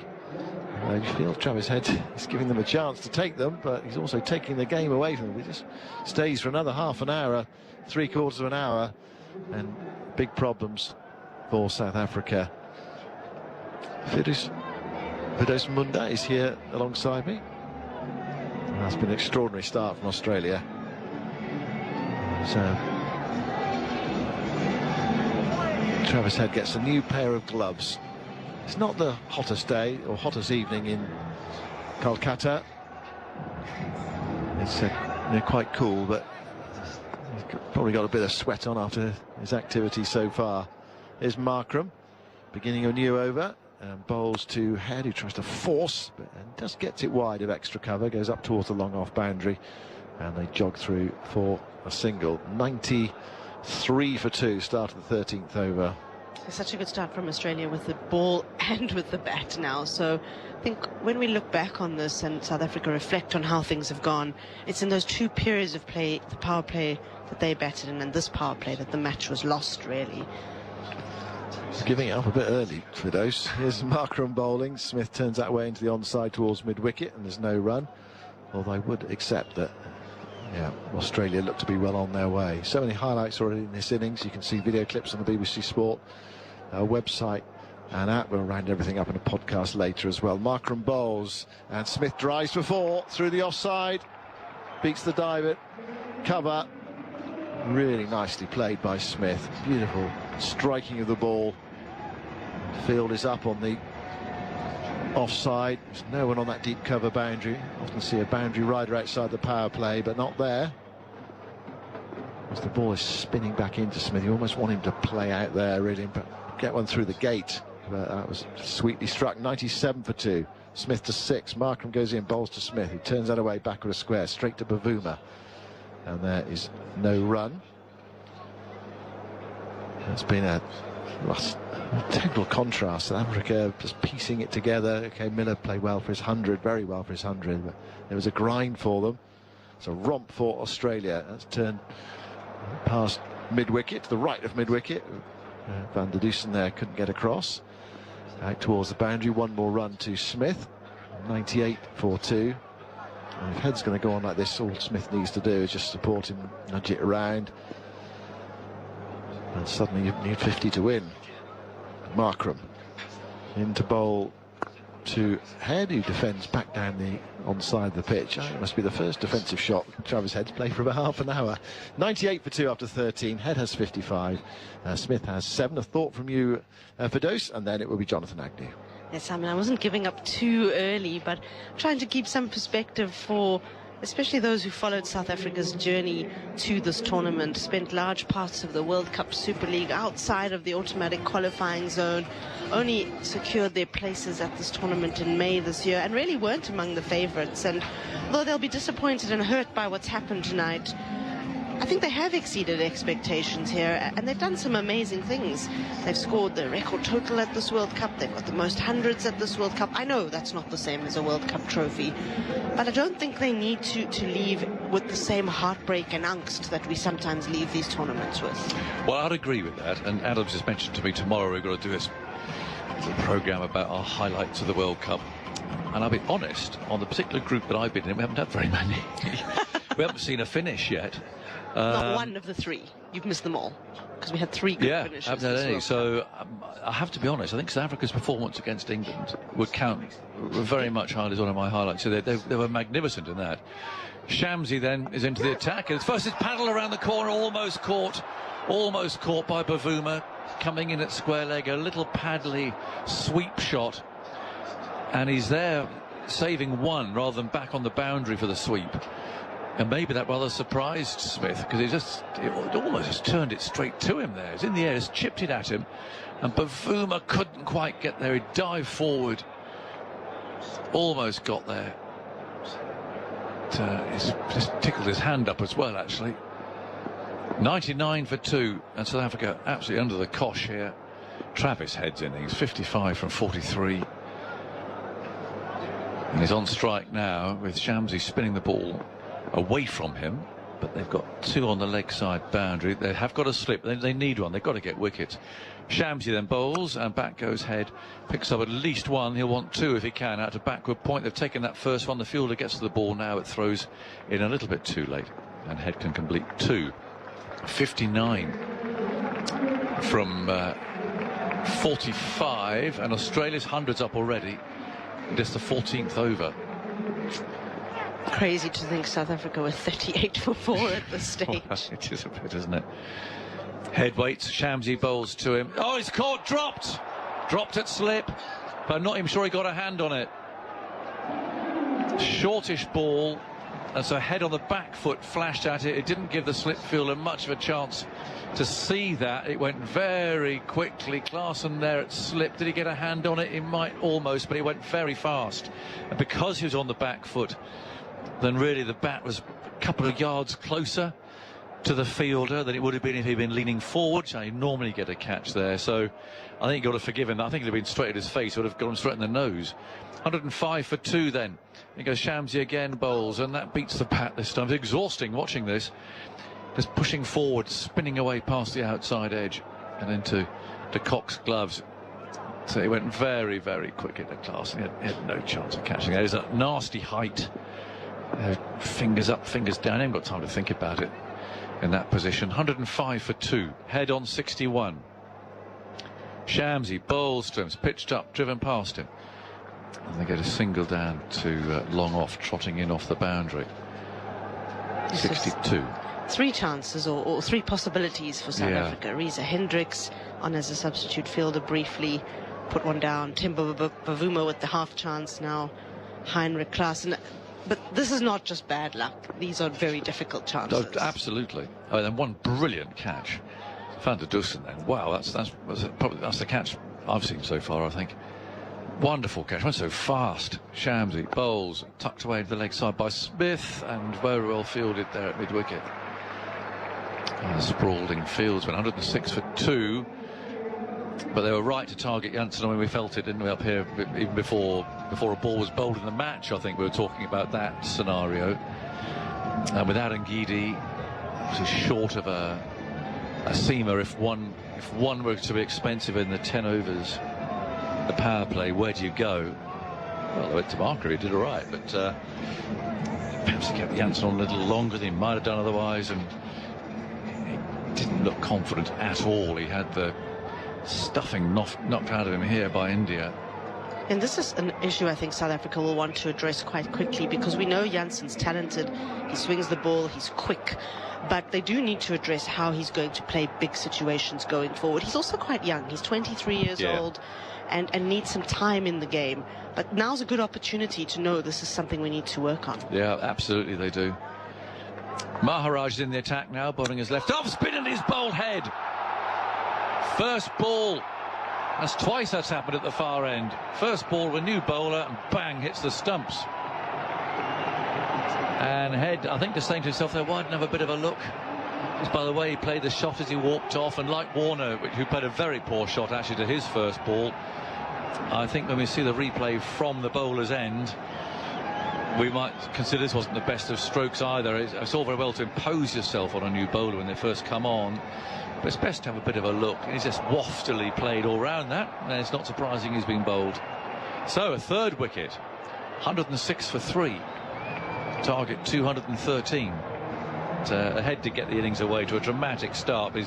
He's walking off looking very disappointed there, holding the bat in the way that a batsman does when he thinks, I should have carried on there, and he should. That was a poor shot. Yeah, certainly was, but I think he's really done his job in that the way that he played in that first 10 overs, that was really where South Africa had the chance to grab hold of this game if they were going to. What I'm quite surprised with is why we didn't see some spin used a little bit earlier on. We were actually joking in the press box, and it was actually, now that I think about it, only half a joke, that perhaps they should have opened the bowling with Aiden Markram. He does it in T20s. Yeah. Maybe just seeing what happened there, and we do might something unexpected, a couple of overs. Yeah, absolutely. I mean, it's always worth a go, isn't it? Especially as there was that question mark about Jansen. So we've got the brothers together now, Smith and Labuschagne, and I'm not sure how many big shots we're going to see here, because we might be here all night. This might slow things down a bit, but he's away for the first ball, tucking it away out to deep square leg as Maharaj just drifted there onto the leg stump, and you'd think that the tactic of these two now is just to knock off the runs, and there's no net run rates or anything to have to think about. It's simply a case of getting to 2-1-3. That's why Marnus Labuschagne has been included in the side. It's a pitch that's turning a bit. It's sluggish. And he's just in here to just play his natural game, really, and just pick these runs off. Maharaj bowls to Smith, who hits him into a wicket. Nice diving save there. Fielding from both teams has been excellent today. Very high class. That was Miller there, who scored a very good 100 for South Africa earlier. Pouncing and fielding that diving to his left. 107 for 3 in the 15th. Target 2-1-3. Maharaj bowling his left arm spin, and that's driven by Smith for a single. Finds deep point. And the other thing, of course, Geoff Maharaj just 2 days ago becoming the #1 ranked bowler in this format, and first South African spinner to have that title. So he's had a fantastic tournament. Came back earlier than planned from a ruptured Achilles, and again something else for them to take out of this. Absolutely. Here he comes once more then, bowls, and Labuschagne, be careful there, he's got a ball that straightens slightly. There is some spin there. Rolls that back up the pitch again. 108 for 3. Labuschagne over his bat again. Maharaj tossing that up, it's forward, sliding it away past cover, out for a single. So they know how they're going to play here. How does Bafuma try and restrict these two? Bring another fielder into the circle, perhaps try and force a big shot or two. It's got to do something. You can't just sit back, because these two will just knock off the runs. Slowly, steadily, knock, knock, knock, single, single, single, and they'll do it. So somehow it's up to South Africa here to put some pressure on them, and I think maybe just squeezing that circle a bit, make them try and hit the ball in the air. That sort of thing might just be a way around it, but we shall see. If they don't get them out, the game's over. No, that's the thing, and I do think they've got to make some sort of play, even if it goes badly now. Enough has gone badly for them to be wanting to try something, and we saw a big conversation there between Themba Bavuma, Tabraiz Shamsi, the bowler, and Aiden Markram was involved in that too, the vice captain and the T20 captain. So they're certainly thinking of things to do. What have they got? 5 in the circle here for Shamsi. I think probably the wrist spinner needs that little bit of extra protection out, but for the steady finger spinner, it could put some pressure on. 109 for 3. Shamsi goes loping in and bowls. The ball spins down the leg side. The umpire calls that wide. Well, that pitched round about the stumps, turned away. Anything that goes past the pads down the leg side is a wide these days. 110 for 3. Target 213. Boisterous start by Australia, certainly. Shamsi now moves in, bowls. That just turns slowly towards Labuschagne, who taps it away to mid-wicket. And there's no run. 110 for 3. Smith leans on his bat, non-striker's end. Crowd hushed. Shamsi trots up, bowls. Labuschagne blocks. Shamsi picks it up. Really good crowd. Don't think we've had an official number yet, but... we have had one, you had actually. one? I've had one. Let me have a guess. Hang on. Okay, Have a you guess. I'm going, because I'm not sure what the capacity is these days here with the seats. Okay. Do you know what the capacity is? Capacity is 66,000. Oh, so it has gone down quite a lot then. Now, here's a reverse sweep or attempted one. It goes through the keeper, and that'll run away down towards the boundary. Won't go all the way. There are two fielders converging. Went for the reverse sweep and rather confused the keeper there. So, okay, so 66, you say. Right, so it's going to be 45, is it? Oh, you are extremely close.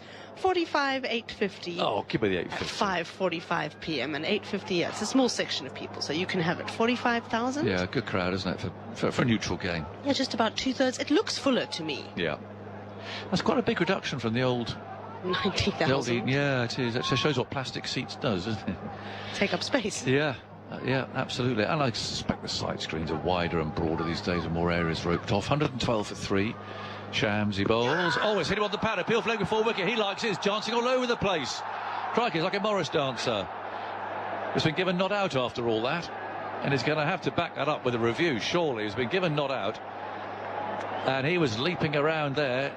And Labuschagne was on the back foot. That's what excited Shamsi. They have reviewed it. Review for LBW. Written decision is not out. It is field review front time when available, thanks. Well, that was spectacular. Let's see. This could put some pressure on. Nice ball. It's just the orthodox spinner for the left armour. Where's it struck him? Keep going. It struck him outside the line, has it? Just roll that That's back. the question. Has it struck him outside the line of off stump? Clearly no bet. You can go to ball tricking available. There's no bet. Right, not even bothering with ultra edge. No problem. Where's it struck him? Richard. I think the umpire felt it struck him outside off stump. He got a long way across. But it looks pretty tight on that. On the angle we've seen, this could be tight. Labuschagne's got his hands on his hips. They need 101 to win. And it could be they lose their fourth wicket here, but it's going to be Still tight, waiting this one. Richard for ball tricking. I think you're right, Angus. It Do you think probably so? has struck him outside Do you the think? line. And it may even be umpire's call on that, and the umpire's call. Let's have a look. Here we go. Impact. Umpire's call. Hitting the stumps. Not out it is. That was the tightness of it. Where did it strike him? And On-screen signal. He complicated it by getting so far across. Well, he was defeated. He was defeated. And Shamsi looks very disappointed with that. Umpire's call. Oh, look at the replay there as that went up on the screen, and you see Shamsi's face. Lovely piece of bowling. And Labuschagne's got to be careful. So, not out it is. 112 for 3. Labuschagne survives on 4. Shamsi again. Moves in, bowls, and that spins away down the leg side. Struck the batsman, I think, on the way through there. So nothing is done. De Kock does the fielding. That would have been fourth wicket there. That really could have made it very interesting for us as we get close to the end. And De Kock seemed pretty convinced that that was out. He reacted almost as animatedly as Shamsi. He's usually the man who makes the decisions on the reviews. Don't blame the umpire, because he was a long way across. It was in a strange place. He couldn't even have seen the off stump, I don't think, from the way he was standing. It sort of blocked it all off. 112 for 3. Labuschagne on 4. Shamsi bowls from a flatter one down the leg side. It's a wide. Been rather profligate with the wides in this innings so far. And this was also Shamsi's problem against India. He was trying a very similar thing against Virat Kohli. Ended up bowling a lot of wides down the leg side. 113 for 3. Shamsi bowls, turned into the leg side. There'll be a single there. Running to the edge of the circle, behind square on the leg side. Labuschagne's after something. He's waving towards the dressing rooms, whatever it may be. What's he dangling there in his right hand? I'm not sure what that was, but what's he got there? Something from the inside of his helmet, looks like. He's holding some something kind up. of lining. Bit of padding has come out maybe, but they're having a drink. So whatever repairs he needs, he can have during this break. But 114 for 3. It's been a breathtaking first stint there of Australia's reply. They only need 99 more from 204 balls. But they have lost these 3 wickets now. They almost lost a 4th. And it feels, I haven't seen a win predictor flash up anywhere, but I mean, you feel that Australia clearly are the favourites to win it. This summer, have a safe one by learning your ABCs. A is for action plan. Having an action plan means you know what you're going to do and how you're going to do it. B is for be safe. Be aware of the hazards you may face in the local area. C is for connect. Connect to abc.net.au/emergency for the latest emergency information. During an emergency, listen to your local ABC radio station. ABC Radio is your emergency broadcaster. That might be his 100th. Great catch, diving to his right, low down. The 2023 ODI World Cup, live from India. Listen live on the ABC Listen app. Look for the World Cup button.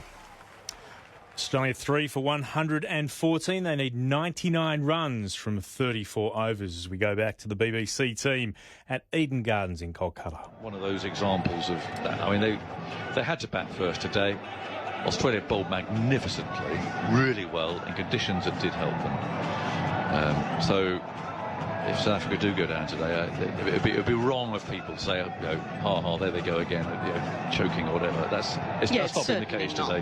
They'd have been, if they do lose this, just fairly beaten them. That's the end of it, but by a team that's been better on the day. But they haven't got there yet. And this is critical now because Smith and Labuschagne will just look to knock these off. And South Africa have to do something to put some pressure on them. They can't just let them just knock it around. So Bavuma, who I can see, he's had a very quick drink and he's talking to Maharaj at the High Court end. How can they just do something here that makes Smith and Labuschagne have to work hard? We shall see. There's my friend. I can see so. Next door is waving. I know. You must have a few of those around. I wonder what you're pointing at for a moment there. I'll go say hello in a minute. But yeah, let's. What can they do? Well, at the moment, they've still got this 5 in. I'd like to see just an extra field. I'd like to see them have to make it in the air. There's a big gap there in the offside. And this Maharaj really is spearing in Midland leg here and looking for the sort of the magic ball. Here he comes, bowls, and that's a decent line. That's round about that Midland leg and pushed away, therefore, out to cover. But anything that gives him a little bit of width, he's going to pick up singles there quite easily, I think. 114 for 3. Maharaj again finds that nice line and length. It's defended by Labuschagne. And no run. 114 for 3. Target 213. We're in the 17th over. So loads of time. That's not the question here.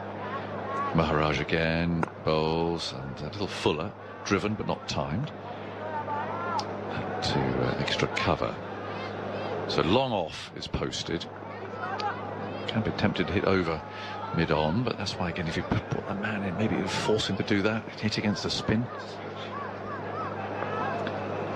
Maharaj, and looking for the single there, but finds cover. And it's 4 balls gone, isn't it? 114 for 3. So can he slip a maiden in here? There is a slip. Maharaj bowls. That's a poor ball, but he's got away with that. Low full toss, so they're going to get a single. Bit of a fumbly save there at short, fine leg, but it wasn't a great ball. Full toss on leg stump. But, almost got away with that. 115 for 3. Smith to face the last ball of the over. Fidget here and there, he pulls his padding and everything else, gets himself ready. And Maharaj from the far end bowls. Smith comes forward, just finds that gap there in the offside very easily, picks up the single, and that ends the over. 116 for 3. Labuschagne has 6. Smith has 10. So you've got some wickets to pick up here. Firdose, good luck to you for that. 116 for 3. And thoughts from you, and then you'll be joined by Geoff. Yeah, I guess I think he's off to see his friend who was waving at us through the press box glass there. But while he goes off to do that, South Africa with a huge task on their hands here. It's been good to see the way that the spinners have gone about their work. Geoff Maharaj miserly as usual. Tabraiz Shamsi's found a lot of turn, and they've probably been unlucky. Start of a new over. Shamsi sending one flipping down the pitch. It's just tugged away into the leg side by Smith, who won't get a run. The margins on which these things turn, that impact Umpire's call on impact, which always seems a fairly strange thing. Shamsi, a little bit of flight. Smith again can't get a run, just tucks it to square leg. So they don't use an umpire's call ruling for whether it's pitched outside the line of leg stump or not. They say, well, that's hit the ground and you can call that accurately. When it hits the pad, it's not entirely accurate necessarily. Shamsi turns it back in sharply, hits Smith around about the box rather than the pad. So they don't go further than an initial yelp with the appeal. Smith might have had one himself.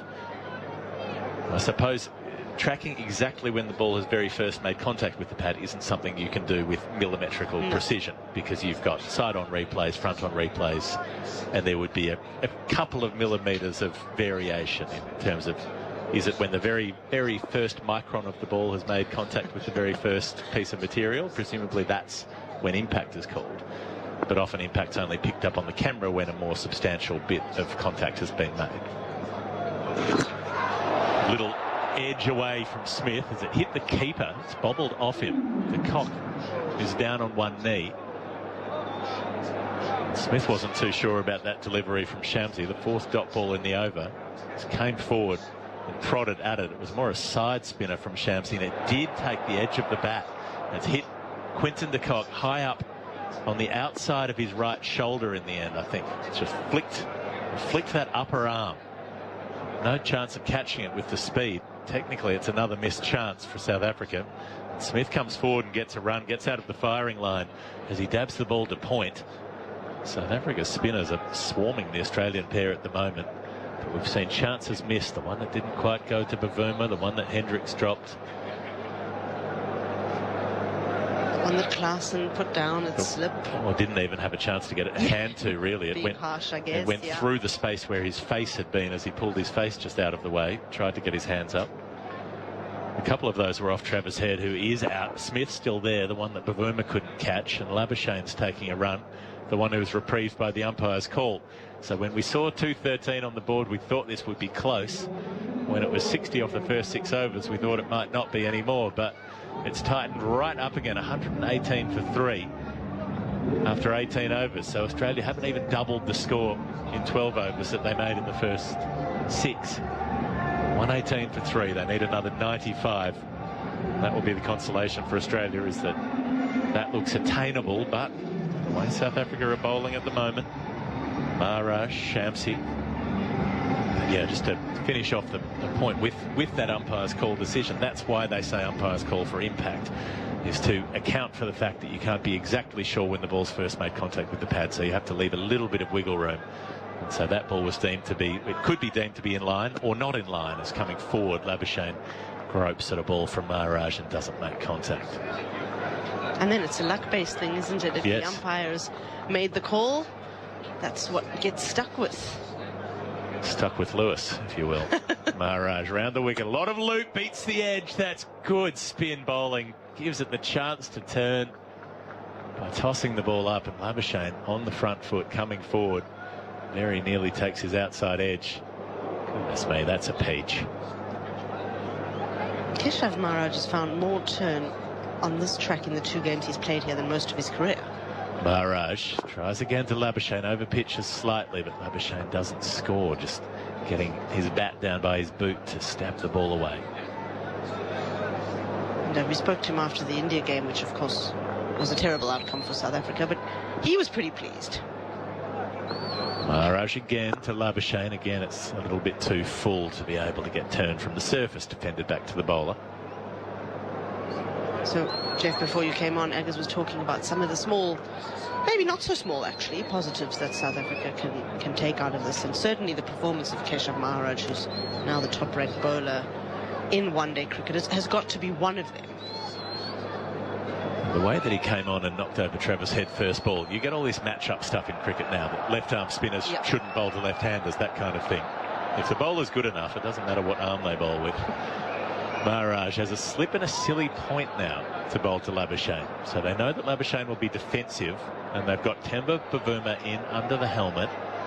In front, there's almost a silly mid-off, as well as Klaasen at the slip. They want to crowd Labuschagne, make him uncomfortable. He goes back and cuts. He'll get a run out to deep point.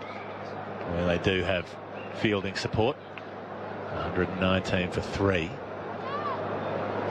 One to come in the over. Smith will be the one to face that. Pavuma working out if he's going to stay at silly mid-off. He will.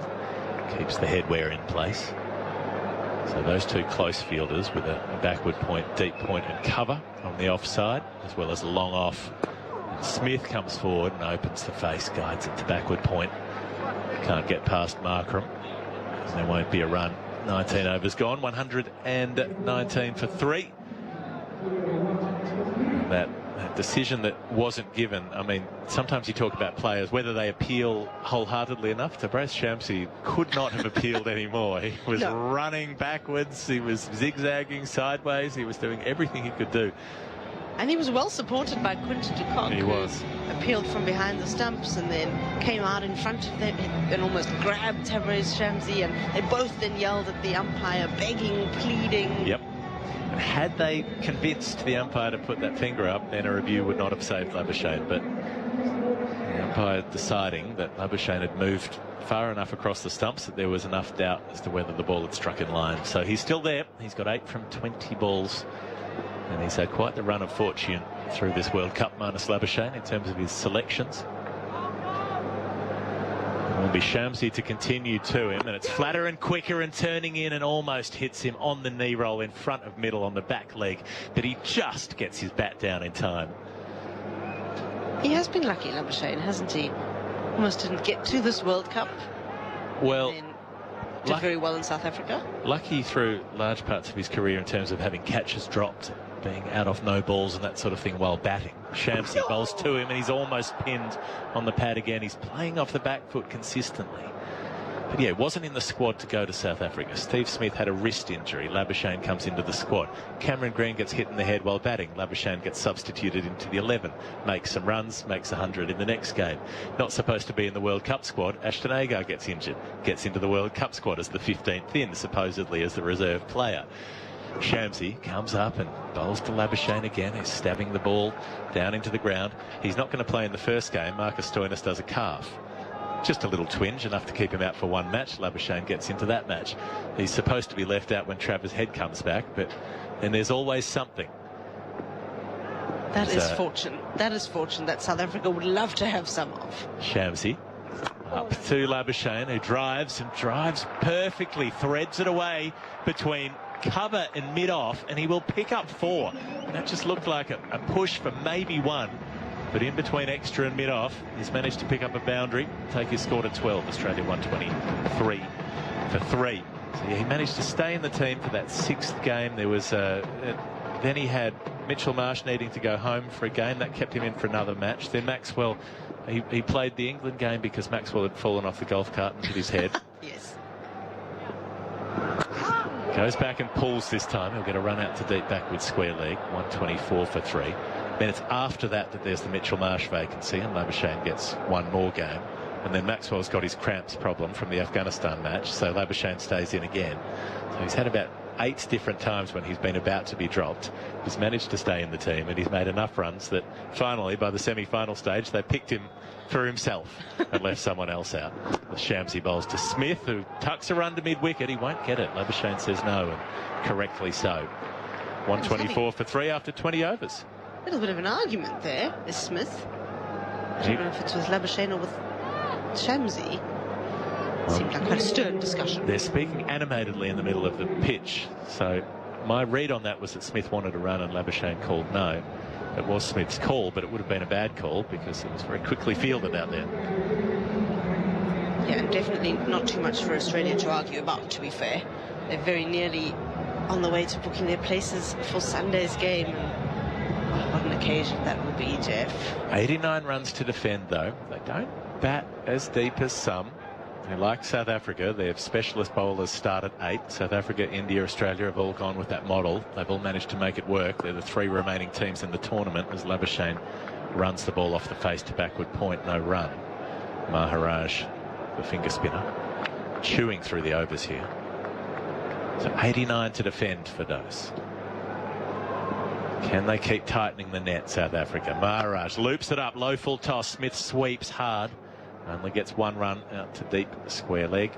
125 for 3. I mean, I think what we've seen them do is really proactive, having the close catches in. Bavuma himself under the lid. I think they've consistently had 5 in the ring. Maybe they could bring in a 6th, take the chance on that. And 4 out at the moment. Smith comes down the pitch and drives. And gets 1 with a miscued drive that ends up out at a wide long off. 126 for 3. Labuschagne on 14, Smith on 12.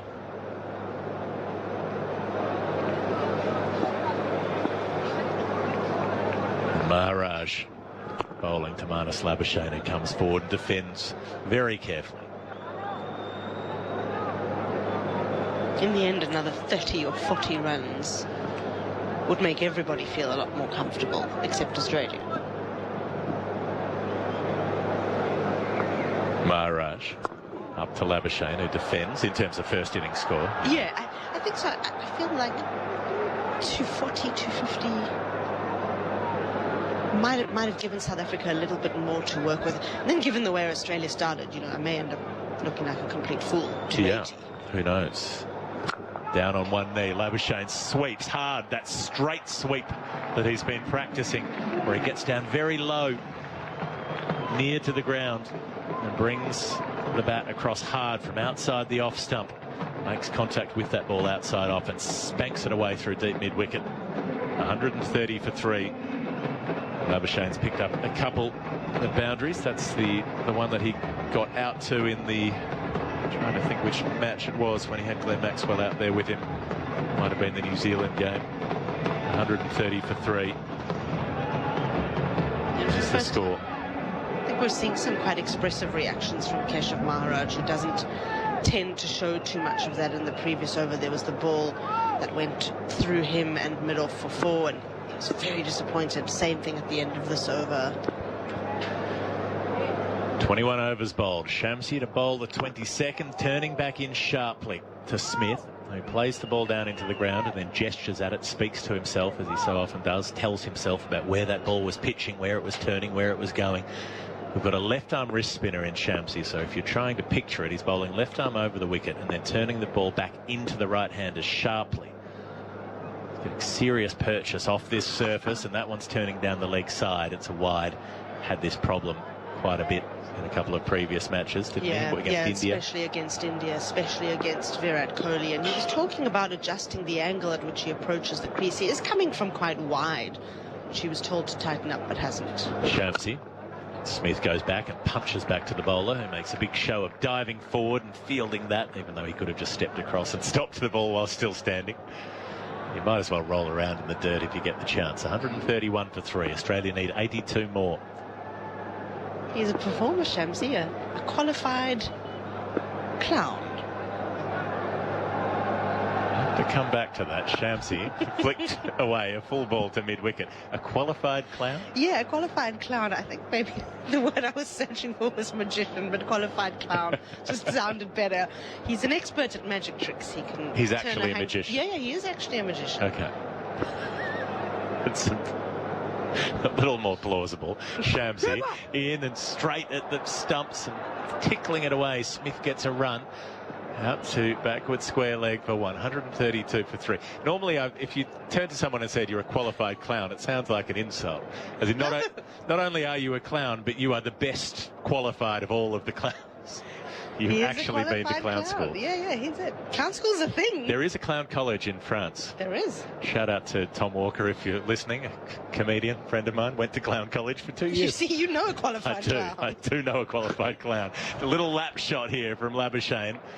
He turns down the leg side. He misses out, but he gets a wide. I don't know if he should have got that because he moved across his stumps to play that stroke. And that's Richard Kettleborough, who didn't give the wide when Virat Kohli was facing, looking for 100 late in the Bangladesh game. Gave one that time. 133 for 3, second wide of the over.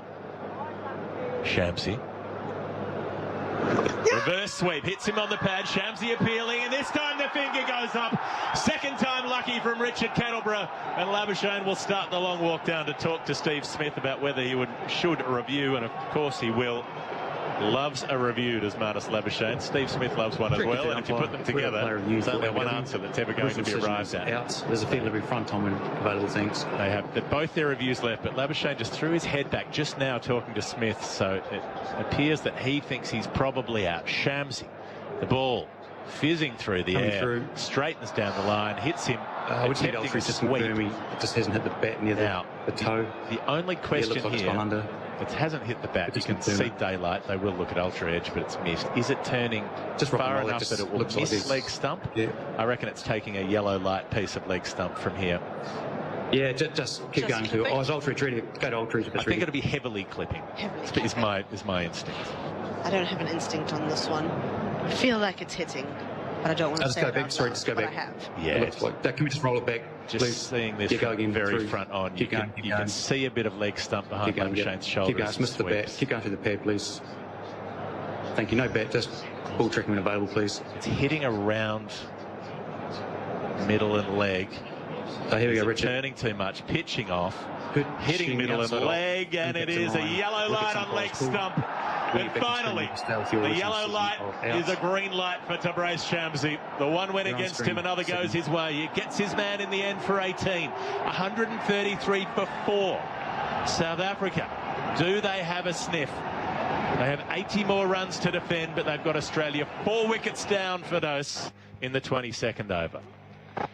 Geoff, what I can say is that I hope it is setting up to be an absolute thriller of a finish, because Agnew told me he hasn't seen one of the 3 close games that have happened of the 47 we've had so far. He hasn't. He has not been at a good finish yet. Okay, so we need that to change. And 213, which we've spoken about, it's a number of great significance for South Africa, for Australia, and even for people who weren't even born in 1999, like Gerald Coetzee. Well, here is the ovation that you could hear just before our effects mark cut out. It's been coming and going a little bit, but I can tell you it's continuing because Glenn Maxwell is walking to the crease. The man of this tournament in some ways, made the fastest World Cup 100 against the Dutch off 40 balls and then followed it up with the first ever double century in a run chase. 201 not out when Australia were in all sorts against Afghanistan. Probably the most extraordinary one-day international innings ever played in my estimation, and that of many others. It's 133 for 4. 1 ball to come in the Shamsi over. And Maxwell is Australia's specialist against spin. He attacks it. So that'll be the question for him. Does he go for it here? Does he play the way that his instincts have honed? The way that he's been asked to play by this Australian team over the last few years?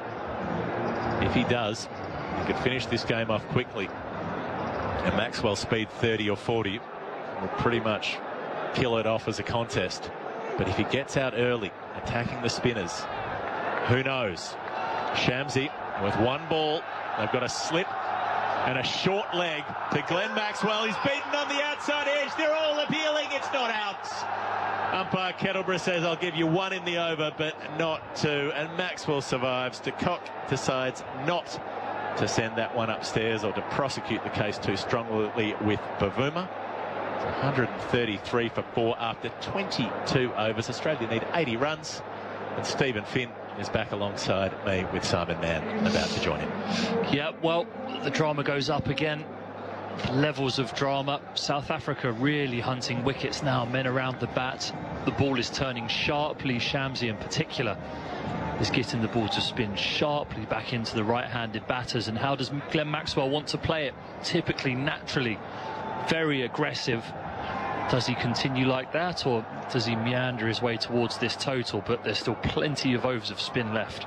Here is Maharaj for his 5th over. Goes in and bowls to Smith. Smith is forward and beaten. Goodness me, it's spinning out there. It's a strange situation. 133 for 4. Australia feeling control, but 2 quick wickets could be around the corner. Maharaj bowls to Smith, right back into his stumps, plays that out towards mid-wicket. Oohs and ahs out there. Wicket-keeper and bowler. Smith's on 13. Maxwell has just come to the crease. Game's not done yet, although you'd still far rather be in Australia's position. Maharaj goes into bowl to Smith. Smith angles that away with an open face. And some turn there from Maharaj, goes out towards a point, and there is no run. Australia want to take this deep. 11 overs of pace got to be bowled, presuming that Markram bowls his overs. Maharaj to Smith, a bit short. Smith hits this away off the back foot towards deep cover, goes through for a single, which brings Maxwell down on strike. 134 for 4, 79 Australia need to win. They've got 6 wickets in hand, and they have got 27 overs after this one. It feels as though it should be straightforward, but you've got to see it. See what's happening out there. The ball is spinning like a top. So it's not inconceivable that spinners could take out 2 more quick wickets, and that's what South Africa need, really. But Maxwell bats for half an hour. Soon it'll be game over. Maharaj bowls. Maxwell goes to the reverse sweep. There's a bit of a catch behind. South Africa want it. Of course they do. Umpire Mann says no. Maxwell going for the reverse sweep. Do they review it? They are going to review it. Now, is there something on this? Through to the wicketkeeper. Is Maxwell on naught? It's his second ball. We have a play review for caught behind. Original decision is not out. It's field delivery front time when available. South Africa appealed. Are they that sure? I don't know. De Kock's convinced. Is he? The times that I've seen De Kock convinced behind the stumps, he's been correct on everything he said. Immediately said to Pavuma, there's something on this. He might have got his first one wrong. We're going to need all trees just to confirm. It looks like it's gone under the glove there. It's no problem.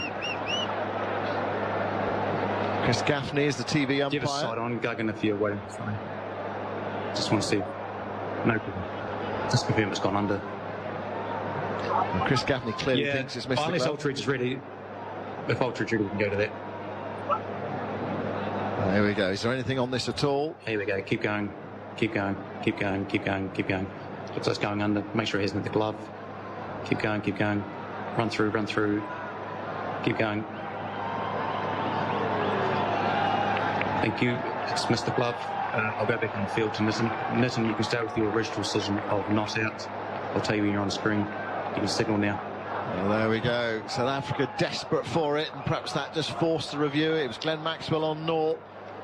They felt they couldn't resist reviewing it, because if they missed one, well, they'd probably regret it for, well, a long time. It's an interesting shot, second ball. It was, yeah, reverse sweep. 134 for 4. Maharaj bowls to Maxwell, who plays an orthodox forward push into the onside towards mid-wicket, and there's no run. Well, it wasn't just a reverse sweep, was it? It was usually a reverse sweep. There's a degree of control to it. This was a reverse slog, trying to hit a 6 over deep backward point. Second ball of your innings. I think he might have avoided eye contact with his coach and his captain had he had to walk back there. Yeah, but maybe I'm just an old fossil, I don't know. But I've just made 200 to win a game. Exactly, yeah. What do you know? Exactly, there's that side of it. And you know, if you're going to encourage him to play in this way, then you take the rough with the smooth. You do, yeah, you do, but there's also an element of playing the situation here. You just need to suck a bit of wind out of the South African sails. If you do that by hitting 4 sixes in a row, then fair enough, but wait for it to be in your zone before you do that. Shamsi goes into bowl to Smith, new over, 134 for 4. Smith leans forward and guides that into the offside into a small gap and picks up a single. I imagine this is what Smith is going to do. Nudge it, push it, tickle it, dab it, and if there is a bad ball, whack it, but let's get a bit closer. Perhaps Maxwell can play a few shots at the other end if you can get in. It's still fascinating, this. 135 for 4 in the 24th over.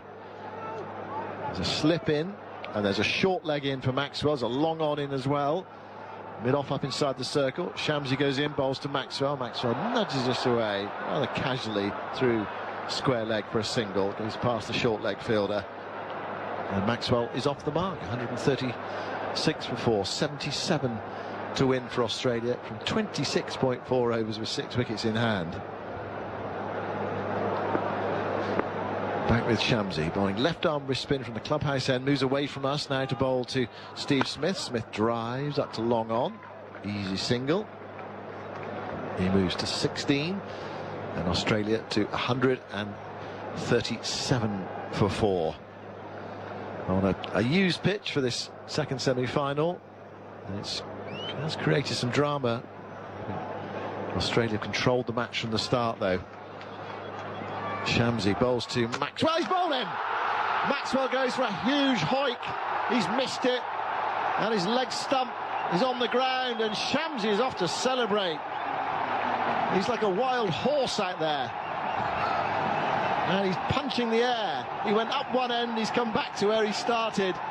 And now he gets a hug from one of his teammates, and Maxwell has gone for one.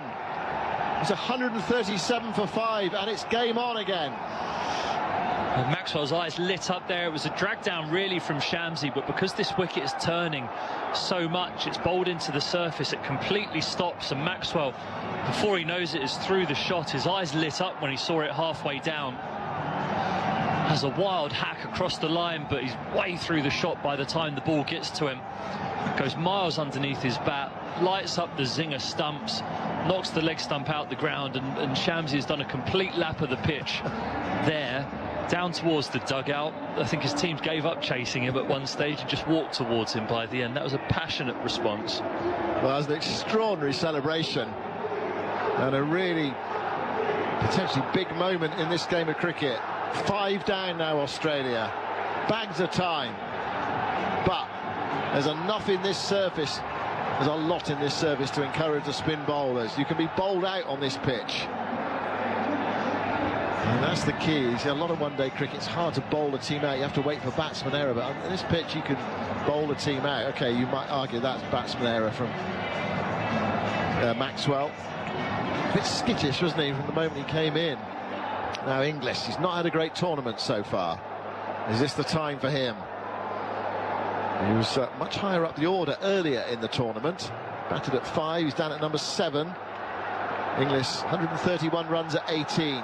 Shamsi with a slip and a short leg. Moves in and bowls to Inglis. He's back into his stumps, guiding it back up the onside of the pitch. Shamsi's across to pick up. And there is no run. South Africa's thinking, if only we had 30 more runs. Yep. 35 more runs, something like that. I mean, they might have enough. Who knows? We'll find out.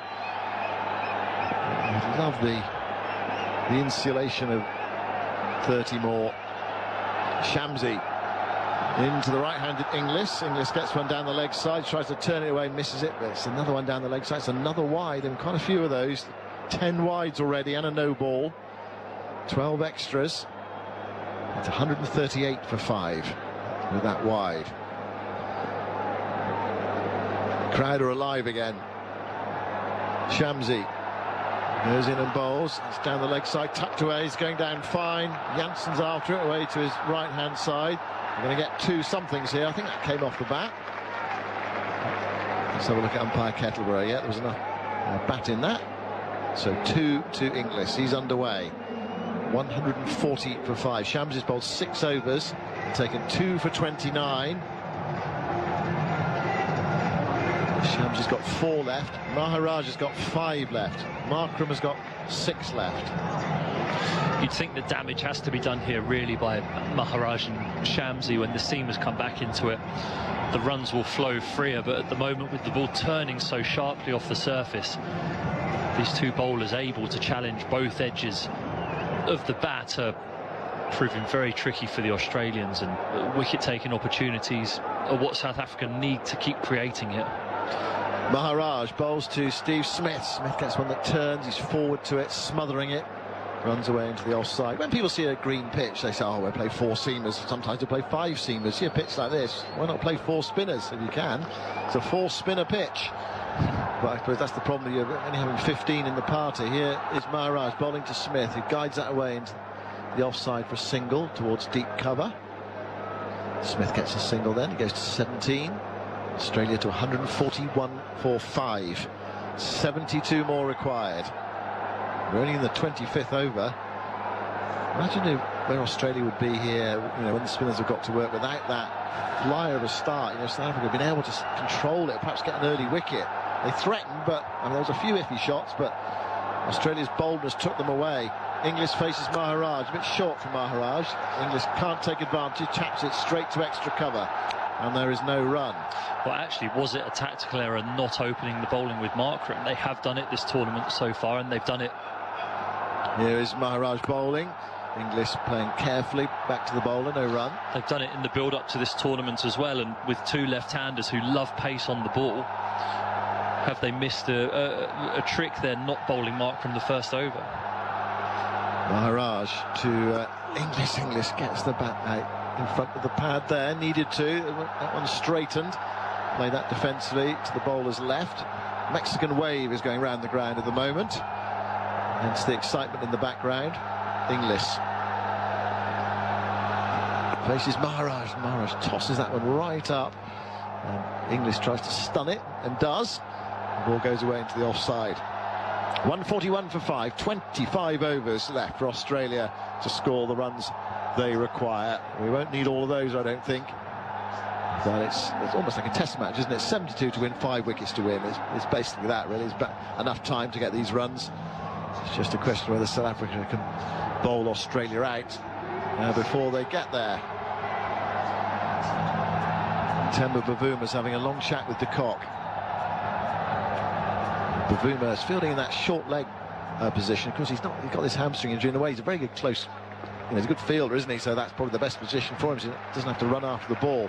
Right, Shamsi is about to go in. Someone's moving. Steve Smith has spotted someone moving down beneath us. So it might be all the lights, actually. Everyone's got their mobile phones out at the moment with the light on. So it's like the sky at night. And Smith, I'm not sure you can ask everyone to turn their mobile phone lights off, but you can ask someone to sit down. And that's what he's doing. Scratching away at the crease with his back to the action at the moment. What have you spotted? It's like someone's got a strobe light in the ambulance room downstairs behind the bowler's arm. It looks as though the light's just pulsing on and off in there. It might be distracting him.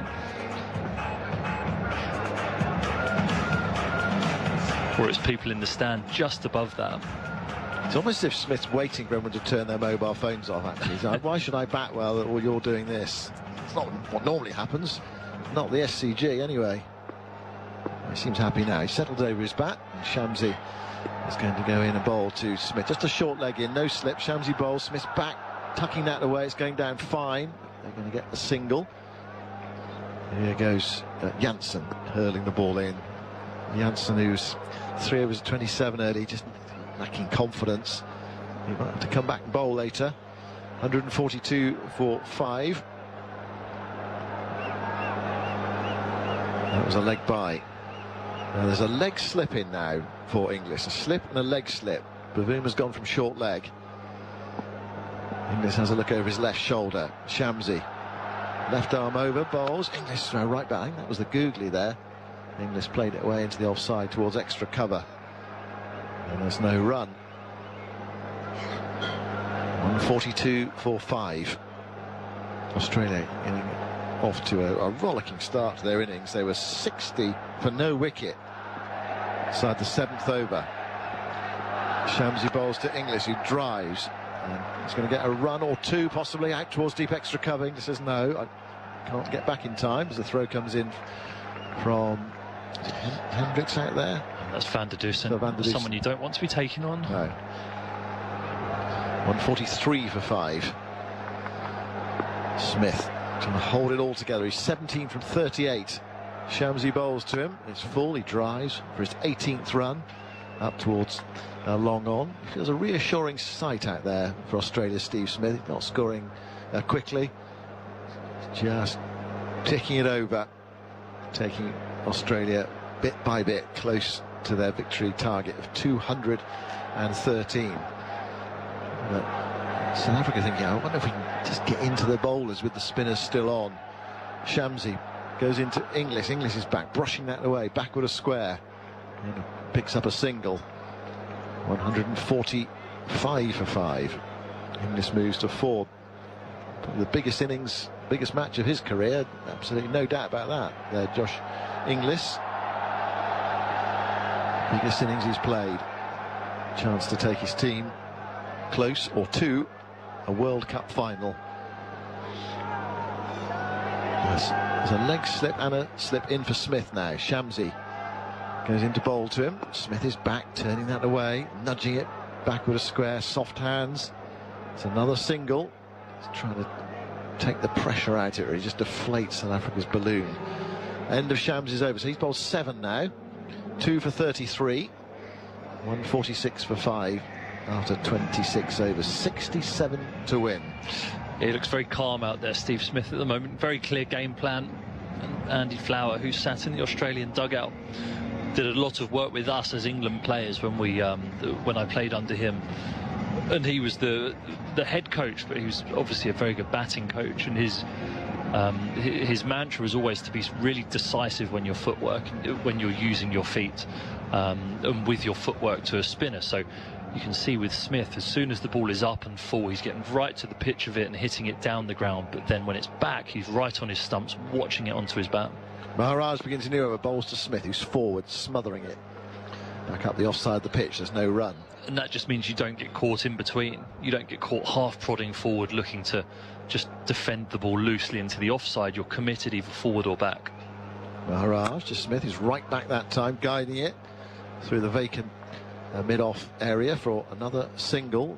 He's into 20 and Australia to 147 for 5. 66 more required. And these two, I mean, they can just, or could just, play out the spinners, nudge it around for singles. Well, it feels like that's what they have to do. They've got 3 of Shamsi, so 18 deliveries. They've got 22 left from Maharaj, so they've got 40 deliveries to get through really here of the 2 frontline spinners. I know Markram can bowl, but he's an off spinner, and if you've got right-handers coming in, it's infinitely easier to face an off spinner than it is anything else. Maharaj to Inglis, that one spins, but it was a fraction short, so he's able to get on the back foot and manoeuvre it away. Square with the wicket on the offside. Rabada is there, one more. But you do feel as though the game will be decided. You'd imagine that Bavuma will just bowl these 2 through now, hunting for wickets. So the game will be decided in these next 39 balls if South Africa take wickets or not.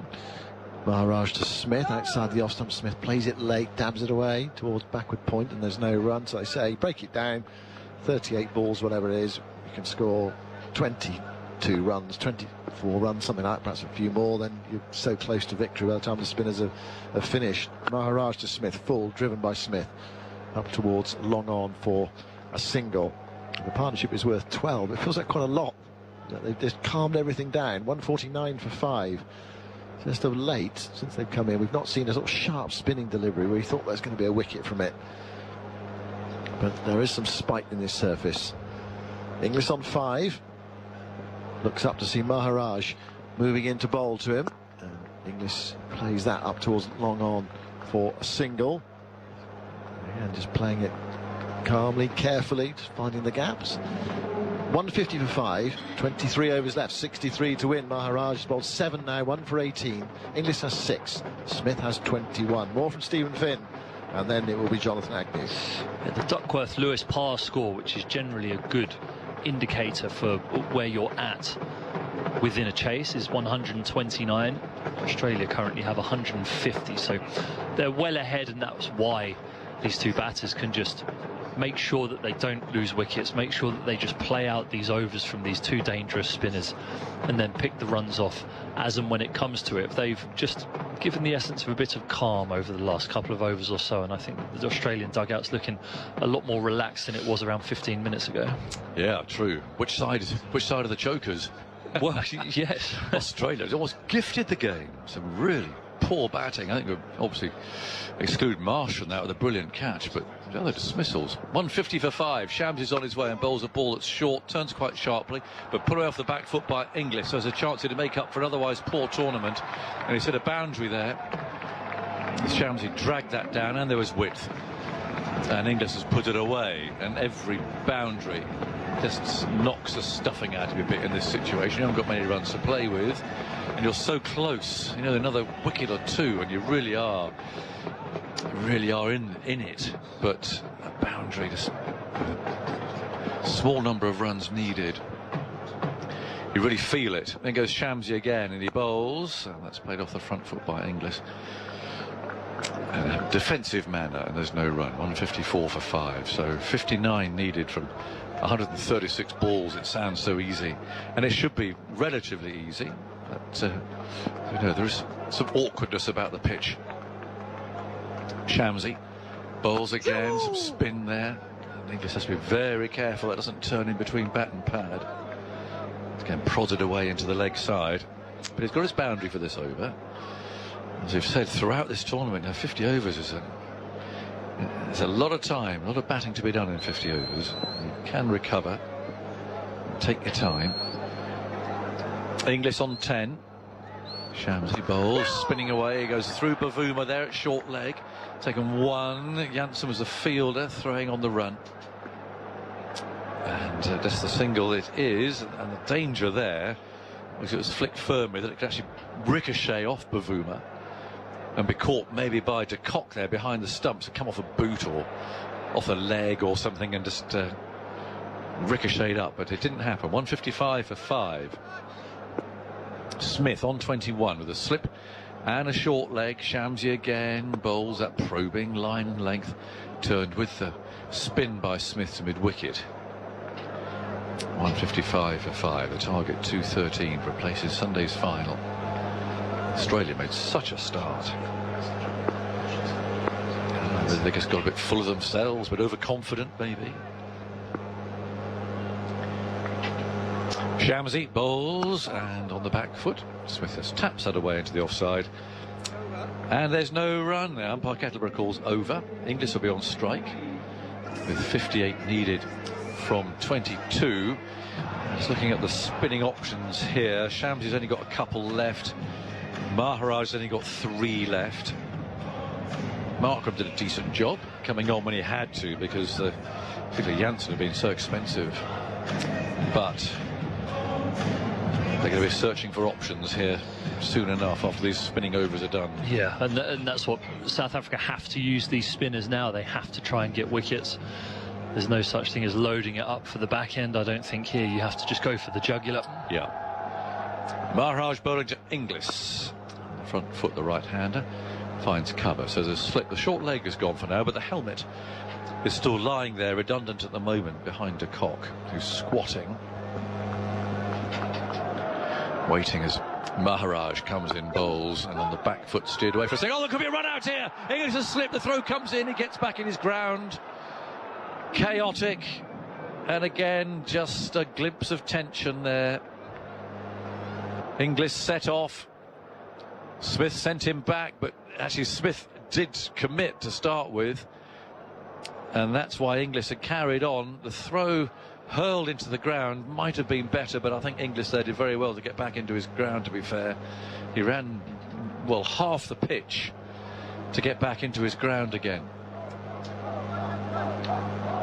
Nerves. 155 for 5. Maharaj bowls, and Inglis can put that away into the offside and pick up a single. You can just see the tension, can't you? Every time there's such big moments in the game now. This is the critical partnership for Australia. South Africa know they have to break it. The ground fielding's been excellent. They've put down a couple of difficult chances, but outside of that. Maharaj again bowls. Smith forward. Finds cover. I think if there's any way that throw might have been better and actually run him out. They went for the bounce throw, didn't they? So a skidder off the surface. So de Kock had to reach for it a bit and bring it into the stumps. Maharaj again with a lowish arm this time. And a prodding stroke from Smith. More turn. It's a quite sharp spin at times. It's gone quite quickly too, isn't it? But that one's really turned past the outside edge. 156 for 5 is the score. Maharaj bowls and Smith plays that towards long off, and another brilliant piece of work there. It's Miller, who's such a good fielder at cover. Very quick. And that despite scoring 100 today as well. Denied Smith a run. So 57 needed. 21 overs remain. 156 for 5. There are these games where the bowlers have a say and the pitch doesn't make it easy. It's not a featherbed or a road or whatever you want to call it.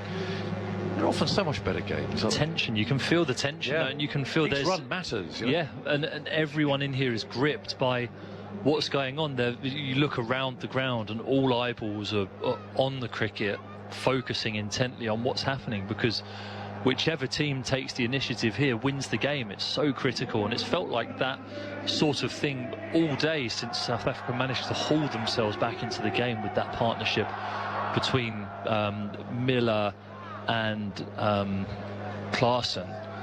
And from that moment, everyone's been gripped on the game. It's fascinating. I love it. Interesting change here, because they have taken Shamsi out of the attack with 2 left. And they've gone for the quick bowler Coetzee, who's coming back and bowling from our end, and that's steered away down to backward point. There's no run. Now you'd think that would be a bit easier here for the Australians with the pace coming onto the bat, but I guess Bavuma's gambling that they get a couple of wickets and get the lower order in and get the wrist spinner back. Well, I think the only reason that he would come back here is that, one, you want Shamsi to try and clean the tail up if they get there, but maybe because of the abrasiveness of this surface, they think that it might have a hint of reverse swing, which is a good chance to get wickets. There's still a slip. Coetzee on his way, bowls, and it thumps into the pad. Scuttle through for a leg by. To Miller again, fielding at mid-wicket now. 157 for 5, so 56 needed. So 21 overs, or best part of that remaining. Now, terrific day's cricket, and best part of 50,000 here. Enjoying it. It's been a funny old day. We had a very strange interruption. Well, I was going to say for rain, but the rain was largely non-existent. Coetzee bowls short, pulled into the leg side, and that's going to beat the fielder. No, it doesn't. Well done, Jansen.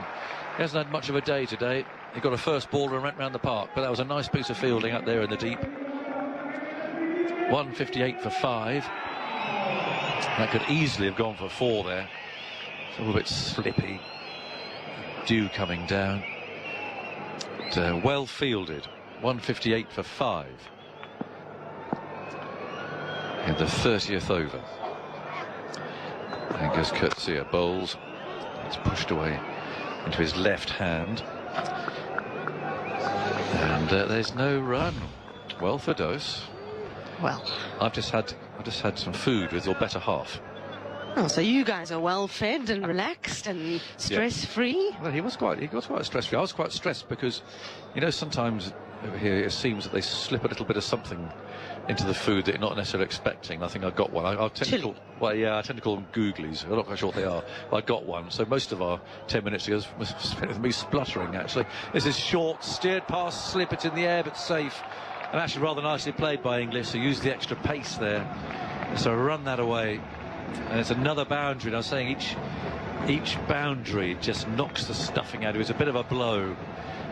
But it's a good game, Firdose. It is. It's definitely a good game. I think the difficulty now is that South Africa have made their own supporters and maybe even neutrals believe that maybe they could pull something magical off. And then if they don't, it just hurts and it feels so much worse. If they crumple in a heap, that's okay. Right. Oh, right. You'd rather have that than a tight nail biter. I think so, because it's that little bit of maybe they can do it. It's the flickers of hope that really start to get to you and just emotionally drain people. Coetzee again. Last ball of this over. He's bowling to Inglis, who drives him into his left hand there. This ball bounces away, ricochets, but Bavuma can pick it up, and there's no run. 162 for 5. Well, what they've not done is that word. They have fought and fought and fought, so don't let anybody for one moment.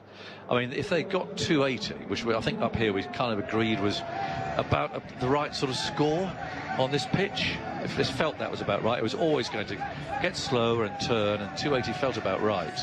They got that. Would have a different game. Yeah, absolutely. But they were undone by some terrific bowling, helpful bowling conditions, but they had to bat first because of what we're seeing now with the pitch. So it's just been a really good game of cricket, and there's no question whichever side. I mean, if one side had thrown it away, it would be Australia, because they were so well set. 60 for no wicket, they were flying. And then some cross-batted shots played on a pitch of a varying height. Here's Maharaj, and Smith plays that into the leg side. And well, Australia responsible really for gifting some wickets, and South Africa just kept that pressure on. 162 for 5 from the 31st. Maharaj bowling his left arm spin, comes round the wicket, and Smith picks up a single. It's placing him down the ground a long off. See, the thing is, Jack, is I don't think that anybody's happy when they're told after a game like this that you can feel really proud, you did your best, you fought back, because of that kind of raw emotion of the moment, and also South Africa with the history. Maharaj bowls. It's a drive into the offside, but not timed, fielded by Miller. Showing real stamina out there. He held the innings together. He gave us something to bowl at. And now he's all over the place in the covers. He'll sleep well tonight, whatever happens. Just feeling his knee there. But it's not been a hot day. That's been a bit of an advantage today, really. Cloudy. I wouldn't say it was cool, but quite humid, warm. But not that blazing sunshine that's knocked the stuffing out of teams that have fielded first. 163 for 5. Maharaj bowls short, pushed away by Inglis. Easy one there again. Steered out to deep point. 49 needed from 116 balls. Cummins in next. Beeman at 8. Stark coming down to the bowlers. Cummins played a great innings the other night. Well, he did. So that's a wide ball there. It's chopped away for a single from Smith. Rabada will throw that back. Yes, was it 12, wasn't it? That was one of the best 12s. Yeah, 12 of 68 was it, and did a great job of just holding his end. Yeah. Not asking Maxwell to run at all. Maxwell couldn't even walk or stand, actually. Needs to put on 28 now. Not really trying to do anything silly, just chalk off each run. And that's an offensive shot. They can afford to do that. And Inglis plays that back to Maharaj, who's now completed 9. So I suspect it's pretty clear that he will finish his 10. And then what is Bavuma going to do? That's the tricky one. Who does he turn to? I really don't think he can look at Janssen again. Rabada, I guess, he's got 5 overs left. Can he conjure up something? A quick bowler. I think I'd have to go to Rabada.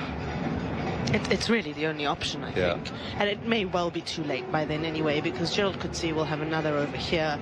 Keshav Maharaj will finish up, and by then Australia may need 38, 36 to win, and I do think it'll be quite difficult from that position. A few refreshments brought out. There's unofficial refreshments brought out to batsmen and fielders, actually. So got the impact of that, whatever it was, in my throat, I'm afraid. Was it a chili? Well, I'm assuming to be. I couldn't see it. It was. I always think that deliberately concealed. 165 for 5 is Coetzee bowling, and that's played defensively back at him, and there's no run. It's good sport, isn't it? I mean, if you're an Indian waiter, unsuspecting commentator comes along, you slip one under some rice. You've got to comb through your food a little bit more carefully in the future. He definitely did me this one. I couldn't tell if it was green or red. But, and they're both hot, actually. There's a kind of myth that one is less hot than the other, but they're both quite burny. Yeah, I'm afraid it just all went badly wrong. 165 for 5. Smith on 24. Coetzee bowls. He defends that, plays it back up the pitch again. Coetzee fields. And there's no run. He was kind, though. He did bring some water. He saw I was in a bad way. Did you plug it down at great speed? Well, yeah. Hoping to kind of ease the pain there. I did. And Telford mentioned the fact that it started just as I talked about South Africa and choking. So maybe someone up there has just looked at me and said, hey, you can't say that word anymore. Karmic justice now. There you are. 165 for 5. Coetzee. Ball's on off stump. He's fast medium, and that's steered away down to third man. Easily enough. You know, they can just easily just run the ball around here with the extra pace. Yeah, that's really been the thing to see, is that the way that South Africa's spinners have performed, because, you know, another one of the myths, I suppose, that have been busted this tournament is that South Africa don't produce quality spin or can't play against quality spin. And they've proved that they absolutely do. I think Imran Tahir, of course, played at the last World Cup in 2011 and the 2 since then, 2015 and 2019. But he never really had someone who could do it in tandem with him. And with Keshav Maharaj and Tabraiz Shamsi, we have that. Coetzee bowls, tucked away into the leg side, pick up a single. I think Tahir has been Shamsi's mentor on the celebration front. in all kinds of ways, actually. He's here at this tournament, is Imran Tahir. Is he? Doing some Hindi commentary. Oh, okay. I haven't seen him around. He'll be playing in the SA20 next year. He's 44 years old. He's been picked up by the Joburg Super Kings. But he must be careful of that celebration, because he'll do a hamstring if he tries to do that at He'll do something, that's for sure. But Shamsi's up there in that same league. 167 for 5. Coetzee over the wicket, bowls down the leg side, and there's a peel from de Kock, but just a signal of wide from umpire Kettleborough. So didn't flick anything on the way through. Difficult one for umpires, that, because de Kock was up there starting to appeal for a catch, and by signalling a wide, well, I suppose they could still review it, couldn't they, if they thought that he'd edged it, to be fair. Yeah, just the one review left, and yeah, they'll be very careful with when they use it. Looks like it came off the pocket. 168 for 5 in the 32nd. Coetzee bowls with a grunt. Oh, now that's a little edge, and he runs through second slip for 4. I'd like to see that one again. I mean, I gave him the benefit in the previous over of one that he slipped away past slip. I'm not so sure about this. It went very fine, and I think it was a straight bat, but he can prove me wrong. But I wouldn't mind a little look at it. No, that's an edge. That's an edge. No slip there, and it probably wouldn't have carried, but that's definitely a moral victory for Coetzee. But unfortunately, it's 4 runs. 41 needed. 172 for 5. Smith dips at the knee. Coetzee runs up, bowls to him. Pushed away out towards cover. And there's no runs. So 172 5 is the score. And they're going to finish off with Maharaj. No, they're keeping him one up the sleeve as well, although, and there's not much of a sleeve left really.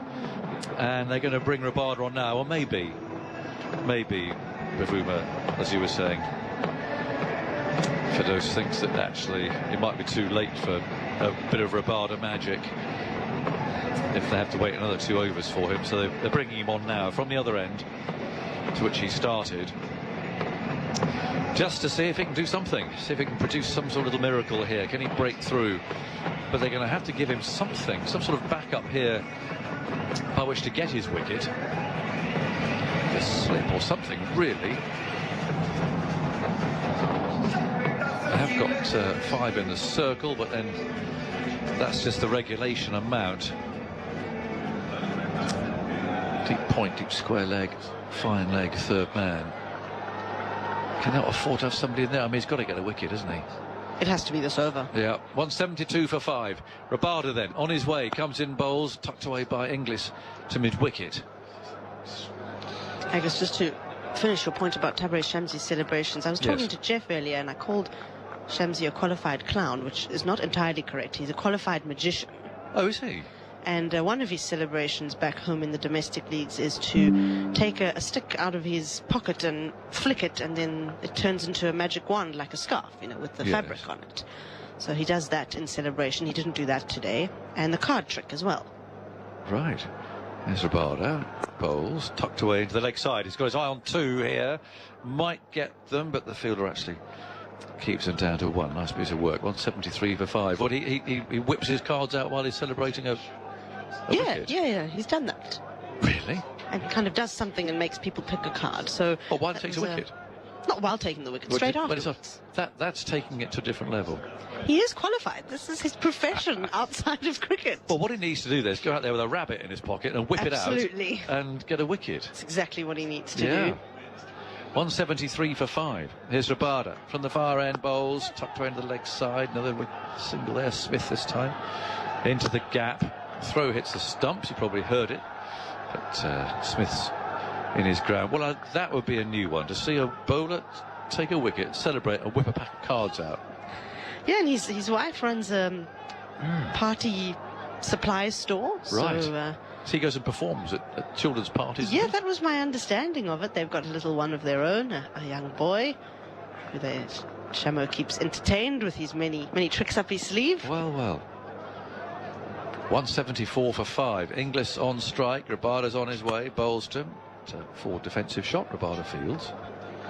Well, it's good to have a player who enjoys life outside of the game. Yeah, absolutely. And I hope South Africa do remember that in the aftermath of whatever comes, because, you know, the previous World Cup semi-final defeats have all brought such trauma, if I can use that word with a small t, you know, bearing in mind what happens in the world is far more serious than what happens on a cricket field. But really, it is about enjoying yourself, and I know that they've spoken as a playing group about having the time of their lives at this tournament. There's Rabada bowling, steered into the offside down the backward point. Well, there's no way this defeat, if that's what it turns out to be, should be lumped with those other semi-finals.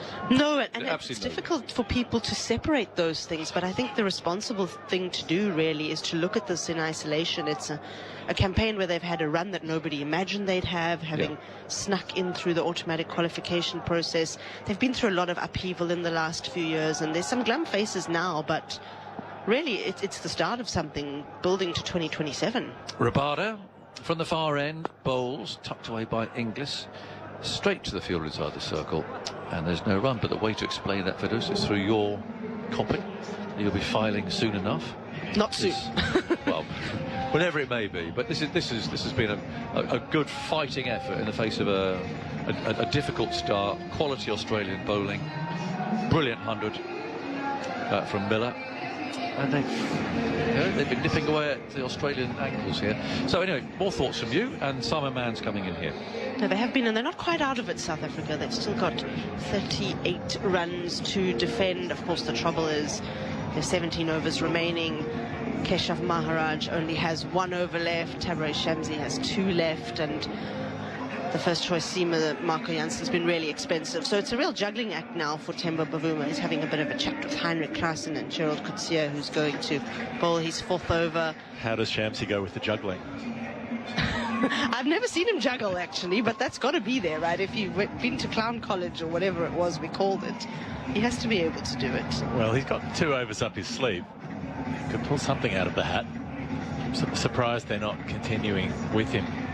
At least use up everything you've got in your arsenal at this point, with only 39 to defend. Maharaj with 1 over left, Shamsi with 2.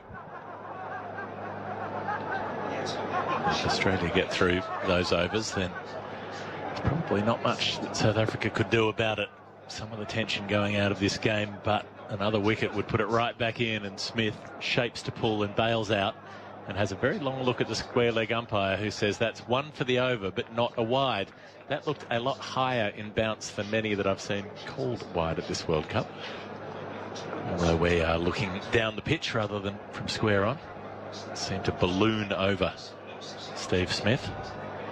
He's on 30 from 60 balls. Australia need 39 more from 101. So plenty of time to do it, only the 34th over. Wickets in hand, the key. 1 more, South Africa are into the bowlers. Coetzee around the wicket, Smith drives solidly enough, but down to Bavuma at mid-off, there'll be no run.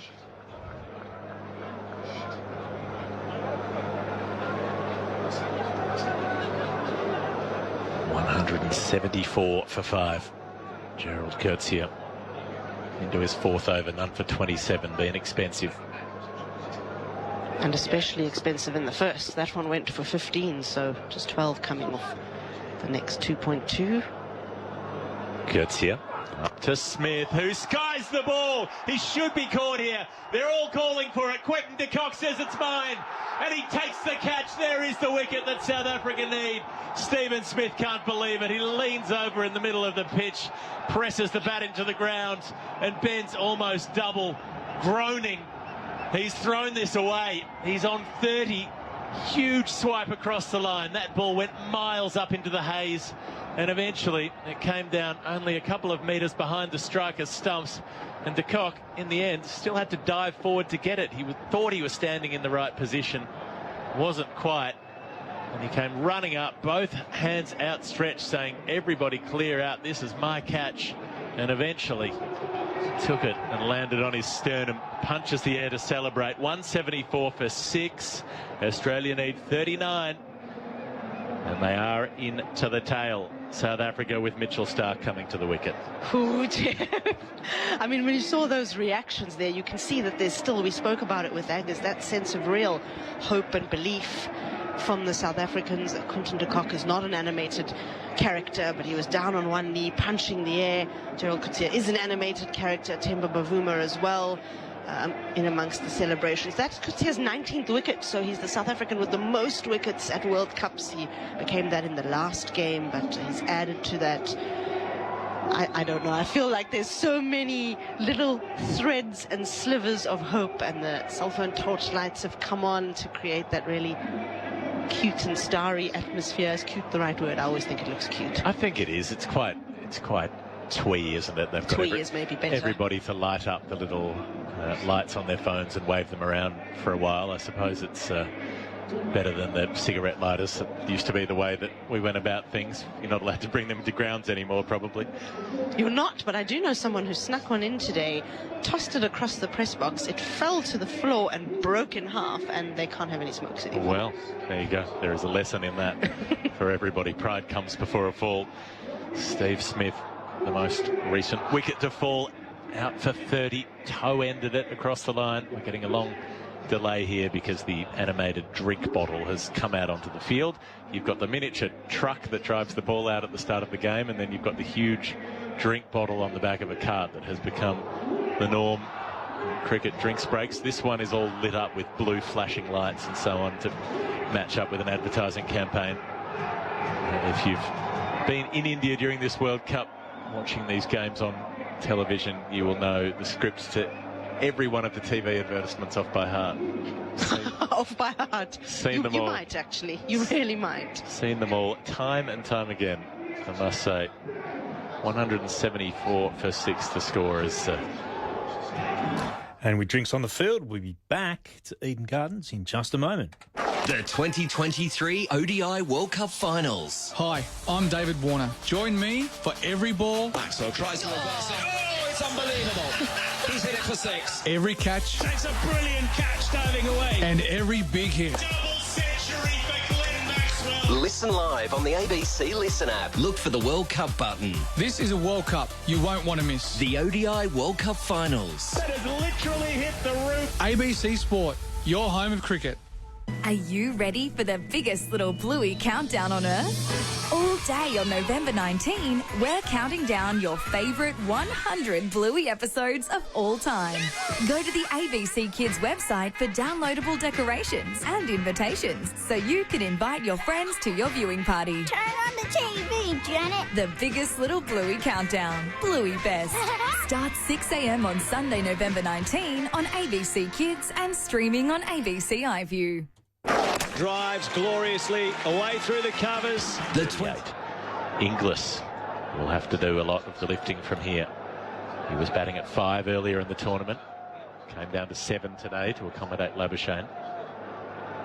And that was a good decision, I think, including Labuschagne, especially chasing a total like this, anything kind of 240, not that this is 240, but 240 to 280-ish. He's really the man to chase those kinds of scores. He made 18 today. Not a massive score, but it was a contribution to ticking off a bit more after that fast start. They took 60 off the first 6 overs. I mean, if you're just tuning in today, this has been the most absurd, topsy-turvy cricket match. The way it's gone one way and then the other. Courtesy of bowls full and Inglis drives won't get a run to mid-off. 1 ball to come in this over. South Africa were 24 for 4. And they fought back to get to 119. Then lost 2 wickets on the same score. Then got their way up to 212. David Miller with probably the best century of his career. He's first in 5 years and 5 days in one-day cricket. 47 innings he's gone without 131 of those completed. So amazing effort from him. Courtesy, a short ball, and Inglis just ducks underneath it. Declines to take it on to finish the over. So Stark will have strike with 16 overs yet to come. Australia need 38. Inglis on 19, Stark on 1. So yes, even that first innings there were points where you thought South Africa would be out for under 100, and then that they'd be out for under 150. The fact that they got past 200 was something of a triumph to begin with. Absolutely butchered early on. 60 off the first 10. You mentioned Courtesy going for 15 off and over, so did Jansen at one point. Rabada went for 21 off and over. And then Markram, a wicket with his first ball of the day, gets Warner. Maharaj's first ball of the day gets Travis Head out. It's just Could have had a wicket with his first ball too. Reza Hendricks put that catch down. That's right. So we have had it all, and imagine for a lot of neutral cricket followers that this has maybe even been the game of the tournament in the way that it's moved and ebbed and flowed. Certainly the stakes, and there is, for the older cricket tragics like us, something here that 20-over cricket can't offer. The ability to change. Well, it's time for a little bit of magic. And here comes Tabraiz Shamsi. See if he has a couple more tricks up his sleeve. He's got 2 overs to come, 12 balls to try to change the fate of this match. He's got Mitchell Starc on strike, so a left-hander, left-arm wrist spinner will be turning the ball away from the left-hander, and Mitchell Starc doesn't mind a shot across the line. They've got a deep mid-wicket out for him. They've got a deep cover point and a long off. And they've got 6 inside the circle, which is interesting. Starc almost gets a run to backward point. It doesn't quite. Bavuma's there. So 6 in the circle because there's a slip in place. So this is aggressive stuff from Bavuma. Has to be, I think. They were going with 5 in the circle earlier, but really wickets is what they're after. So I've enjoyed Bavuma's captaincy through this tournament. I think he's made some good decisions in the field, and this is probably another one of them. Looks like he's adding a second slip now as well. Markram and Klaasen form a line, 2 slips. Gaps therefore in the field. Starc leaves outside the off stump. Just plays over the top of that ball with his bat lifted high. So where can he find runs? He's got a cover and then a long off and a backward point, the 3 run savers. And then he's got a deep point. So only 3 on the leg side, 2 in the circle plus the deep mid-wicket. If he could go across the line, they're challenging him to try it, and instead he punches off the back foot to cover. No run. See what they're hoping to get Starc to do. Some sort of sweep shot, top edge. They've got the short fine leg waiting there. Or some sort of push with the ball turning away. They've taken a slip out now and put that man Markram into mid-wicket. Block off a scoring option. Klaasen still at first slip. Shamsi bowls, flicked away, square of Markram at mid-wicket. Out to deep square leg for 1. Starc does his job, gets off strike, even if it's the 4th ball of the over. Australia still have plenty of time. They need 37 from 92 balls. 2 to come in this over. The right-hander Josh Inglis marking guard. Yeah, I'm enjoying the tension of the situation, even though it may not look or sound like it right now. But this is a good test of South Africa's skill and character, even if they don't end up coming out on top. I think we've seen some really good decisions made by Temba Bavuma, which we've already mentioned. He came in under pressure. It's a great performance from Tabraiz Shamsi, who was poor against India. Shamsi up to Inglis, lots of flight, turns back in, and Inglis punches, waits for it, hanging on the back foot, and punches after it turns off the pitch in towards him, gets a run. He goes to 20 with that single to deep point, 177 for 6. 1 to come in the Shamsi over. 2 for 40 he's got to finish his 9th. Bowling to the left-hander, hoping for that edge. Ball turns away and Starc is not drawn into a shot. Shamsi throws his head back. You're supposed to play at that, he says. It doesn't work. 35 overs bowled, 15 to come. 90 balls, that is. 36 runs needed, 177 for 6. So just 1 over left for Shamsi, 1 over left for Keshav Maharaj. Aiden Markram could still bowl 6 potentially, but I think that this will be the real test of what can Bavuma do that's maybe slightly different. I don't think he can use Jansen again. Seems like he's going to continue with Gerald Coetzee. And then what? And then what? None for 27 off 3. Jansen, though, that left arm angle maybe to Inglis, the right-hander. Mixing up those shorter balls, making him play cross-bat shots. There are options. Coetzee bowls short, and Inglis tries to uppercut and misses. De Kock across to his right, takes the ball low behind the stumps. I think if Jansen was a slightly more confident character, I'd say, sure, let's give him a go. But we've seen twice now, and he is a young player without much experience, that he probably needs to do a little bit of work in these situations. So I think Bavuma's done well to not have to go back to him at this stage. Coetzee, a young player as well. He's full of confidence, and he pitches up, driven by Inglis. Well, that's full of confidence. It's 4 through extra cover, and that was not the length. Inglis able to step into it, crunched. 181 for 6, Australia 32 away. Yeah, and when you see a shot like that and a boundary comes at a time like this, it just shifts momentum completely. It takes so much of the tension out of it, like we've just popped a balloon and everybody just exhales, I suppose.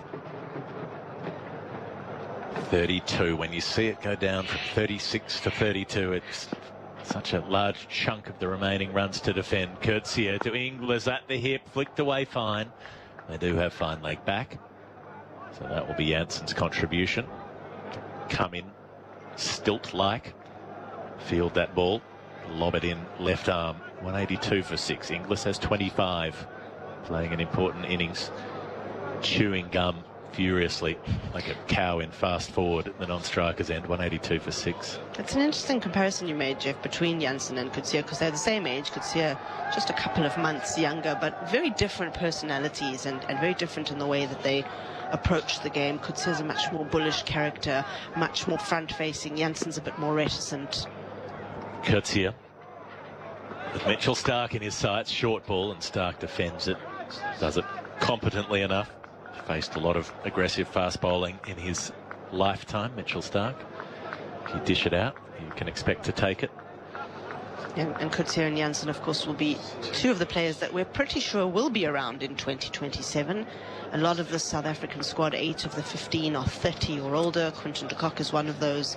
He'll be retiring after this tournament. Coetzee comes over the wicket to the left-handed Starc, angles it across him. The tempter, Starc says no thank you. I'm happy to do the job that Pat Cummins did against Afghanistan and just see out some bowling. Yeah, that was a great job that Cummins did. 12 of 68 balls, while Glenn Maxwell chased down Australia's highest successful score at a World Cup. Not quite that many this time. Not quite. 213, the magic number, as it was in 1999. The way that history echoes. Coetzee up to Starc, fall, and he just keeps it out. That's well played in the end, but very well bowled by Gerald Coetzee. Block hole looking to hit the base of middle. Starc is able to survive. 182 for 6 after 36 overs. Thanks to Firdose Moonda for her company. One way or the other, I'm not sure you'll get back on for another stint. We shall see. 36 overs gone, 14 to play. Australia need 31 from 84 deliveries. Inglis on 25. Starc on 2. Stephen Finn back alongside us. Is there another twist coming? I hope so. I hope so. I'd like to watch another twist. Whether I truly feel like there might be or not, I don't know. But certainly that was an interesting shot from Stephen Smith, wasn't it? I think he was just anticipating that it was going to be banged in halfway down and had premeditated that he was going to try and ride the bounce and pull it away, but it was a full ball. Shamsi into bowl to Inglis. Big turn back in at him, and it's bouncing off Quinton de Kock in the end. Inglis thrusts a pad out to cover the line of the stumps and doesn't play a shot. Shamsi with 5 balls left to conjure something. He's been the threat tonight. It's looked so difficult to go after.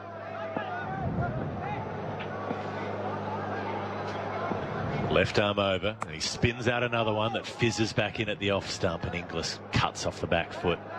Straight to Coetzee at backward point, no run. 4 balls to come in Shamsi's spell. Under our new rules, he'd just be allowed to keep bowling. If Shamsi could bowl through the rest of the innings, it'd be very interesting. Yes, certainly it would do. Yeah, you'd have him and Maharaj wouldn't have had a break, I don't think. Roll them on through. Coetzee is the one who got the breakthrough, though. Got rid of Smith. So being able to change things up is of benefit to any team.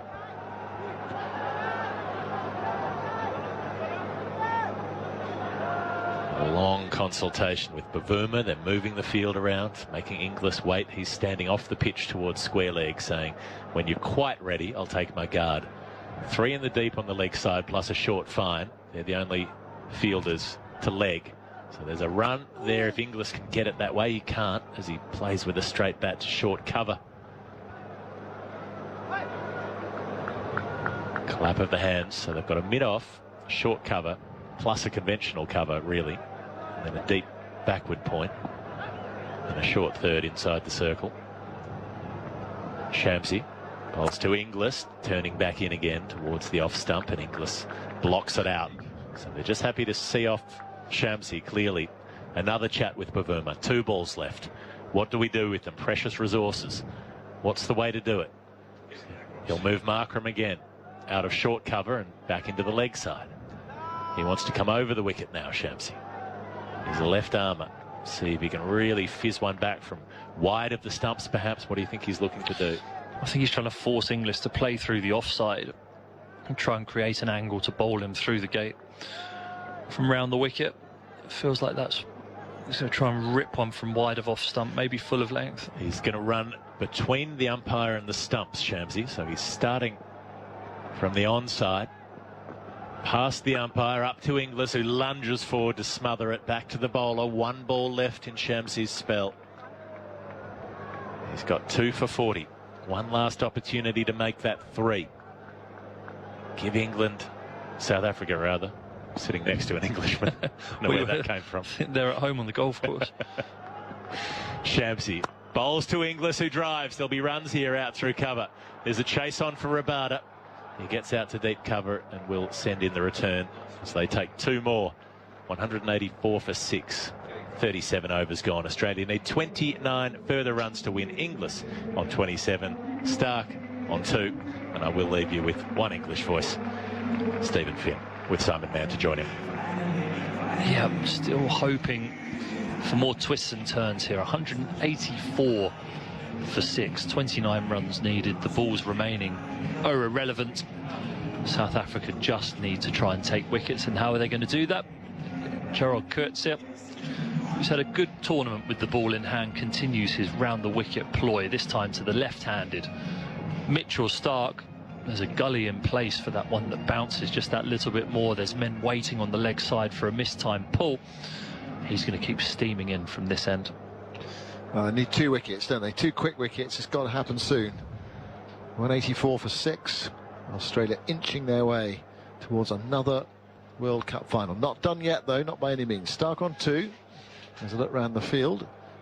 There's that leg slipping, or leg gully in. Here's Coetzee moving into bowl to Mitchell Stark. Stark plays defensively, rolls out towards extra cover, and there's no run. It's such a different game from the one we were seeing earlier when Warner and Head were blazing away. South African must have thought, well, a bit more of this and we're completely done in this game, but they managed to get Warner out just in time. 2 quick wickets, and they try to chip away.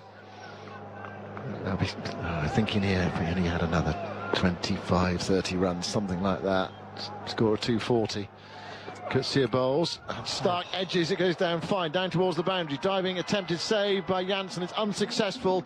It's gone away for 4. That flew away and went very quickly. And that's 4 more. 25 to win, 188 for 6. Stark didn't know too much about that. He will not be remotely bothered. That's a lovely piece of bowling by Coetzee, like out of a test match, back of a length, around leg stump. Stark just looks to push this up towards mid-on. A wide first slip would have absolutely gobbled that up. It slid away fine of Marco Jansen at deep third for 4 more runs, but that could have been the chance with a slip in place. Coetzee bowls to Stark. Stark defends back up the onside the pitch, and there's no run. If you're playing a test match now, I mean, forget about the overs. There are 12 overs left, and they need 25 to win. Would you have this field? No, you'd have a slip. So why, you don't want to be one? packing. Well, I'm completely with you. I think that some of the field setting today from both captains and bowling choices have been not great. And certainly there, you're hunting wickets. You've put a leg gully in place. If you're not going to slam it in halfway down every single ball, that man is unnecessary at leg gully. Lo and behold, he comes across to a wide first slip, exactly where that ball would have gone just now. Around knee height, but sometimes it's too little too late. Yeah, the horse is running across the hills at the moment. Unless Coetzee can make something happen here. Goes in and bowls to Stark.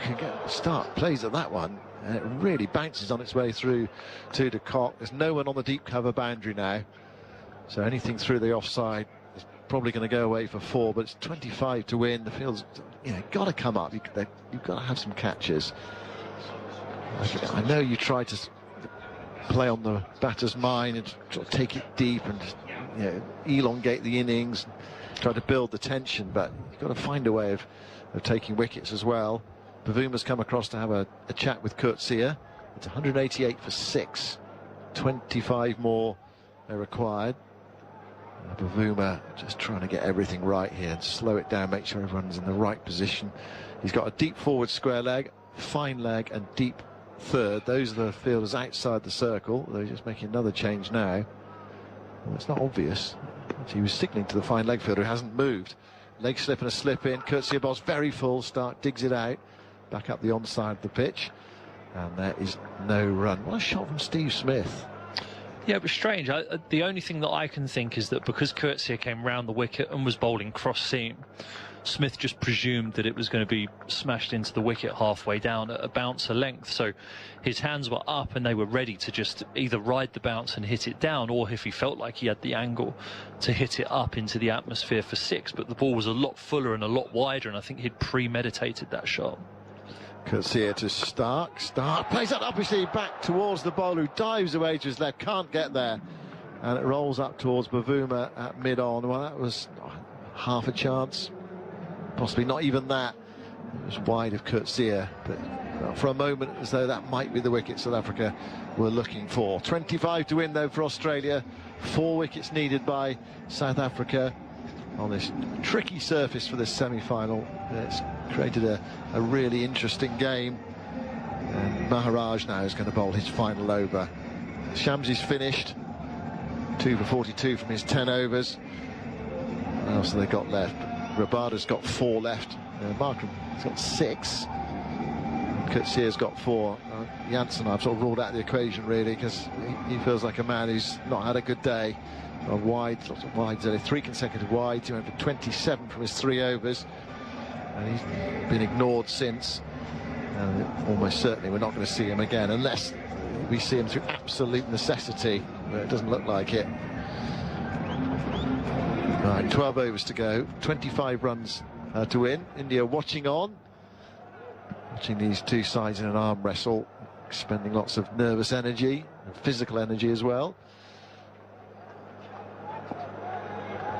One of them will be off to Ahmedabad tomorrow. Here is Maharaj and bowls to Inglis. Inglis comes stabbing forward back to the bowler, and there's no run. I just wonder whether Inglis here, well, this is a bad ball, will just play this over off from Maharaj. Again, he's been excellent. 1 for 22. Really economical in this tournament. Maharaj bowls to Inglis. Inglis right back, guiding that away into a small gap on the offside. Shut the stumps at the striker's end, but Stark is comfortably home with confident running. Just ticking them off. 24 to win for Australia. And Inglis, in the biggest match of his life, has stepped up. He's had a poor tournament, really, but he's 28 not out from 46 balls. And at the moment, he looks to be guiding Australia home to another World Cup final. It's going to take a while, though, I think. Perhaps these next 10, 15 runs anyway, and then it might all happen quickly at the end. Field changes over for the left-handed Stark. He'll slip in. 5 others inside the circle, 3 on the offside. I know they're going to make another change now. Bavuma's marching over to have a chat with Maharaj. This is where it all really slows down, and you are just, well, A, trying to get it right, get to this situation. You want to look back and regret something later. Field isn't exactly the right place, but also there's an element of just slowing it down and making the batters wait. Contrast to earlier when we saw Australia's bowlers whipping through their overs and building pressure, with Maxwell bowling earlier, and so too Travis Head. There's a leg slip in and a slip for Mitchell Stark. And here is Maharaj bowling to Stark. Stark leans forward, gets a thick inside edge on that, goes out towards mid-wicket, picked up by Bavuma, and there's no run. Lots of interest there from Maharaj, but with the inside edge, he couldn't get quite through Stark's defences. Maharaj moves in again and bowls to Stark right back into stumps and plays that defensively back up the offside of the pitch. And they really are just seeing off Maharaj here. Yeah, it feels sensible. If you're in the dressing room here, you just bat out this over. Maharaj bowls to Stark. Stark nudges it into the leg side towards mid-wicket, picked up by Bavuma, and there is no run. Change of angle from Maharaj. He's coming round the wicket for the final ball of his spell. the left-handed Stark. Can he pitch one on and straight one? That's what he'd be looking to do. Get it onto that pad. Goes in now, bowls to Stark. Outside the off stump, Stark pushes it away, gets a single. Wide of cover. And takes the bowling at the end of the over. So that's the end of Maharaj. He can have no more impact with the ball. 10 overs, 1 for 24. Shamsi, 2 for 42. The spinners did as much as they possibly could in a way. I mean, they kept it tight, they threatened, they created problems, 3 wickets between them, and they're very economical as well, but not quite the sort of bursting through the Australian batting lineup that Temba Bavuma would have hoped for. 190 for 6, it's 23 to win. That's why another 30 runs on that total for South Africa would have meant that the Australians would have had to take some degree of risk. Maharaj 1 for 24 off 10. They're rarely seen figures in modern one-day international cricket. That was a rip-roaring rate 30 years ago. He'd gone round the park at 24 off 10. But now it's very rarely seen. And had Australia had to try and open their arms up against him on this surface, then that would have definitely created more opportunities. All right, there's someone on the field here. I haven't seen that in this World Cup. It was a spectator invasion. And he's been led off pretty smartly. A couple of fellas in camouflage. Yeah. Well, it's one thing we haven't seen in this World Cup. A spectator on the ground. He's done well to jump the big iron fence that's there, to be honest. There's a 15-foot iron fence that separates the crowd and the players, so he slipped through or over that somehow. All right, on we go. Here is Coetzee bowling to Stark. Short ball, nudged away off the hip by Stark. Might get 2 here. And they will get 2. Fielder running around from fine leg and from deep back with square leg, sprinting towards the ball. He played that in the gap, Stark. And Australia need 21 to win. There's a bit of excitement over there on that far side, where that spectator has been escorted through the gate and into the crowd and presumably out, and then, well, I wonder what happens to him next. Not sure. Every police officer carries a wooden stick here. Coetzee to Stark. Stark plays that away into the mid-wicket gap and take an easy single. Well, he's such an experienced player, Mitchell Stark, and when he puts his mind to it, he's a talented late order player as well. Well, he's got a very organised setup. I think when you watch lower orders bat, sometimes their feet cross over themselves, their hands come from out to in, and they create funny angles. But Stark, he stands very still. He's got a wide stance. His hands go up in one motion and everything comes down in one motion, which is a solid base to start from. As a lower order player, very handy batter and good to have in this situation. Coetzee now to bowl to English. Short. English ducks underneath it on its way through to de Kock. Australia taking all the time they require here, not being rushed, just in control. 4 wickets in hand, only 20 runs to win, still bags of time. 10 overs left after this one. Smith going for that huge hoik into the leg side, ball outside the off stump, but since then he's to have played very sensibly. English waits. Coetzee around the wicket, bowls another short ball, and a flinching defensive shot, goes towards backward square leg, no run there. Dot ball. English out there now. He's probably feeling a bit tense, but must be absolutely loving it as well. This is his moment on the big stage, in the spotlight, after a disappointing time. And you get that sense of determination. I'm going to see this through. I'm going to be the player today that wins this game. He's only made 28, but they've been such valuable runs. He's been out there for 48 balls. Coetzee into bowl to English. Falls bowled him! Oh, magnificent delivery. He's not going to see it through. That's a brilliant Yorker from Coetzee. He's knocked him over, and English is on his way. Well, that was a fine ball. 193 for 7, and is it still alive for South Africa? That's the wicket they wanted. English out for 28. Yeah, absolutely out of nowhere there. Coetzee cross seam. Every other delivery had been banged in halfway down, and this one is a perfect Yorker, pitching on the stump line. The heads of the Australians in their dugout get thrown back in despair.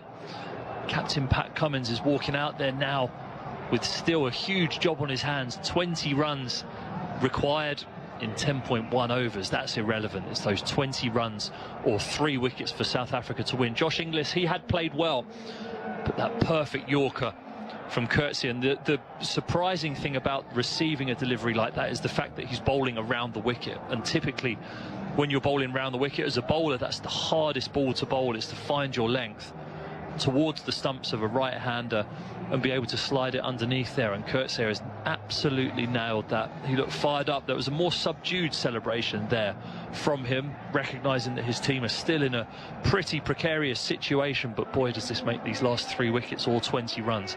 Very interesting. 193 for 7. Cummins has been in this situation before, so plenty of experience.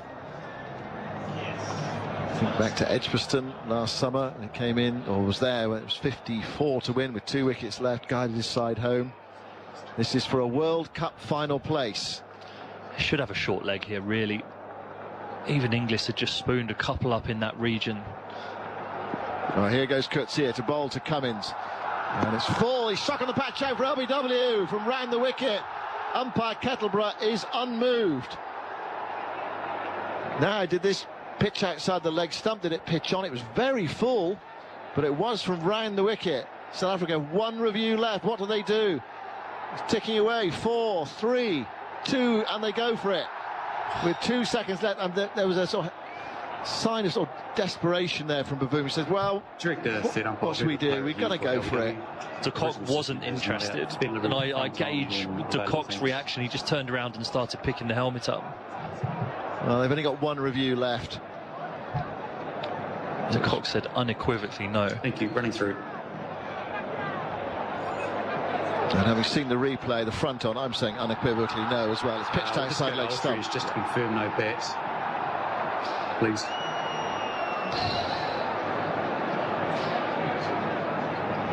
Keep going. Flat line.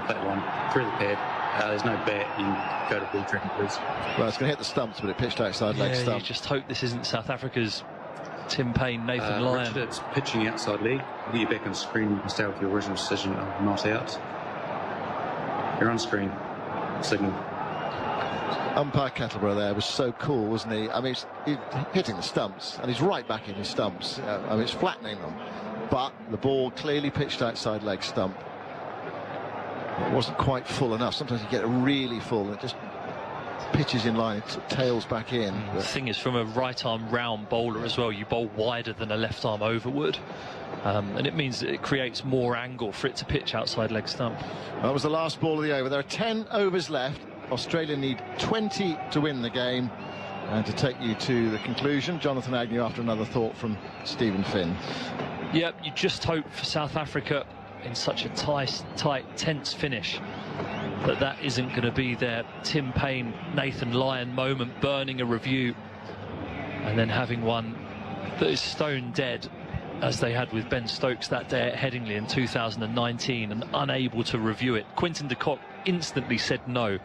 Went round, turned to pick the helmet up, but Bavouma, in a late dash of emotion with 1 second to go, signalled to umpire Kettleborough that he wanted the review, and Quinton de Kock was proved right. It was a really good umpire's decision there. A lot of pressure, everyone jumping around all over the place. Coetzee was convinced, and umpire Kettleborough knew. Not out, pitching outside leg stump. The irony actually was the one you're talking about was actually Cummins bowling at Headingley. 193 for 7 then. Right, this is going to be a dramatic finish, I think. Stark knocks the first ball from Markram away out to deep square leg. They take 1. Hazelwood and Zampa to come. And as usual, one spares a thought for those tail-enders down there in the nether regions who half an hour ago wouldn't have thought they were going to have to bat today and try and get Australia into a World Cup final, but it might well happen. Wonderful Yorker from Coetzee, one of the balls of the tournament, that from round the wicket. Great delivery. 194 for 7. 19 needed, all the time in the world, but there's 3 wickets left.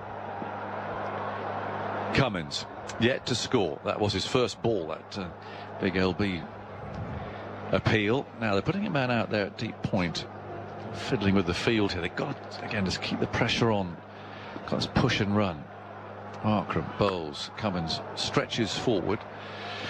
Interesting, he's got to play the senior role here. He played very much second fiddle And Glenn Maxwell's amazing innings the other day against Afghanistan, but really you feel that probably Cummins has got to be that person in charge today. It just covers up this next one from Markram, is bowling his off spinners, plays it back up the pitch. Stark doesn't often bat ahead of him. He did today, but he's only got 11 from 22 balls. Cummins, he's the captain. He's the main man really here. He looks around into the leg side. There are two fielders behind square leg, and he stretches forward and punches that easily enough down the ground to long off. One more, 18 to win. 56 balls. And now Stark to face the off spinner. There are balls out there that are spun enough to beat a groping left-hander's forward defensive shot here. He's got to be careful. Markram moves in, bowls to forward, pushes that away out to cover. Tremendous finish. It really is great stuff for a semi-final to finish like this. Crowd, you can hear them murmuring away there. 45,000 here. Markram again comes in, bowls, and Stark, ambitious there. Crive catch it, almost a little fiddly leading edge back to the bowler. Is he trying to play that away into the leg side? He's got to be careful. The ball is gripping, it is spinning. 195 for 7. Cummins 1, Stark 11, 18 needed for Australia to get into the World Cup final on Sunday. Bowlers wise, what's he got up his sleeve? Well, Rabada's got 4. Markram, who've seen there, has got another 5 left if they want to. He's only a part-time offie, really. Coetzee has got 3 left. It's been quite a big spell here from this end. And the 2 spinners, frontline spinners, Shamsi and Maharaj, are done. So it feels like Rabada still got those 4 to come. I think I'll be leaning towards him, wouldn't you? Yeah, maybe Coetzee one more. If he can't look like anything's happening this over, whip him off. Cummins on strike then, a short ball that he plays very badly, fending it away awkwardly, and it popped up into the offside. Coetzee's limping. He's done something there to his leg, his right leg, who is gripping there. It might be cramp. He's putting a good spell in here, but he hurled that in halfway down, and Cummins is a very tall man, but played that very awkwardly indeed. Fine short ball. I hope Coetzee's all right. Pavoon was having a word with him there, coming over for a quick chat, making sure that he's put a lot into this. Looks a bit crampy there. Every time you take a step in your run-up, you feel that twinge in your calf. Right, well, he set off there, and now, well, Cummins is... What's he up to? Cummins is talking to the... Broken his bat, but it looks a bit... Did he break his bat with...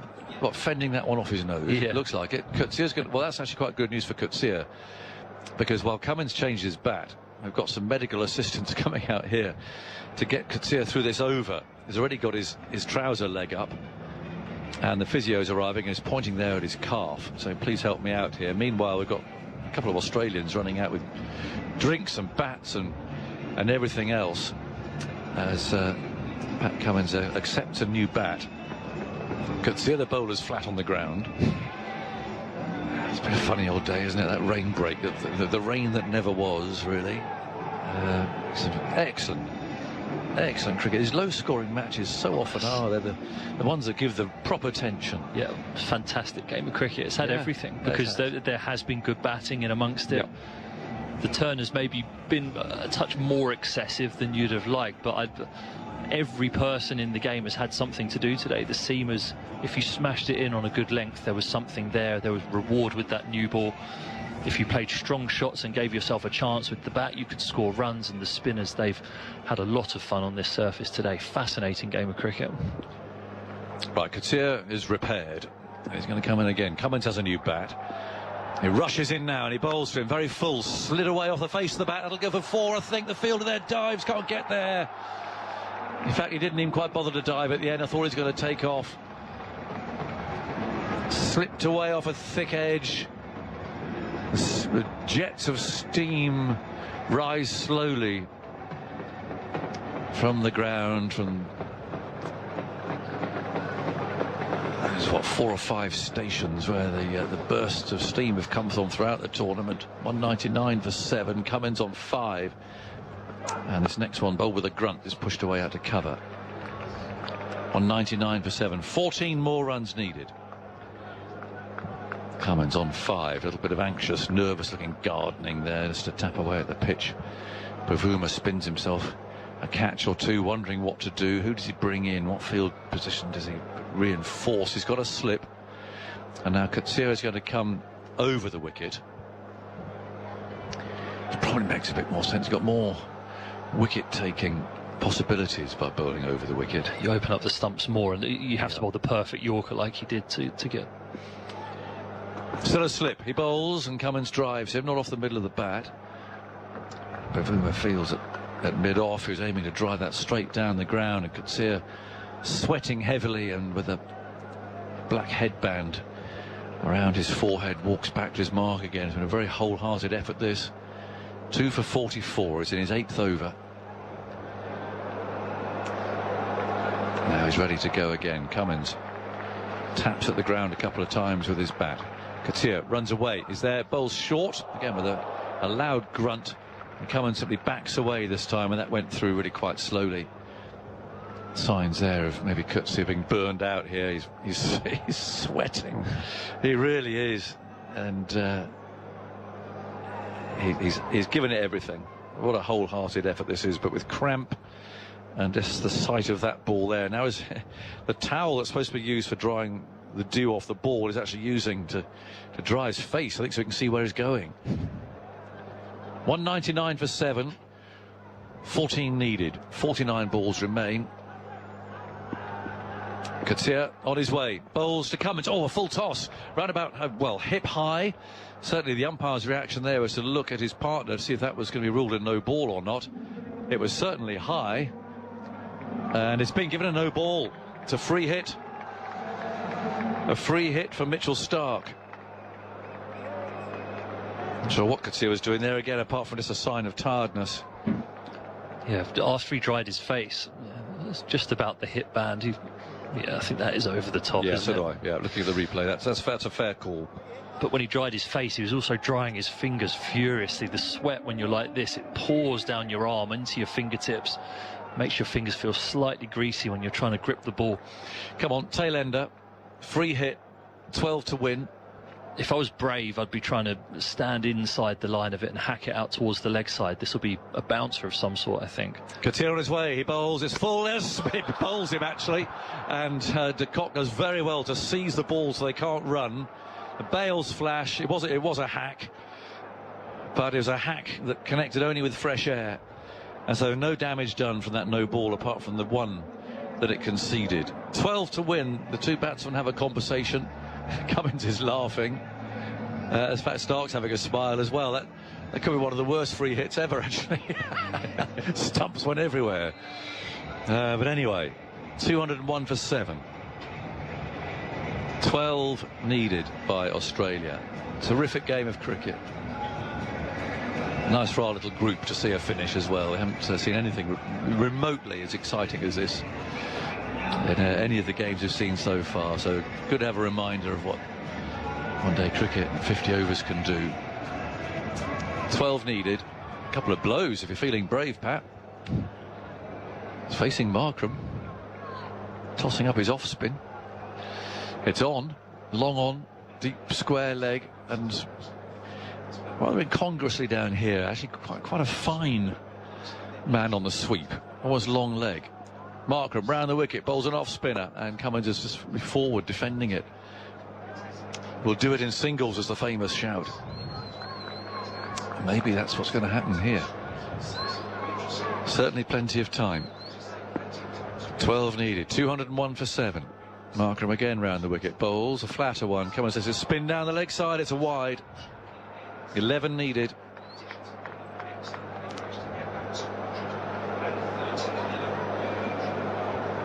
$202 for 7. Cummins on 6, ready again. Markram trots in from round the wicket, bowls outside the off stump this time. That's a better line, actually. Let's open up Cummins a little bit there, looking to drive it into the offside. That's more of a chance of spinning through the gate. Markram able to field that off his own bowling. 202 for 7. Markram bowls, Cohen's. Oh, catch it, they shout, it bounces just in front of the fielder. Close there. Miller almost made it.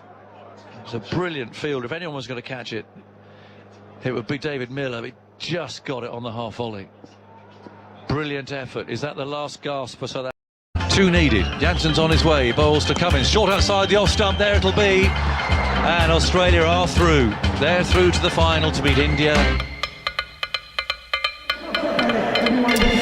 Well, indeed. Hello, everyone. Good afternoon from us in Ahmedabad. We're after 48 matches. When they get an early look at the bowling. Special. Tatchin's a reasonable substitute, I guess.